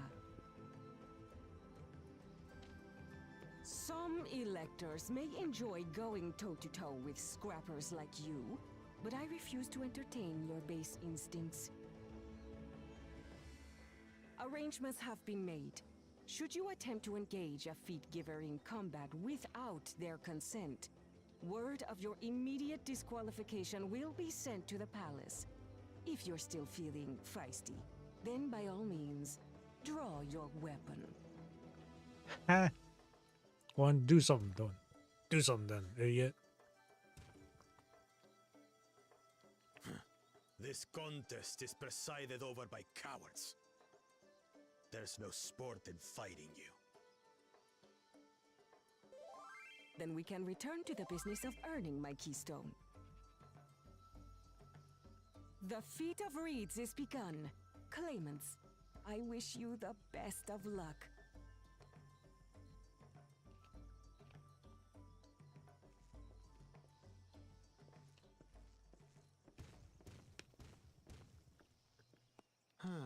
The clever kitty crossed the seas to study foreign novelties. He might know tricks we don't. Tricks we can use. What of Little Miss Mittens? You know the answer to that. Compared to the first and second promise, she's a distant third. Not even in the running. Man, these guys. Then we see eye to eye on this, brother. Being Bakul Jaja so long with me has rubbed off on you.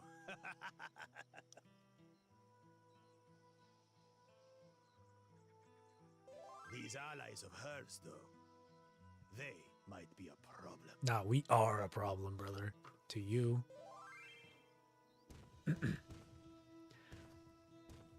You want to scrap?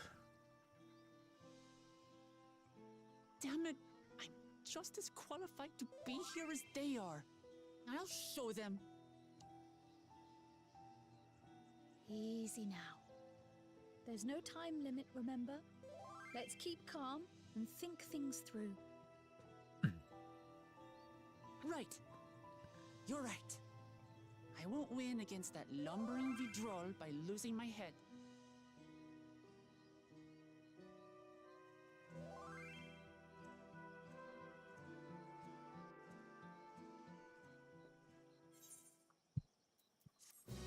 Alright, that's 2 of the 6.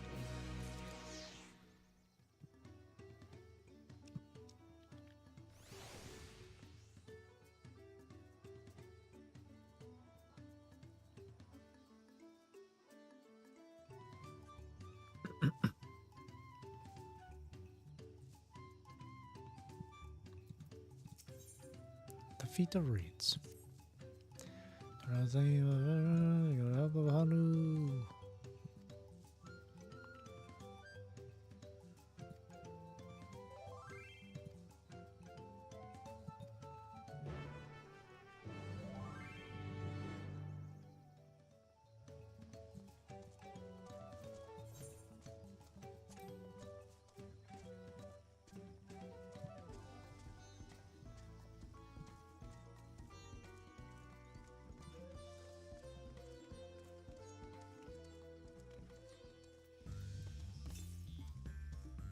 One to the northeast.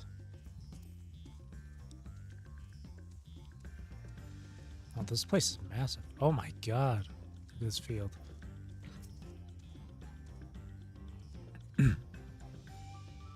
She's okay. Give me strength. Alright, let's do this.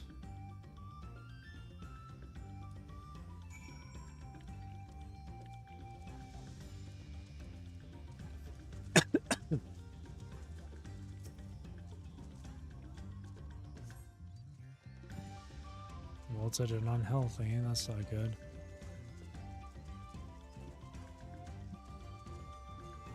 Bum, bum, bum, bum, bum, bum. Patty water.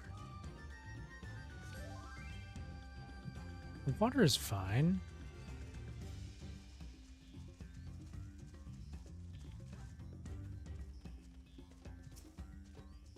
Patty mud. Yeah, the mud's fine too.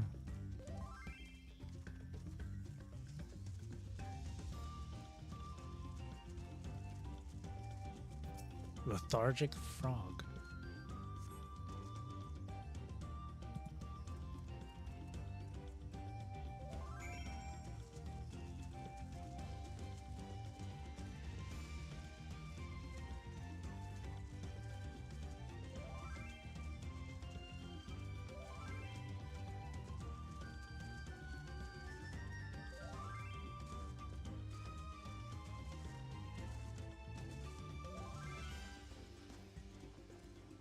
Yep.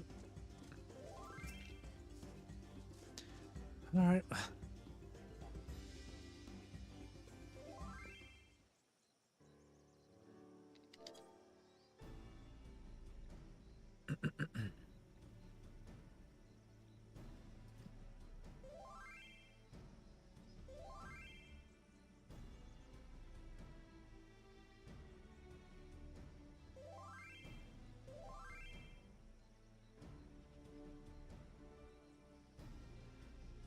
Yeah, the waters are good, the mud is good, but the reeds themselves are not.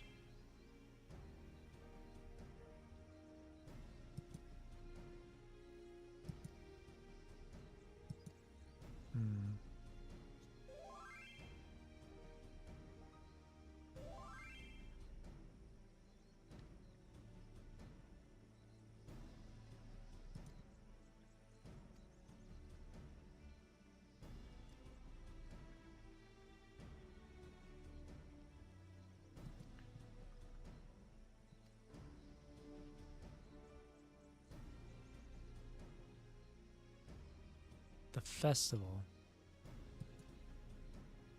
That's not.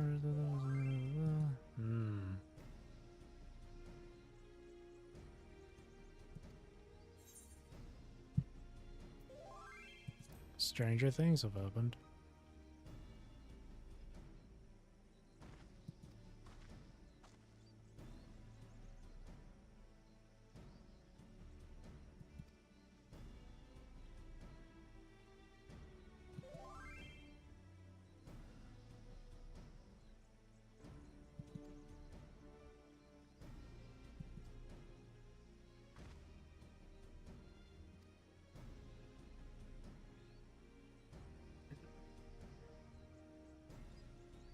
Sorry, I'm just silently reading through it. Festival float is.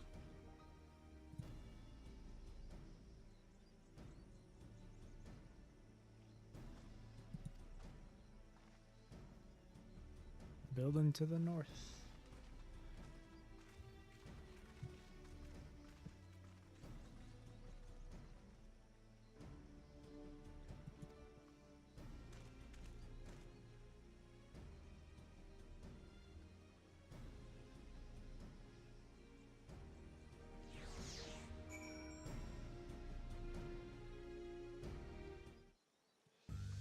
It's raining. To the northeast. Well, let me pick that up then.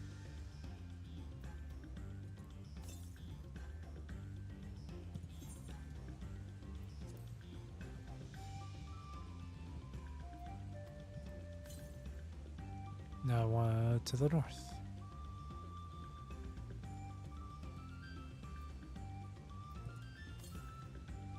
No, northeast. There it is.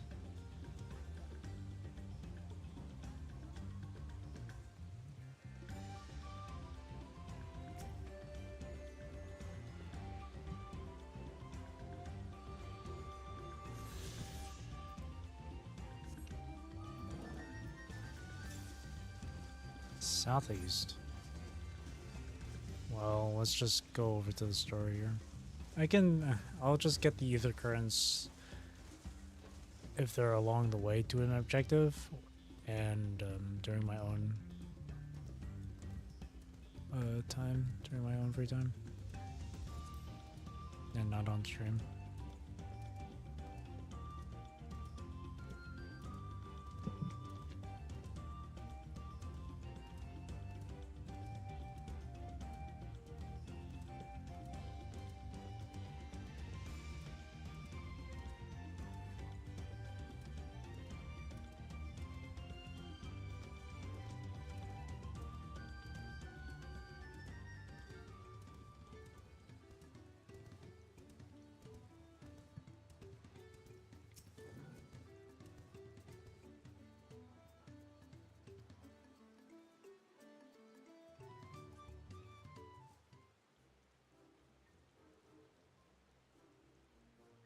Oh, it's missing an eye. Oh, yeah. A few things are missing from it.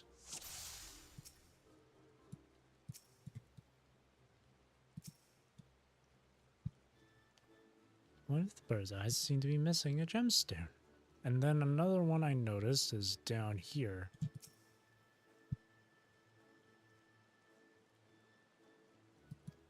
And then, what else is missing? The feathers. Oh, I see.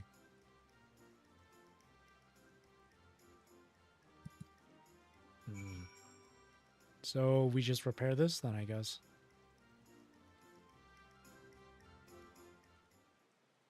Simple enough. Right.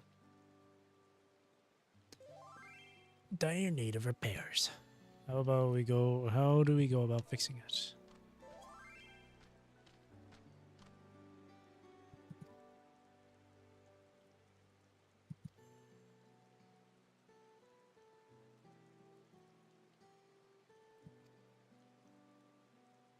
Hana.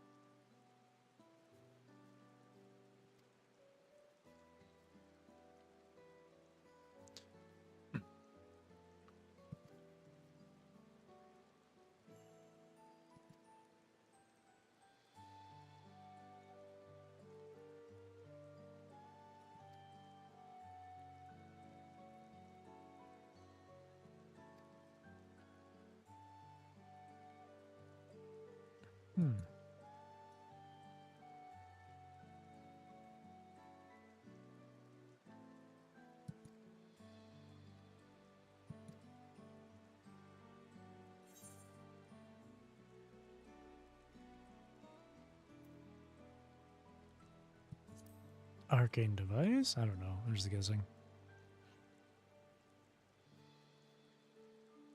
Oh, there you go. If reads is in fact an arcane focus of some kind.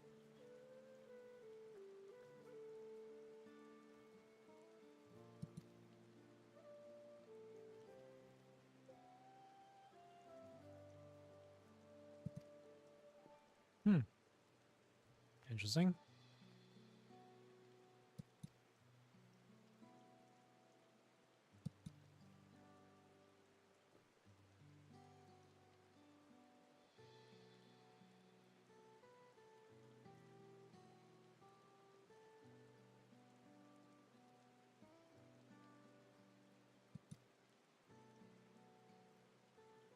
Dude, the graphics on the wood looks good. The detailing.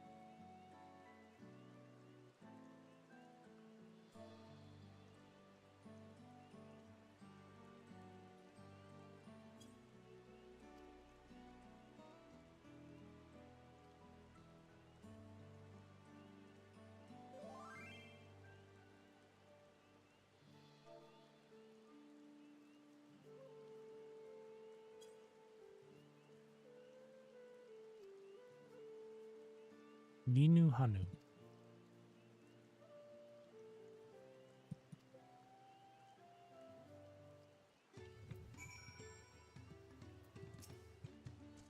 Thanks to Wicklamat.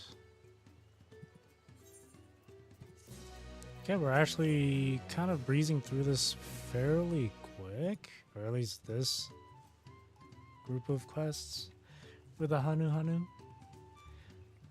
Let me double check.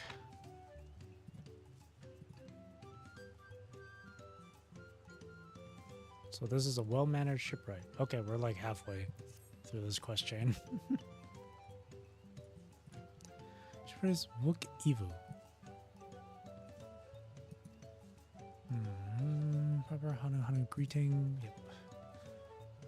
The Oho something. Munacho. Reminds me of Yakuza. Munacho.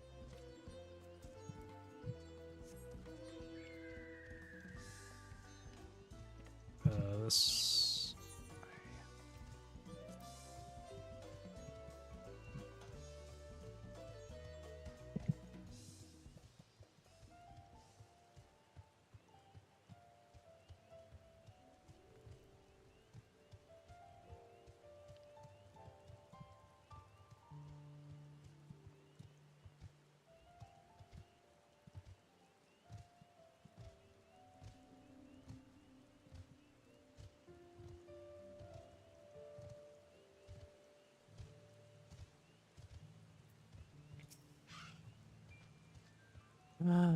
Village of All. Welcome to live alongside the one Hanu.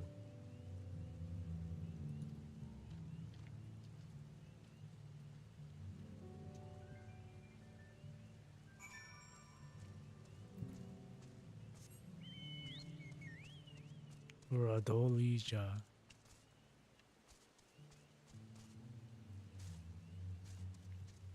Oh, he's way up there. What the hell? House of Waters High. Isn't there a compass around here? No. South.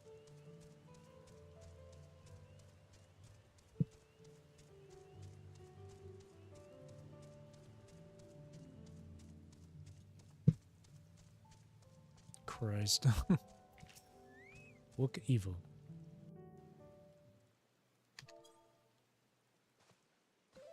Yo, nice hair, bro. What do you want with me?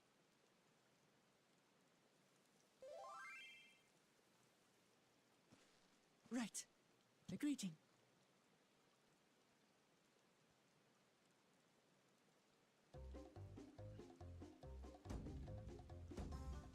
Oho Kali.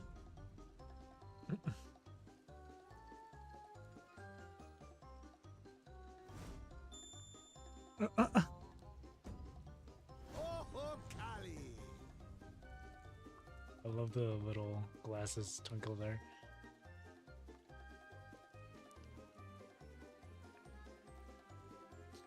I've never seen that hairstyle before. Is that specific to Hrothgars, I wonder? Or male Hrothgars, maybe? When you know Kanu, do as the Hanu do.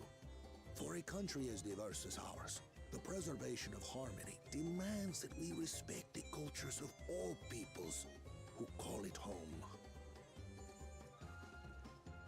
Well, that explains your familiarity with Hanu customs. And you speak truth, of course. To live together means to learn about each other. The music. I appreciate an open mind. In fact, I get the sense we've met before.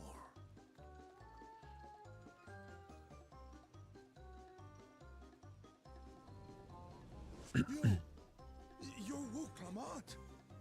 Yes. Oh, what an unexpected honor for old XIV. Here I am prattling on about manners, and I've gone and insulted the third promise herself.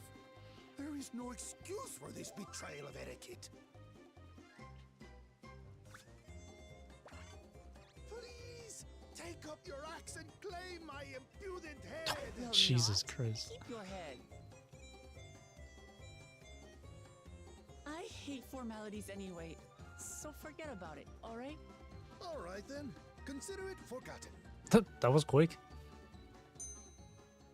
How prompt. We're actually here about the Ihihana float.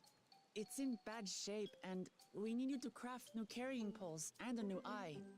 I'm told you work with Uyuipo wood and a certain kind of stone? Abokisha? That I do. But while I would like nothing more than to offer my services, I just used the last I had of both those materials. My lumber in particular went to fixing homes damaged by the recent storm. I'll need 10 days or so to restock. We can't wait that long. If you tell me where to go, I'll gather them myself. What? Send the third promise out on an errand like some common lackey? That's utterly unconscionable. A gross violation of social protocol. He's trembling. I told you not to worry about such things. All right then. I shan't worry a whit. This guy.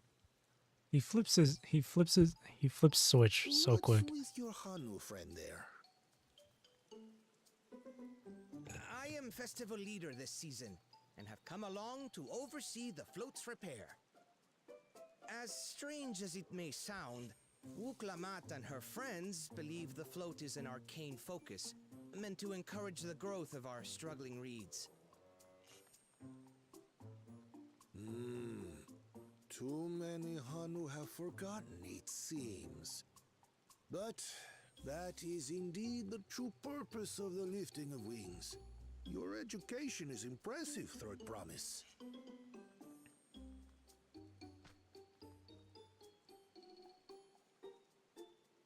Well, maybe a little. Allow me to show you where to procure Uyuipo. We can leave the Abokisha to your friends, I presume? Take yourself to Cave Kikitola or thereabouts. And you should find the stones you need. Kikitola.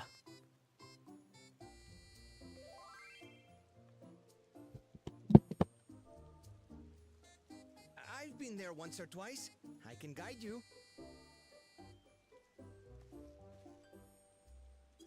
That should save us some time. All right then, let's get moving.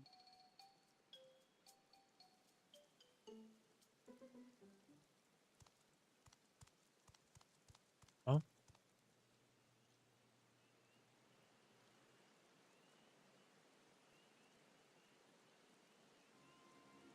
Oh, well, fucking hell, man. These frickin' goobers. Chosen one of your rivals is making progress.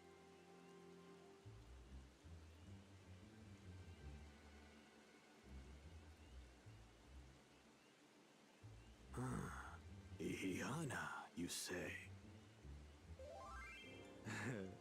Should our first choice fail to deliver, it might be wise to let this play out.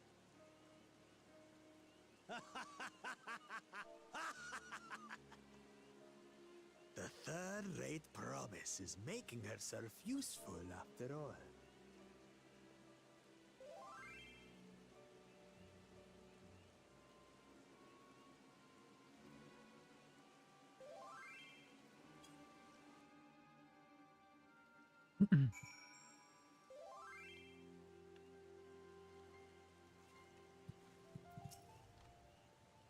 Kikitola southwest.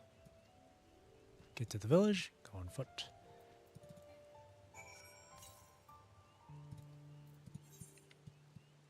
Oh, come on. Roar.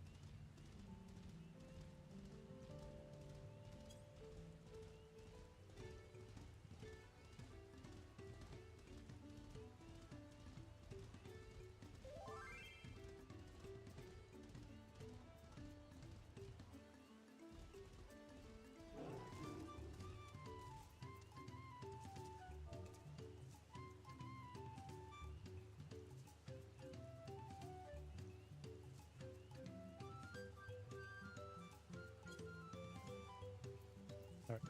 Sorry, I was just chatting with my FC. Southwest of here.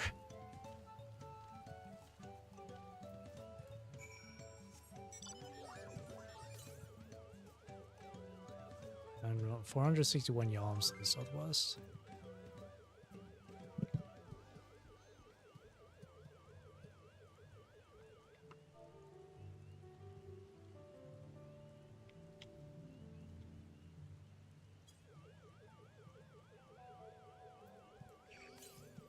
Oh, rhino beetle.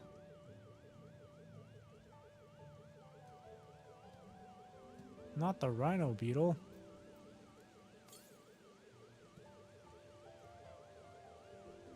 Jungle Orobon. Orobon.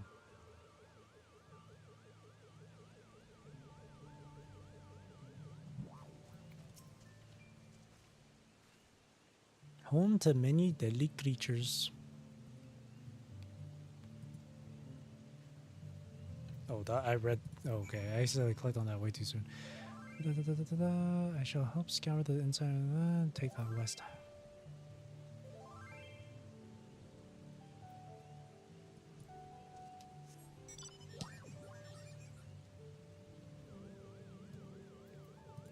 The current is actually nearby. Unless it's up top. Which something tells me it probably is up top. I think it's up top.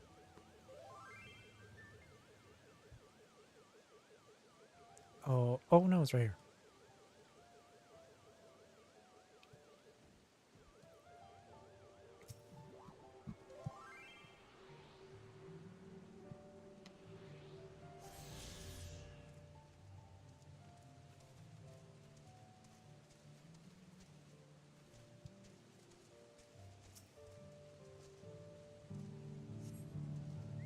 Shiny pebble.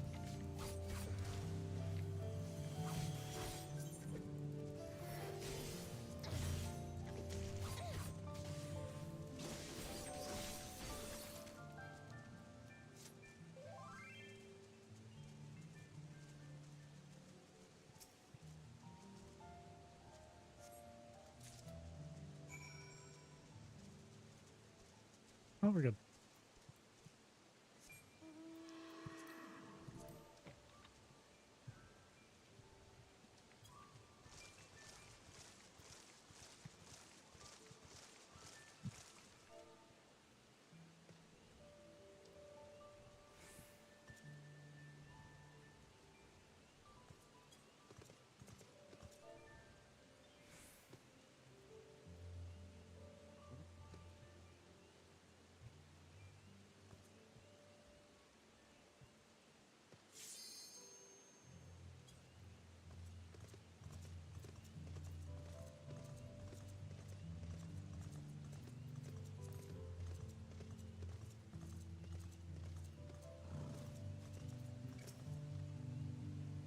Picked over the ground. Blah, blah, blah. Did you?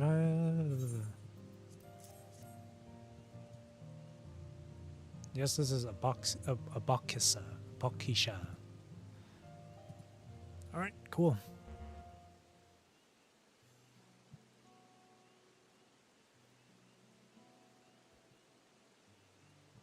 You would have been happy to know we were putting things right.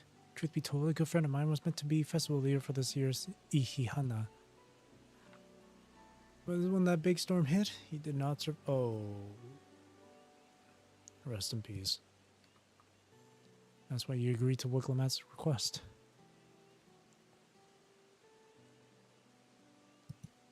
Do it for your friend.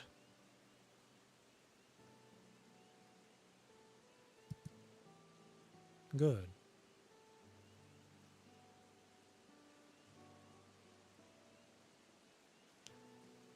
Do not grieve, for he has gone. Instead, be happy for the fact that he once lived. Or something like that. It was something from like Borderlands 2. I can't remember what the actual line was. Thank you for sharing your story with us.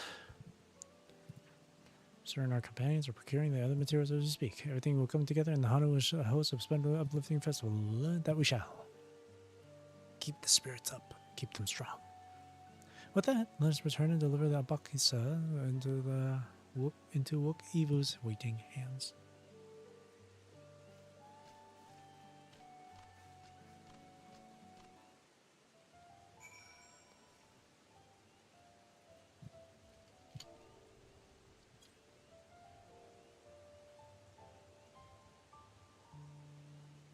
Alright, let's just... where's the next one? Northwest. Fine, I'll pick that up real quick then.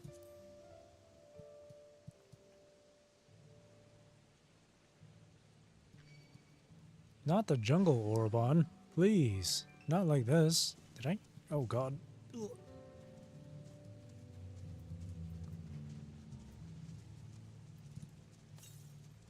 To the northwest.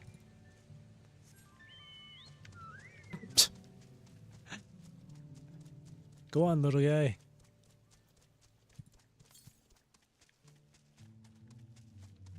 Is it above? No, this is... Wait, is it? Oh, it must be. Yeah, it must be.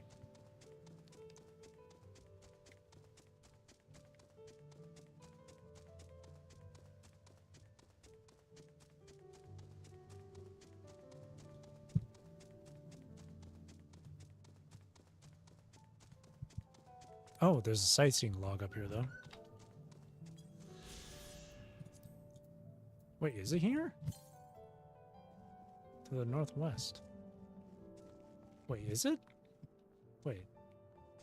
Don't tell me it's on top of this tree.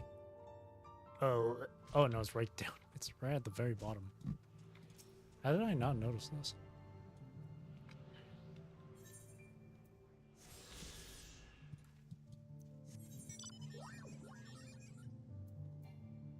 I didn't tune to the...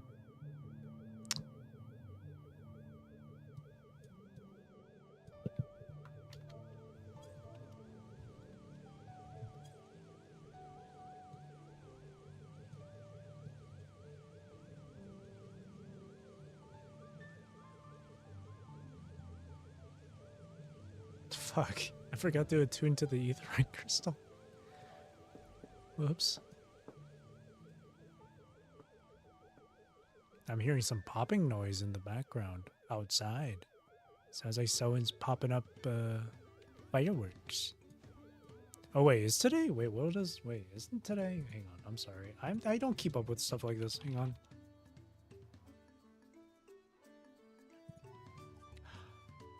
Ah, today is Canada Day. I forgot.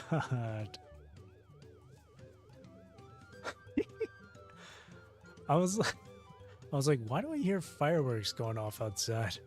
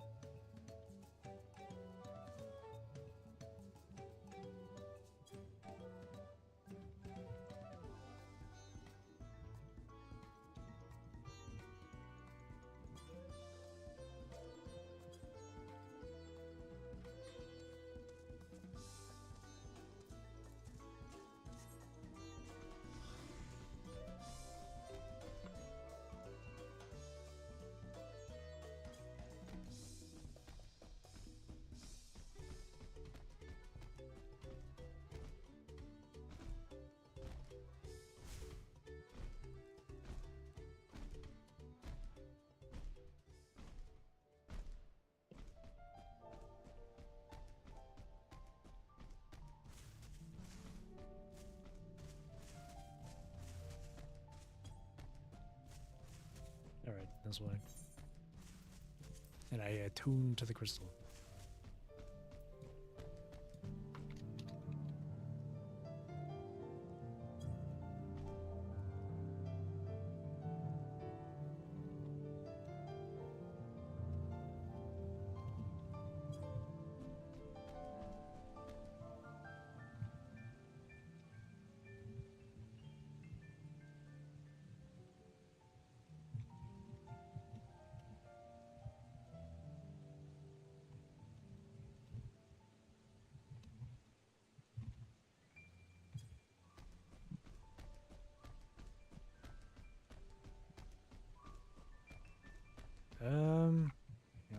right.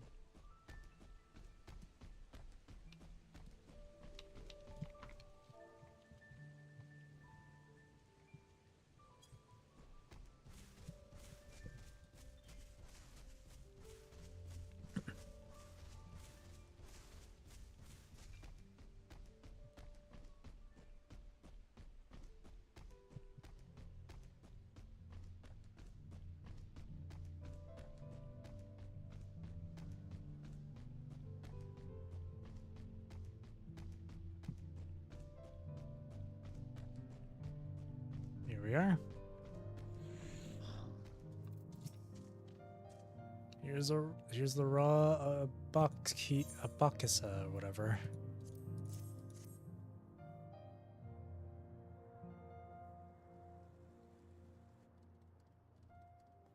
These are excellent samples. What am I hearing? Oh, it's you. Some random player. You're in it for a treat. If it all goes to plan, the results will be spectacular. An assistant. Alfie, no. Or Cryle, actually,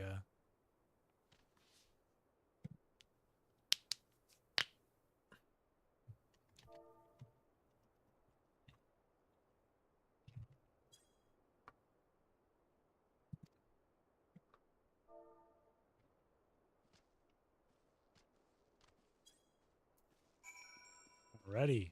And then we head back here, and that's another quest done. So then 2 more until the 91 level, level 91 MSQ.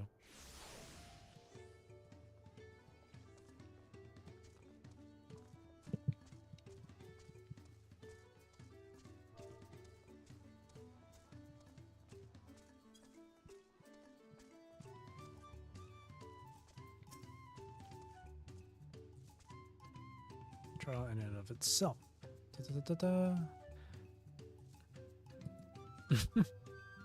Slam his head into the tree.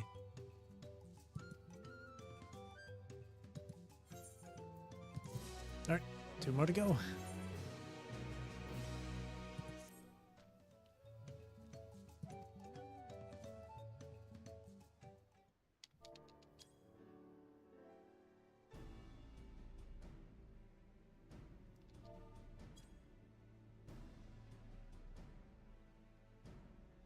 Over there by the flow, isn't that the third promise? Then the rumors are true. She's trying to compete with the... It is a prayer for healthy crops, but does she honestly believe that will be enough to save her harvest? Doubters. The second promise, meanwhile, barely glanced at the fields before leaving Okanu altogether.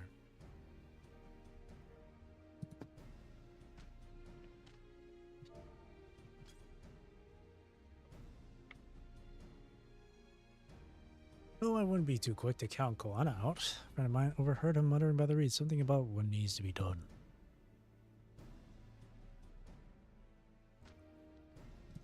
Nearly ready. Indeed, as soon as the others get back, our long-awaited festival can begin.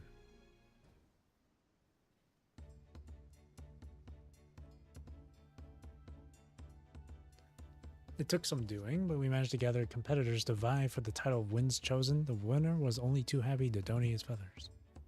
You should have seen it. He called forth an incredible gust that sent his feathers sailing for Malms. We had to turn ourselves, but it's more difficult than it looks. Poor Aaronville's twirled in the air for a moment before landing on his foot. I'm a gleaner. Magic's not part of our training. As for us, we brought the wood and gemstone replacements crafted by Wook Evu. All that's left is to attach them. Has been decided who will ride the float. Papa was the guest of honor the last time I was here. I remember being surprised they could even lift the thing with its hulking weight on top of it. The rider must be a personage of great esteem, which is why an invitation is usually extended to the Dawn server. This time, however, I have another in mind. Oh, who is it? Our beloved Ihihana, the lifting of wings, is only being held because of you and your companions. Thus do I nominate you, Wook Lamat, as our guest of honor. Huh? Me?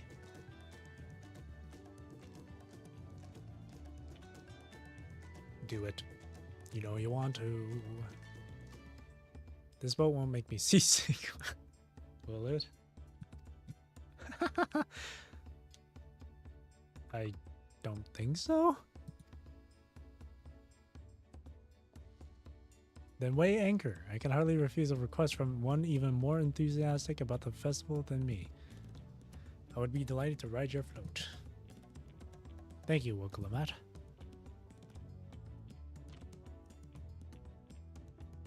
I have rules for the rest of you as well. We'll be carrying the festival float in a slow procession towards Kozanuaki, where the sacred likeness of Kisaihi is ensconced. Ugh. What I'd like you to do is to clear the path of dangerous wildlife so the procession can move along unimpeded. Consider it done. You expect me to sit still until Wook Evo has finished with the flow? Let me come along and help with the clearing. As you know, I'm not much for fighting. I'll stay behind and assist Wook Evo with the repairs. If you aren't sure where to need to go, branches off to the east. You should cross the bridges to the stride of the sun. We shall see to it. The clearing was yeah.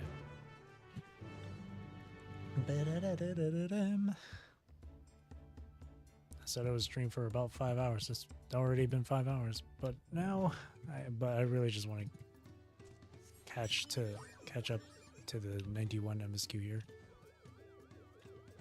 Yeah, this beginning part of the MSQ is this first level 90 MSQ is a bit rough because it's a lot of just dialogue and nothing much else.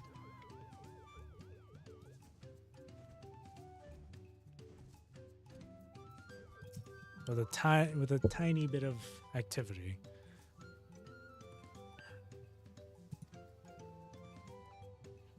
Split up.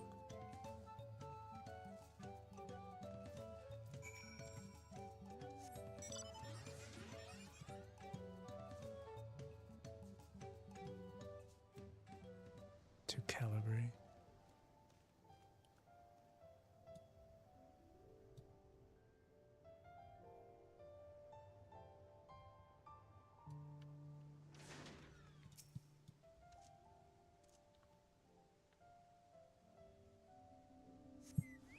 There it is, Wandering Stink Shell. Wandering Stink Shell. Does the shell really stink, though?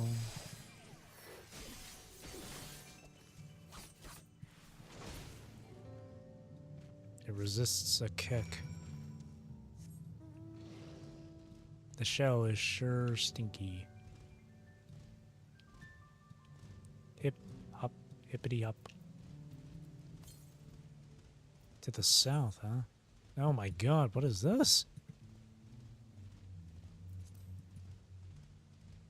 I'm back in Pacifilog Town, like in Pokemon Emerald.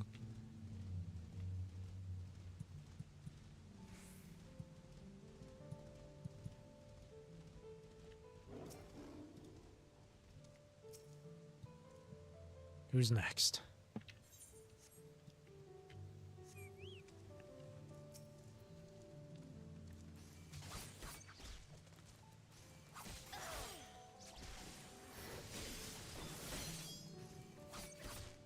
Right beaked to Calibri.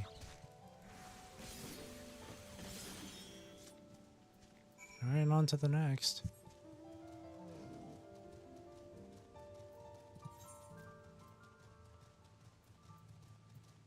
You can go further from here. Look at that. To the northeast this time. Well, we're on our way to this spot here.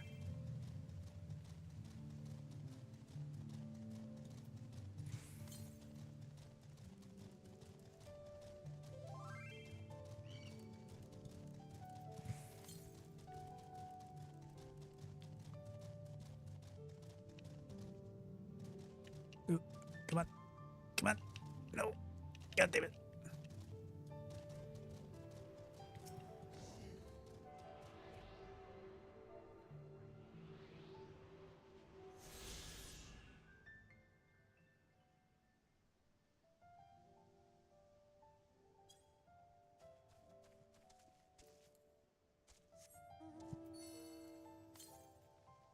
To the east, huh? This section is large. What the hell?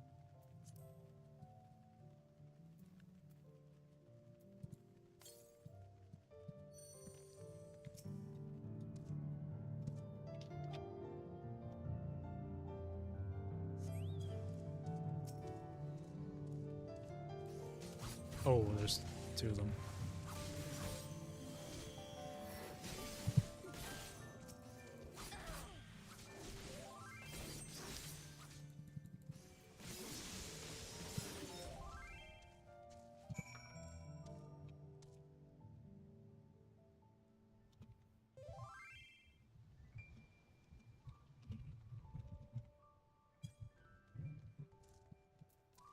Alrighty.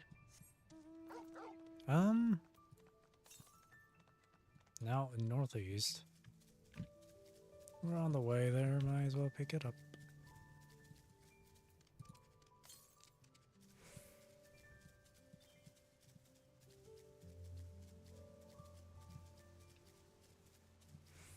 Ooh, look at this. Oh, that looks... Oh, shit. That looks cool. Oh, god damn it.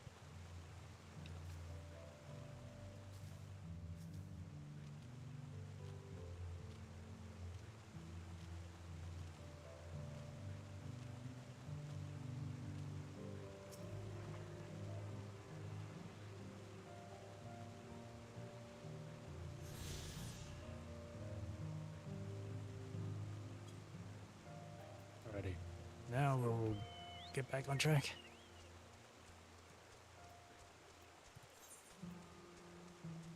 Okay. Got like half of the open world ether currents. It's actually not bad. For some reason, it feels like there's way more in one area than just 10.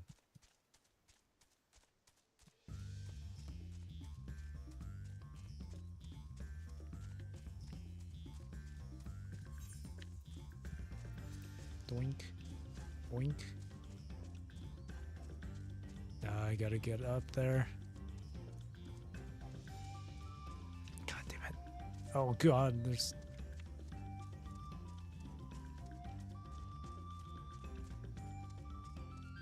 Okay. Oh god, is it above? Oh no, it's right here.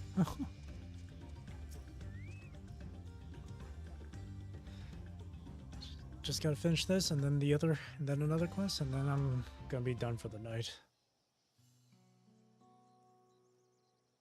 I'm just not gonna stream the... I'm just not gonna include Alliance Roulette. You are a step ahead of us.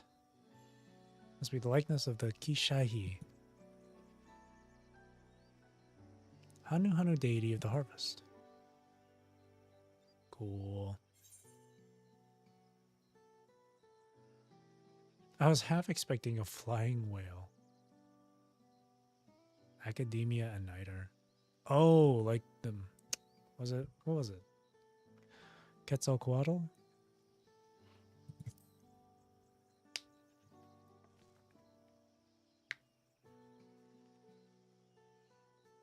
One of the ancients' creations. 'Tis possible a vestigial memory of that time endured, a subconscious recollection from the inheriting soul providing the basis for an entirely new religion. I have no idea what that means. As far as I know, Kishahi was worshipped on another continent. This ancient faith was then brought to Terra by the first Hanu. The Hanu migrated here from another continent. Then mayhap the two do share a common ancestor. This is all very fascinating, but shouldn't we be getting back to Linu Hanu? He'll want to know the path is safe for the procession. Yep. And Wuklamat will be on the float. How fun.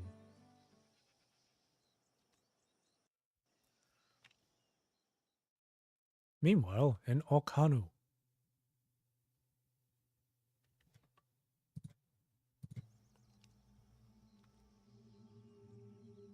Uh-oh.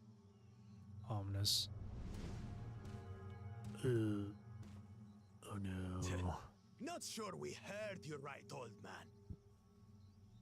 Why don't you say that again?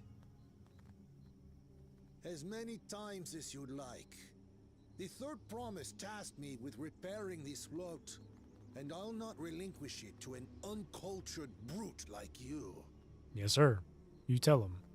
Much less one that can't even manage a simple greeting. We wanted to handle this in a civilized way, but we're more than willing to kill you.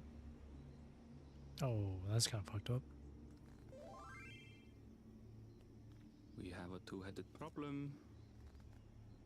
Yes, please hurry. She's on her way back already? Stand back, Wukevu! I will protect the float! There you go, Lino Hanu. Bravery. Are you trying to be brave, little bird? I could never have repaired the float alone. Not properly. But thanks to... Oh no, I didn't mean to skip. Treasure. Damn it. And as festival leader, I would die to protect it. What did he say? Shoot. Hang on. What did he say? I could never have repaired the float alone, not properly. But thanks to Wuklama and her friends, we can hold the Ihihana again. Okay. God damn. All he did was right click. I didn't think it would. Very well, if that's what you want. All he did was right click. I didn't think it would advance the text. You know how to stand your ground. There we go.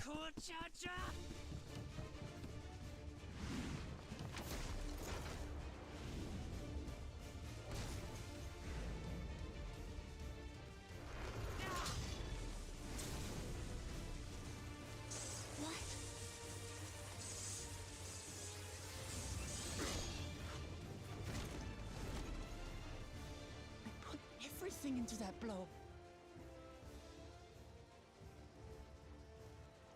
Good. The better for you to understand the gulf between us. But you need more lessons. We'll carve them into your mangy hide until you cry and beg forgiveness. See you try. When we're here. Think you can take us on, idiot? Your brilliant plan was to steal the float and take the credit. The so-called blessed siblings are nothing but cheats. Your scorn is sweet music. Oh, let's beat his ass. Come on. We'll crush you each in turn. Yes, let's beat him up. Together, if you like. Now, Rose is enough to take him on by yourself.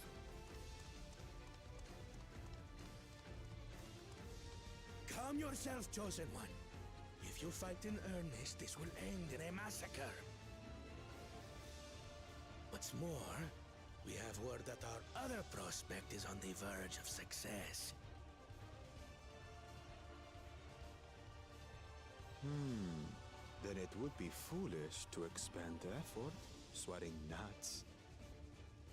If he's gonna walk away, oh, Lucky for you. I would taunt the fuck out of him. I'd be like, "Oh, you a little bitch then? Okay, I see how it is." Coward. Two heads. I see Mamuk still clings to that loathsome hope.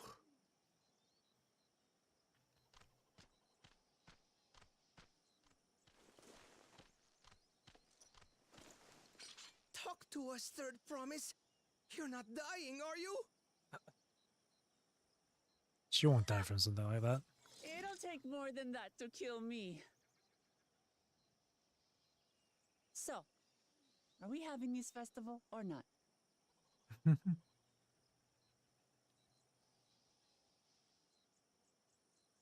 Yes. Look at his smile. Yes, we are. It's like when you see a dog or a cat smile. It's so cute.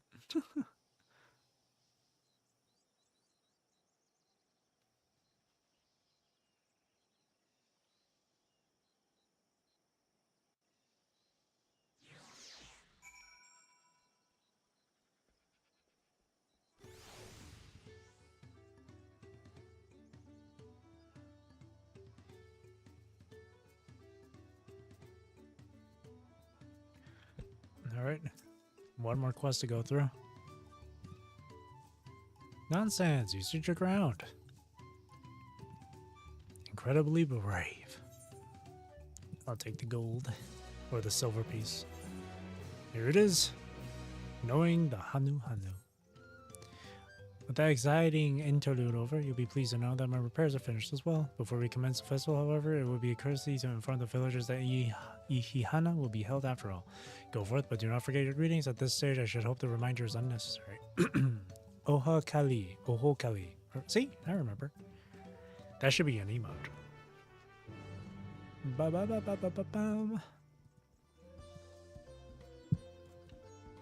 Oho Kali. I have to do it in the chat. It's gonna be a bit embarrassing.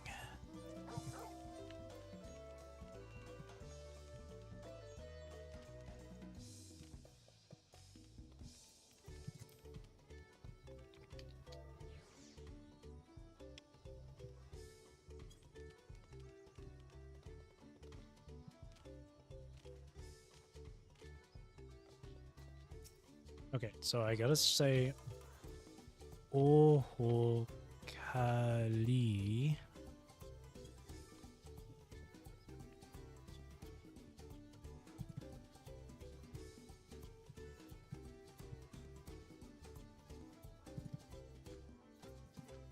Melancholy Hanu.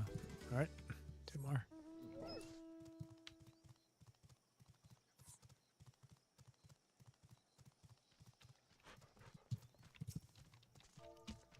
Oho Kali. Oh Kali.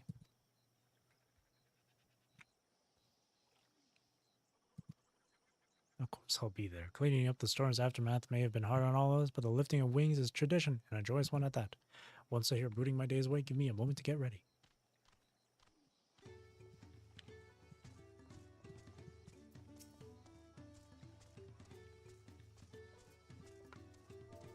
Oho Kali.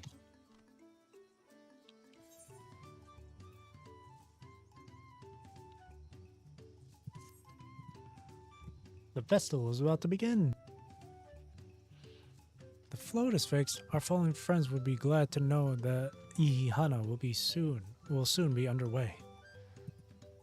I must go and enjoy the festival for those who no longer can. That's the spirit, buddy.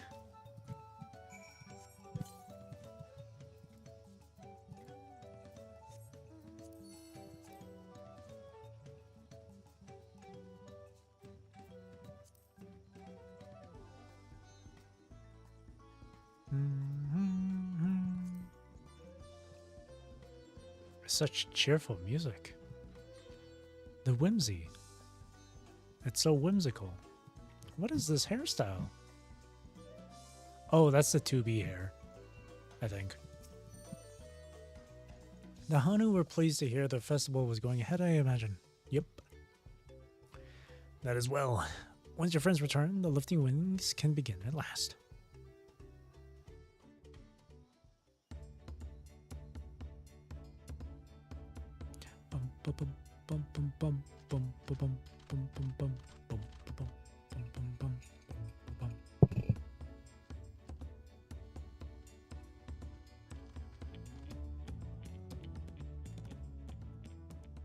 So few have come. Don't worry. More will show up once they see it. Once Ihihana gets underway, exactly. No Hanu will be able to resist joining in. Yes, sir. Give it some time. Just so. Ukewu knows well the heart of the Hanu. Have faith, Third Promise, and climb aboard the float. It is time for the lifting of wings. Right. Off we go.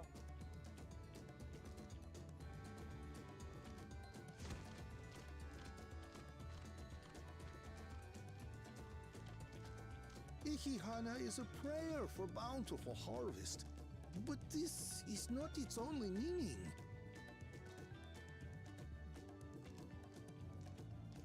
It is also an exchange of pledges between rider and bearers, a commitment to a long and fruitful friendship.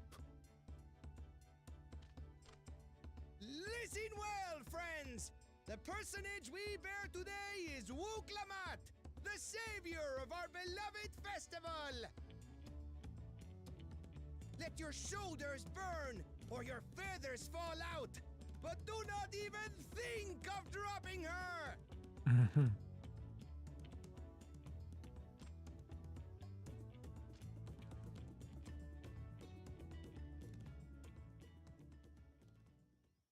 Ready and...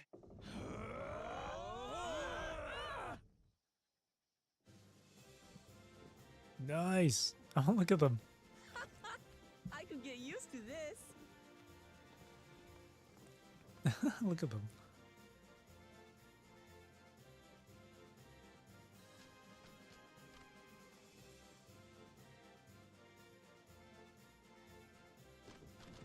Will empty bellies stop you from joining in the fun? Come and help us carry the float!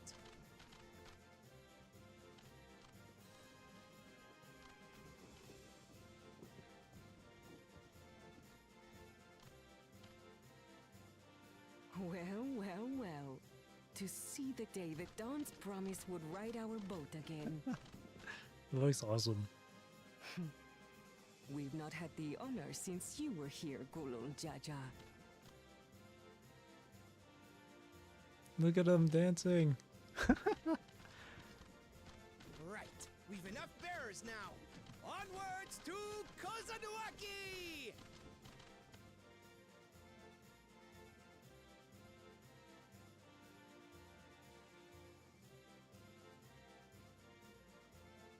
Oh, look at that.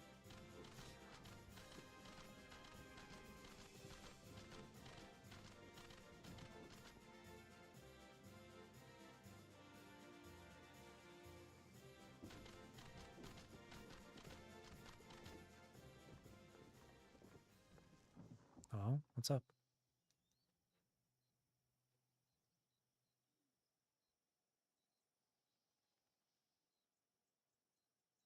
Watch well, for you are about to bear witness to the true glory of Ihihana. Oh. Oh, whoa.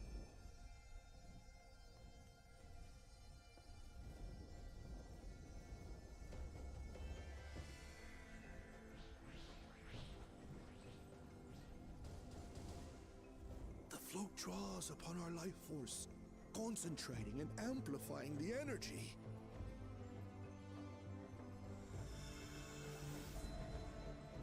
Keshaihi then receives that energy and expels it in a great burst, where it showers down upon the land Boy, to hang on. replenish its vital I just heard a currents. really loud noise. Hang on, I'll be right back. Something might have happened. Hang on.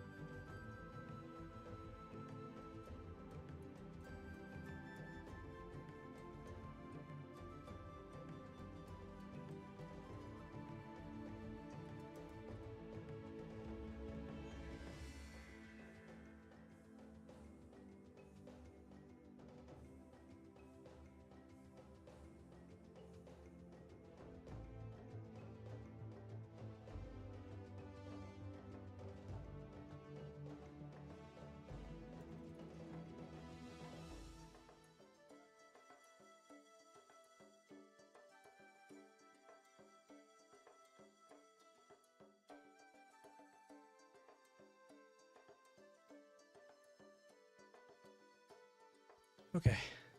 It seemed like it was just a false alarm. I was just worried that something might have happened, but it seems to be nothing. Okay, I got it.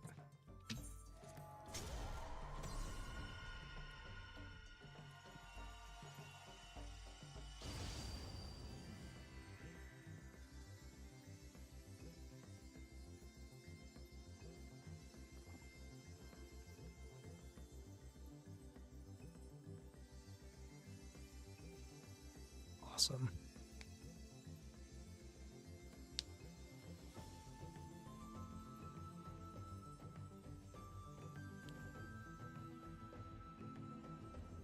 Oh, look at that.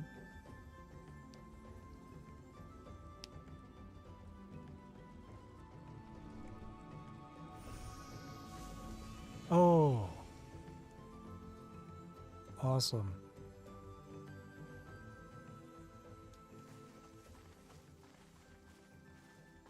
It worked. Like a literal charm. The float really was helping the reeds. That was amazing! To think that such a thing was even possible!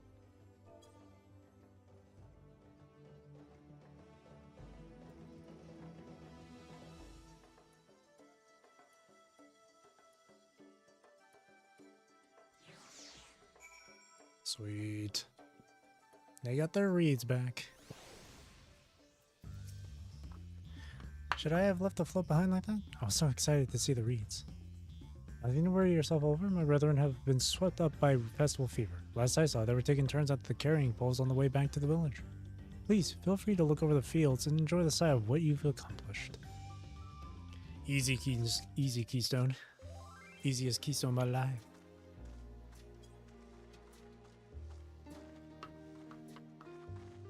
Oh, look how happy she is. That's so cute.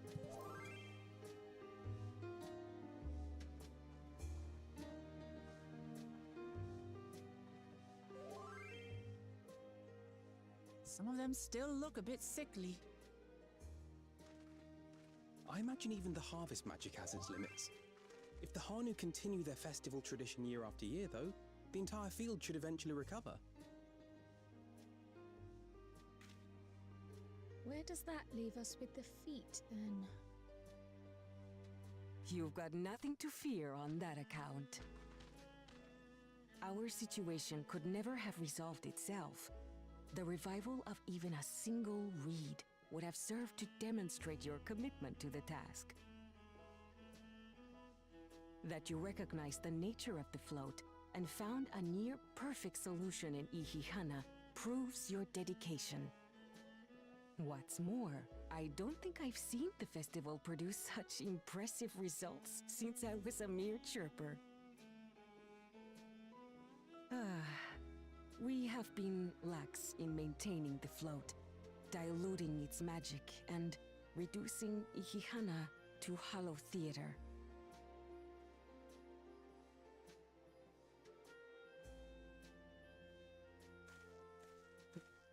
Oh, he's back. Connor!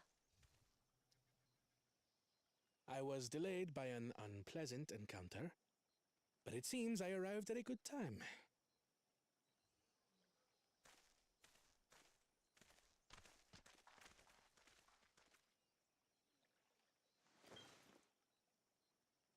What are you doing? What's with that?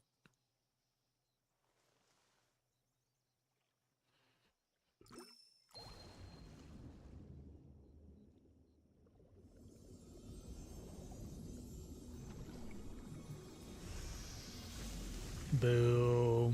Boo. You took the easy way out. Lame. Lame. Oh, isn't that wonderful? What? You just pour in some mystery liquid and problem solved? Stagnant ether was to blame for the reed's poor condition. I assumed that was an alchemical concoction which enhances ethereal conductivity. It utilized the flowing water as an ethereal current, thereby promoting the transfer of life energies. A method I could not have devised without the education I received at the studium and the cooperation of my Archon allies. Oh no. He's talking about Thancred and Urianger. Archon allies?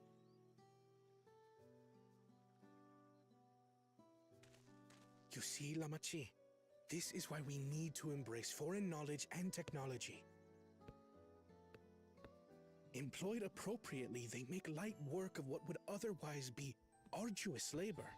There's no need to lug around heavy floats.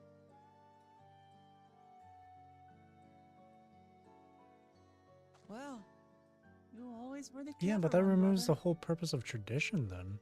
You're just gonna let tradition die all because of like highly advanced tech? It achieved the same result. Indeed it did. And you enjoyed the festival, yes? I did. It was so much fun. Having visited your village before, I thought I knew everything about it. As it turns out, I knew very little. About the reeds, about Ihihana.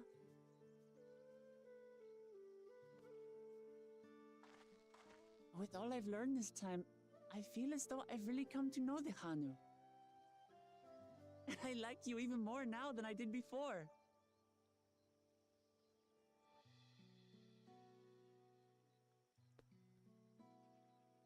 The feeling is mutual. And it's not just you who had a lot to learn either. I'll never look at our float the same way again. The two of you have exceeded expectations. Come forth and claim your stones.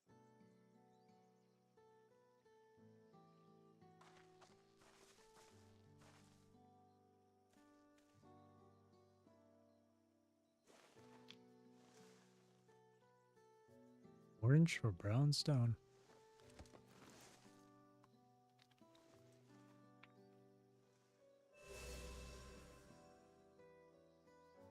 Five more to go. Yes, sir. And on to the next.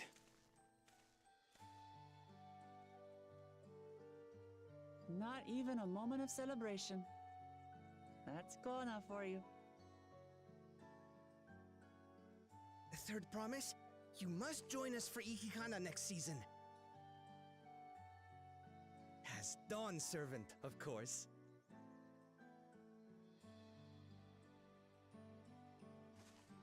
Right. It's back to Tulihiola for now. Duty Hyolan. Thank you for having us. I look forward to seeing you all again.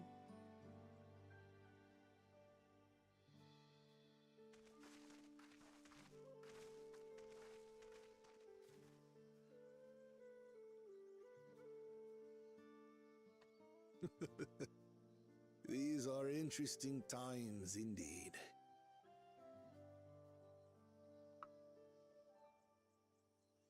Where the hell is Bakul Jaja though? Or Bakulja? No, wait, no, it's Bakul Jaja. The concoction was brewed by Kona himself. It's a test vial, but it should contain the same reagents. Ugh. These guys are so lame. Good work. We'll use whatever we must to win. For win we must.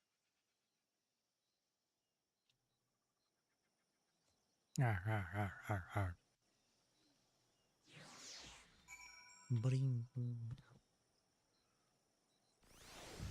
Okay. Journey has just started. Met so many wonderful people. Wook Evu, Big Centre, Sanra, Lino Hanu, blah blah blah. Can't help but feel excited. Let's head back. Okay, let's head back.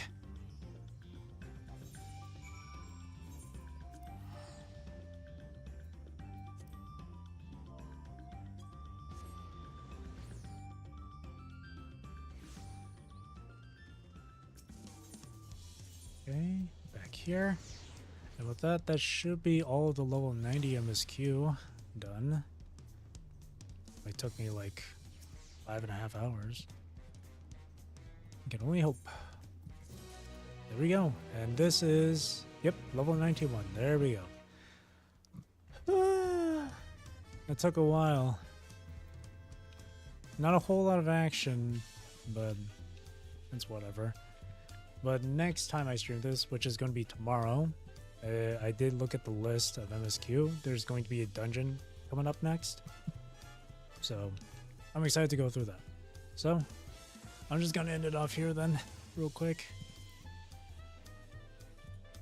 So with that being said, that will be it for me for tonight. Thank you for watching. Thank you for chilling with me. Thank you for chatting with me. I really do appreciate it. Hope you have a great rest of your day or night, wherever you're in the world. Take care, stay safe, drink plenty of water, and I hope you enjoyed the stream. Again, I'll stream this again tomorrow at around the same time. Don't know how long, but probably the same amount of time. We'll see. Again, thank you for watching, and again, I hope you enjoyed the stream.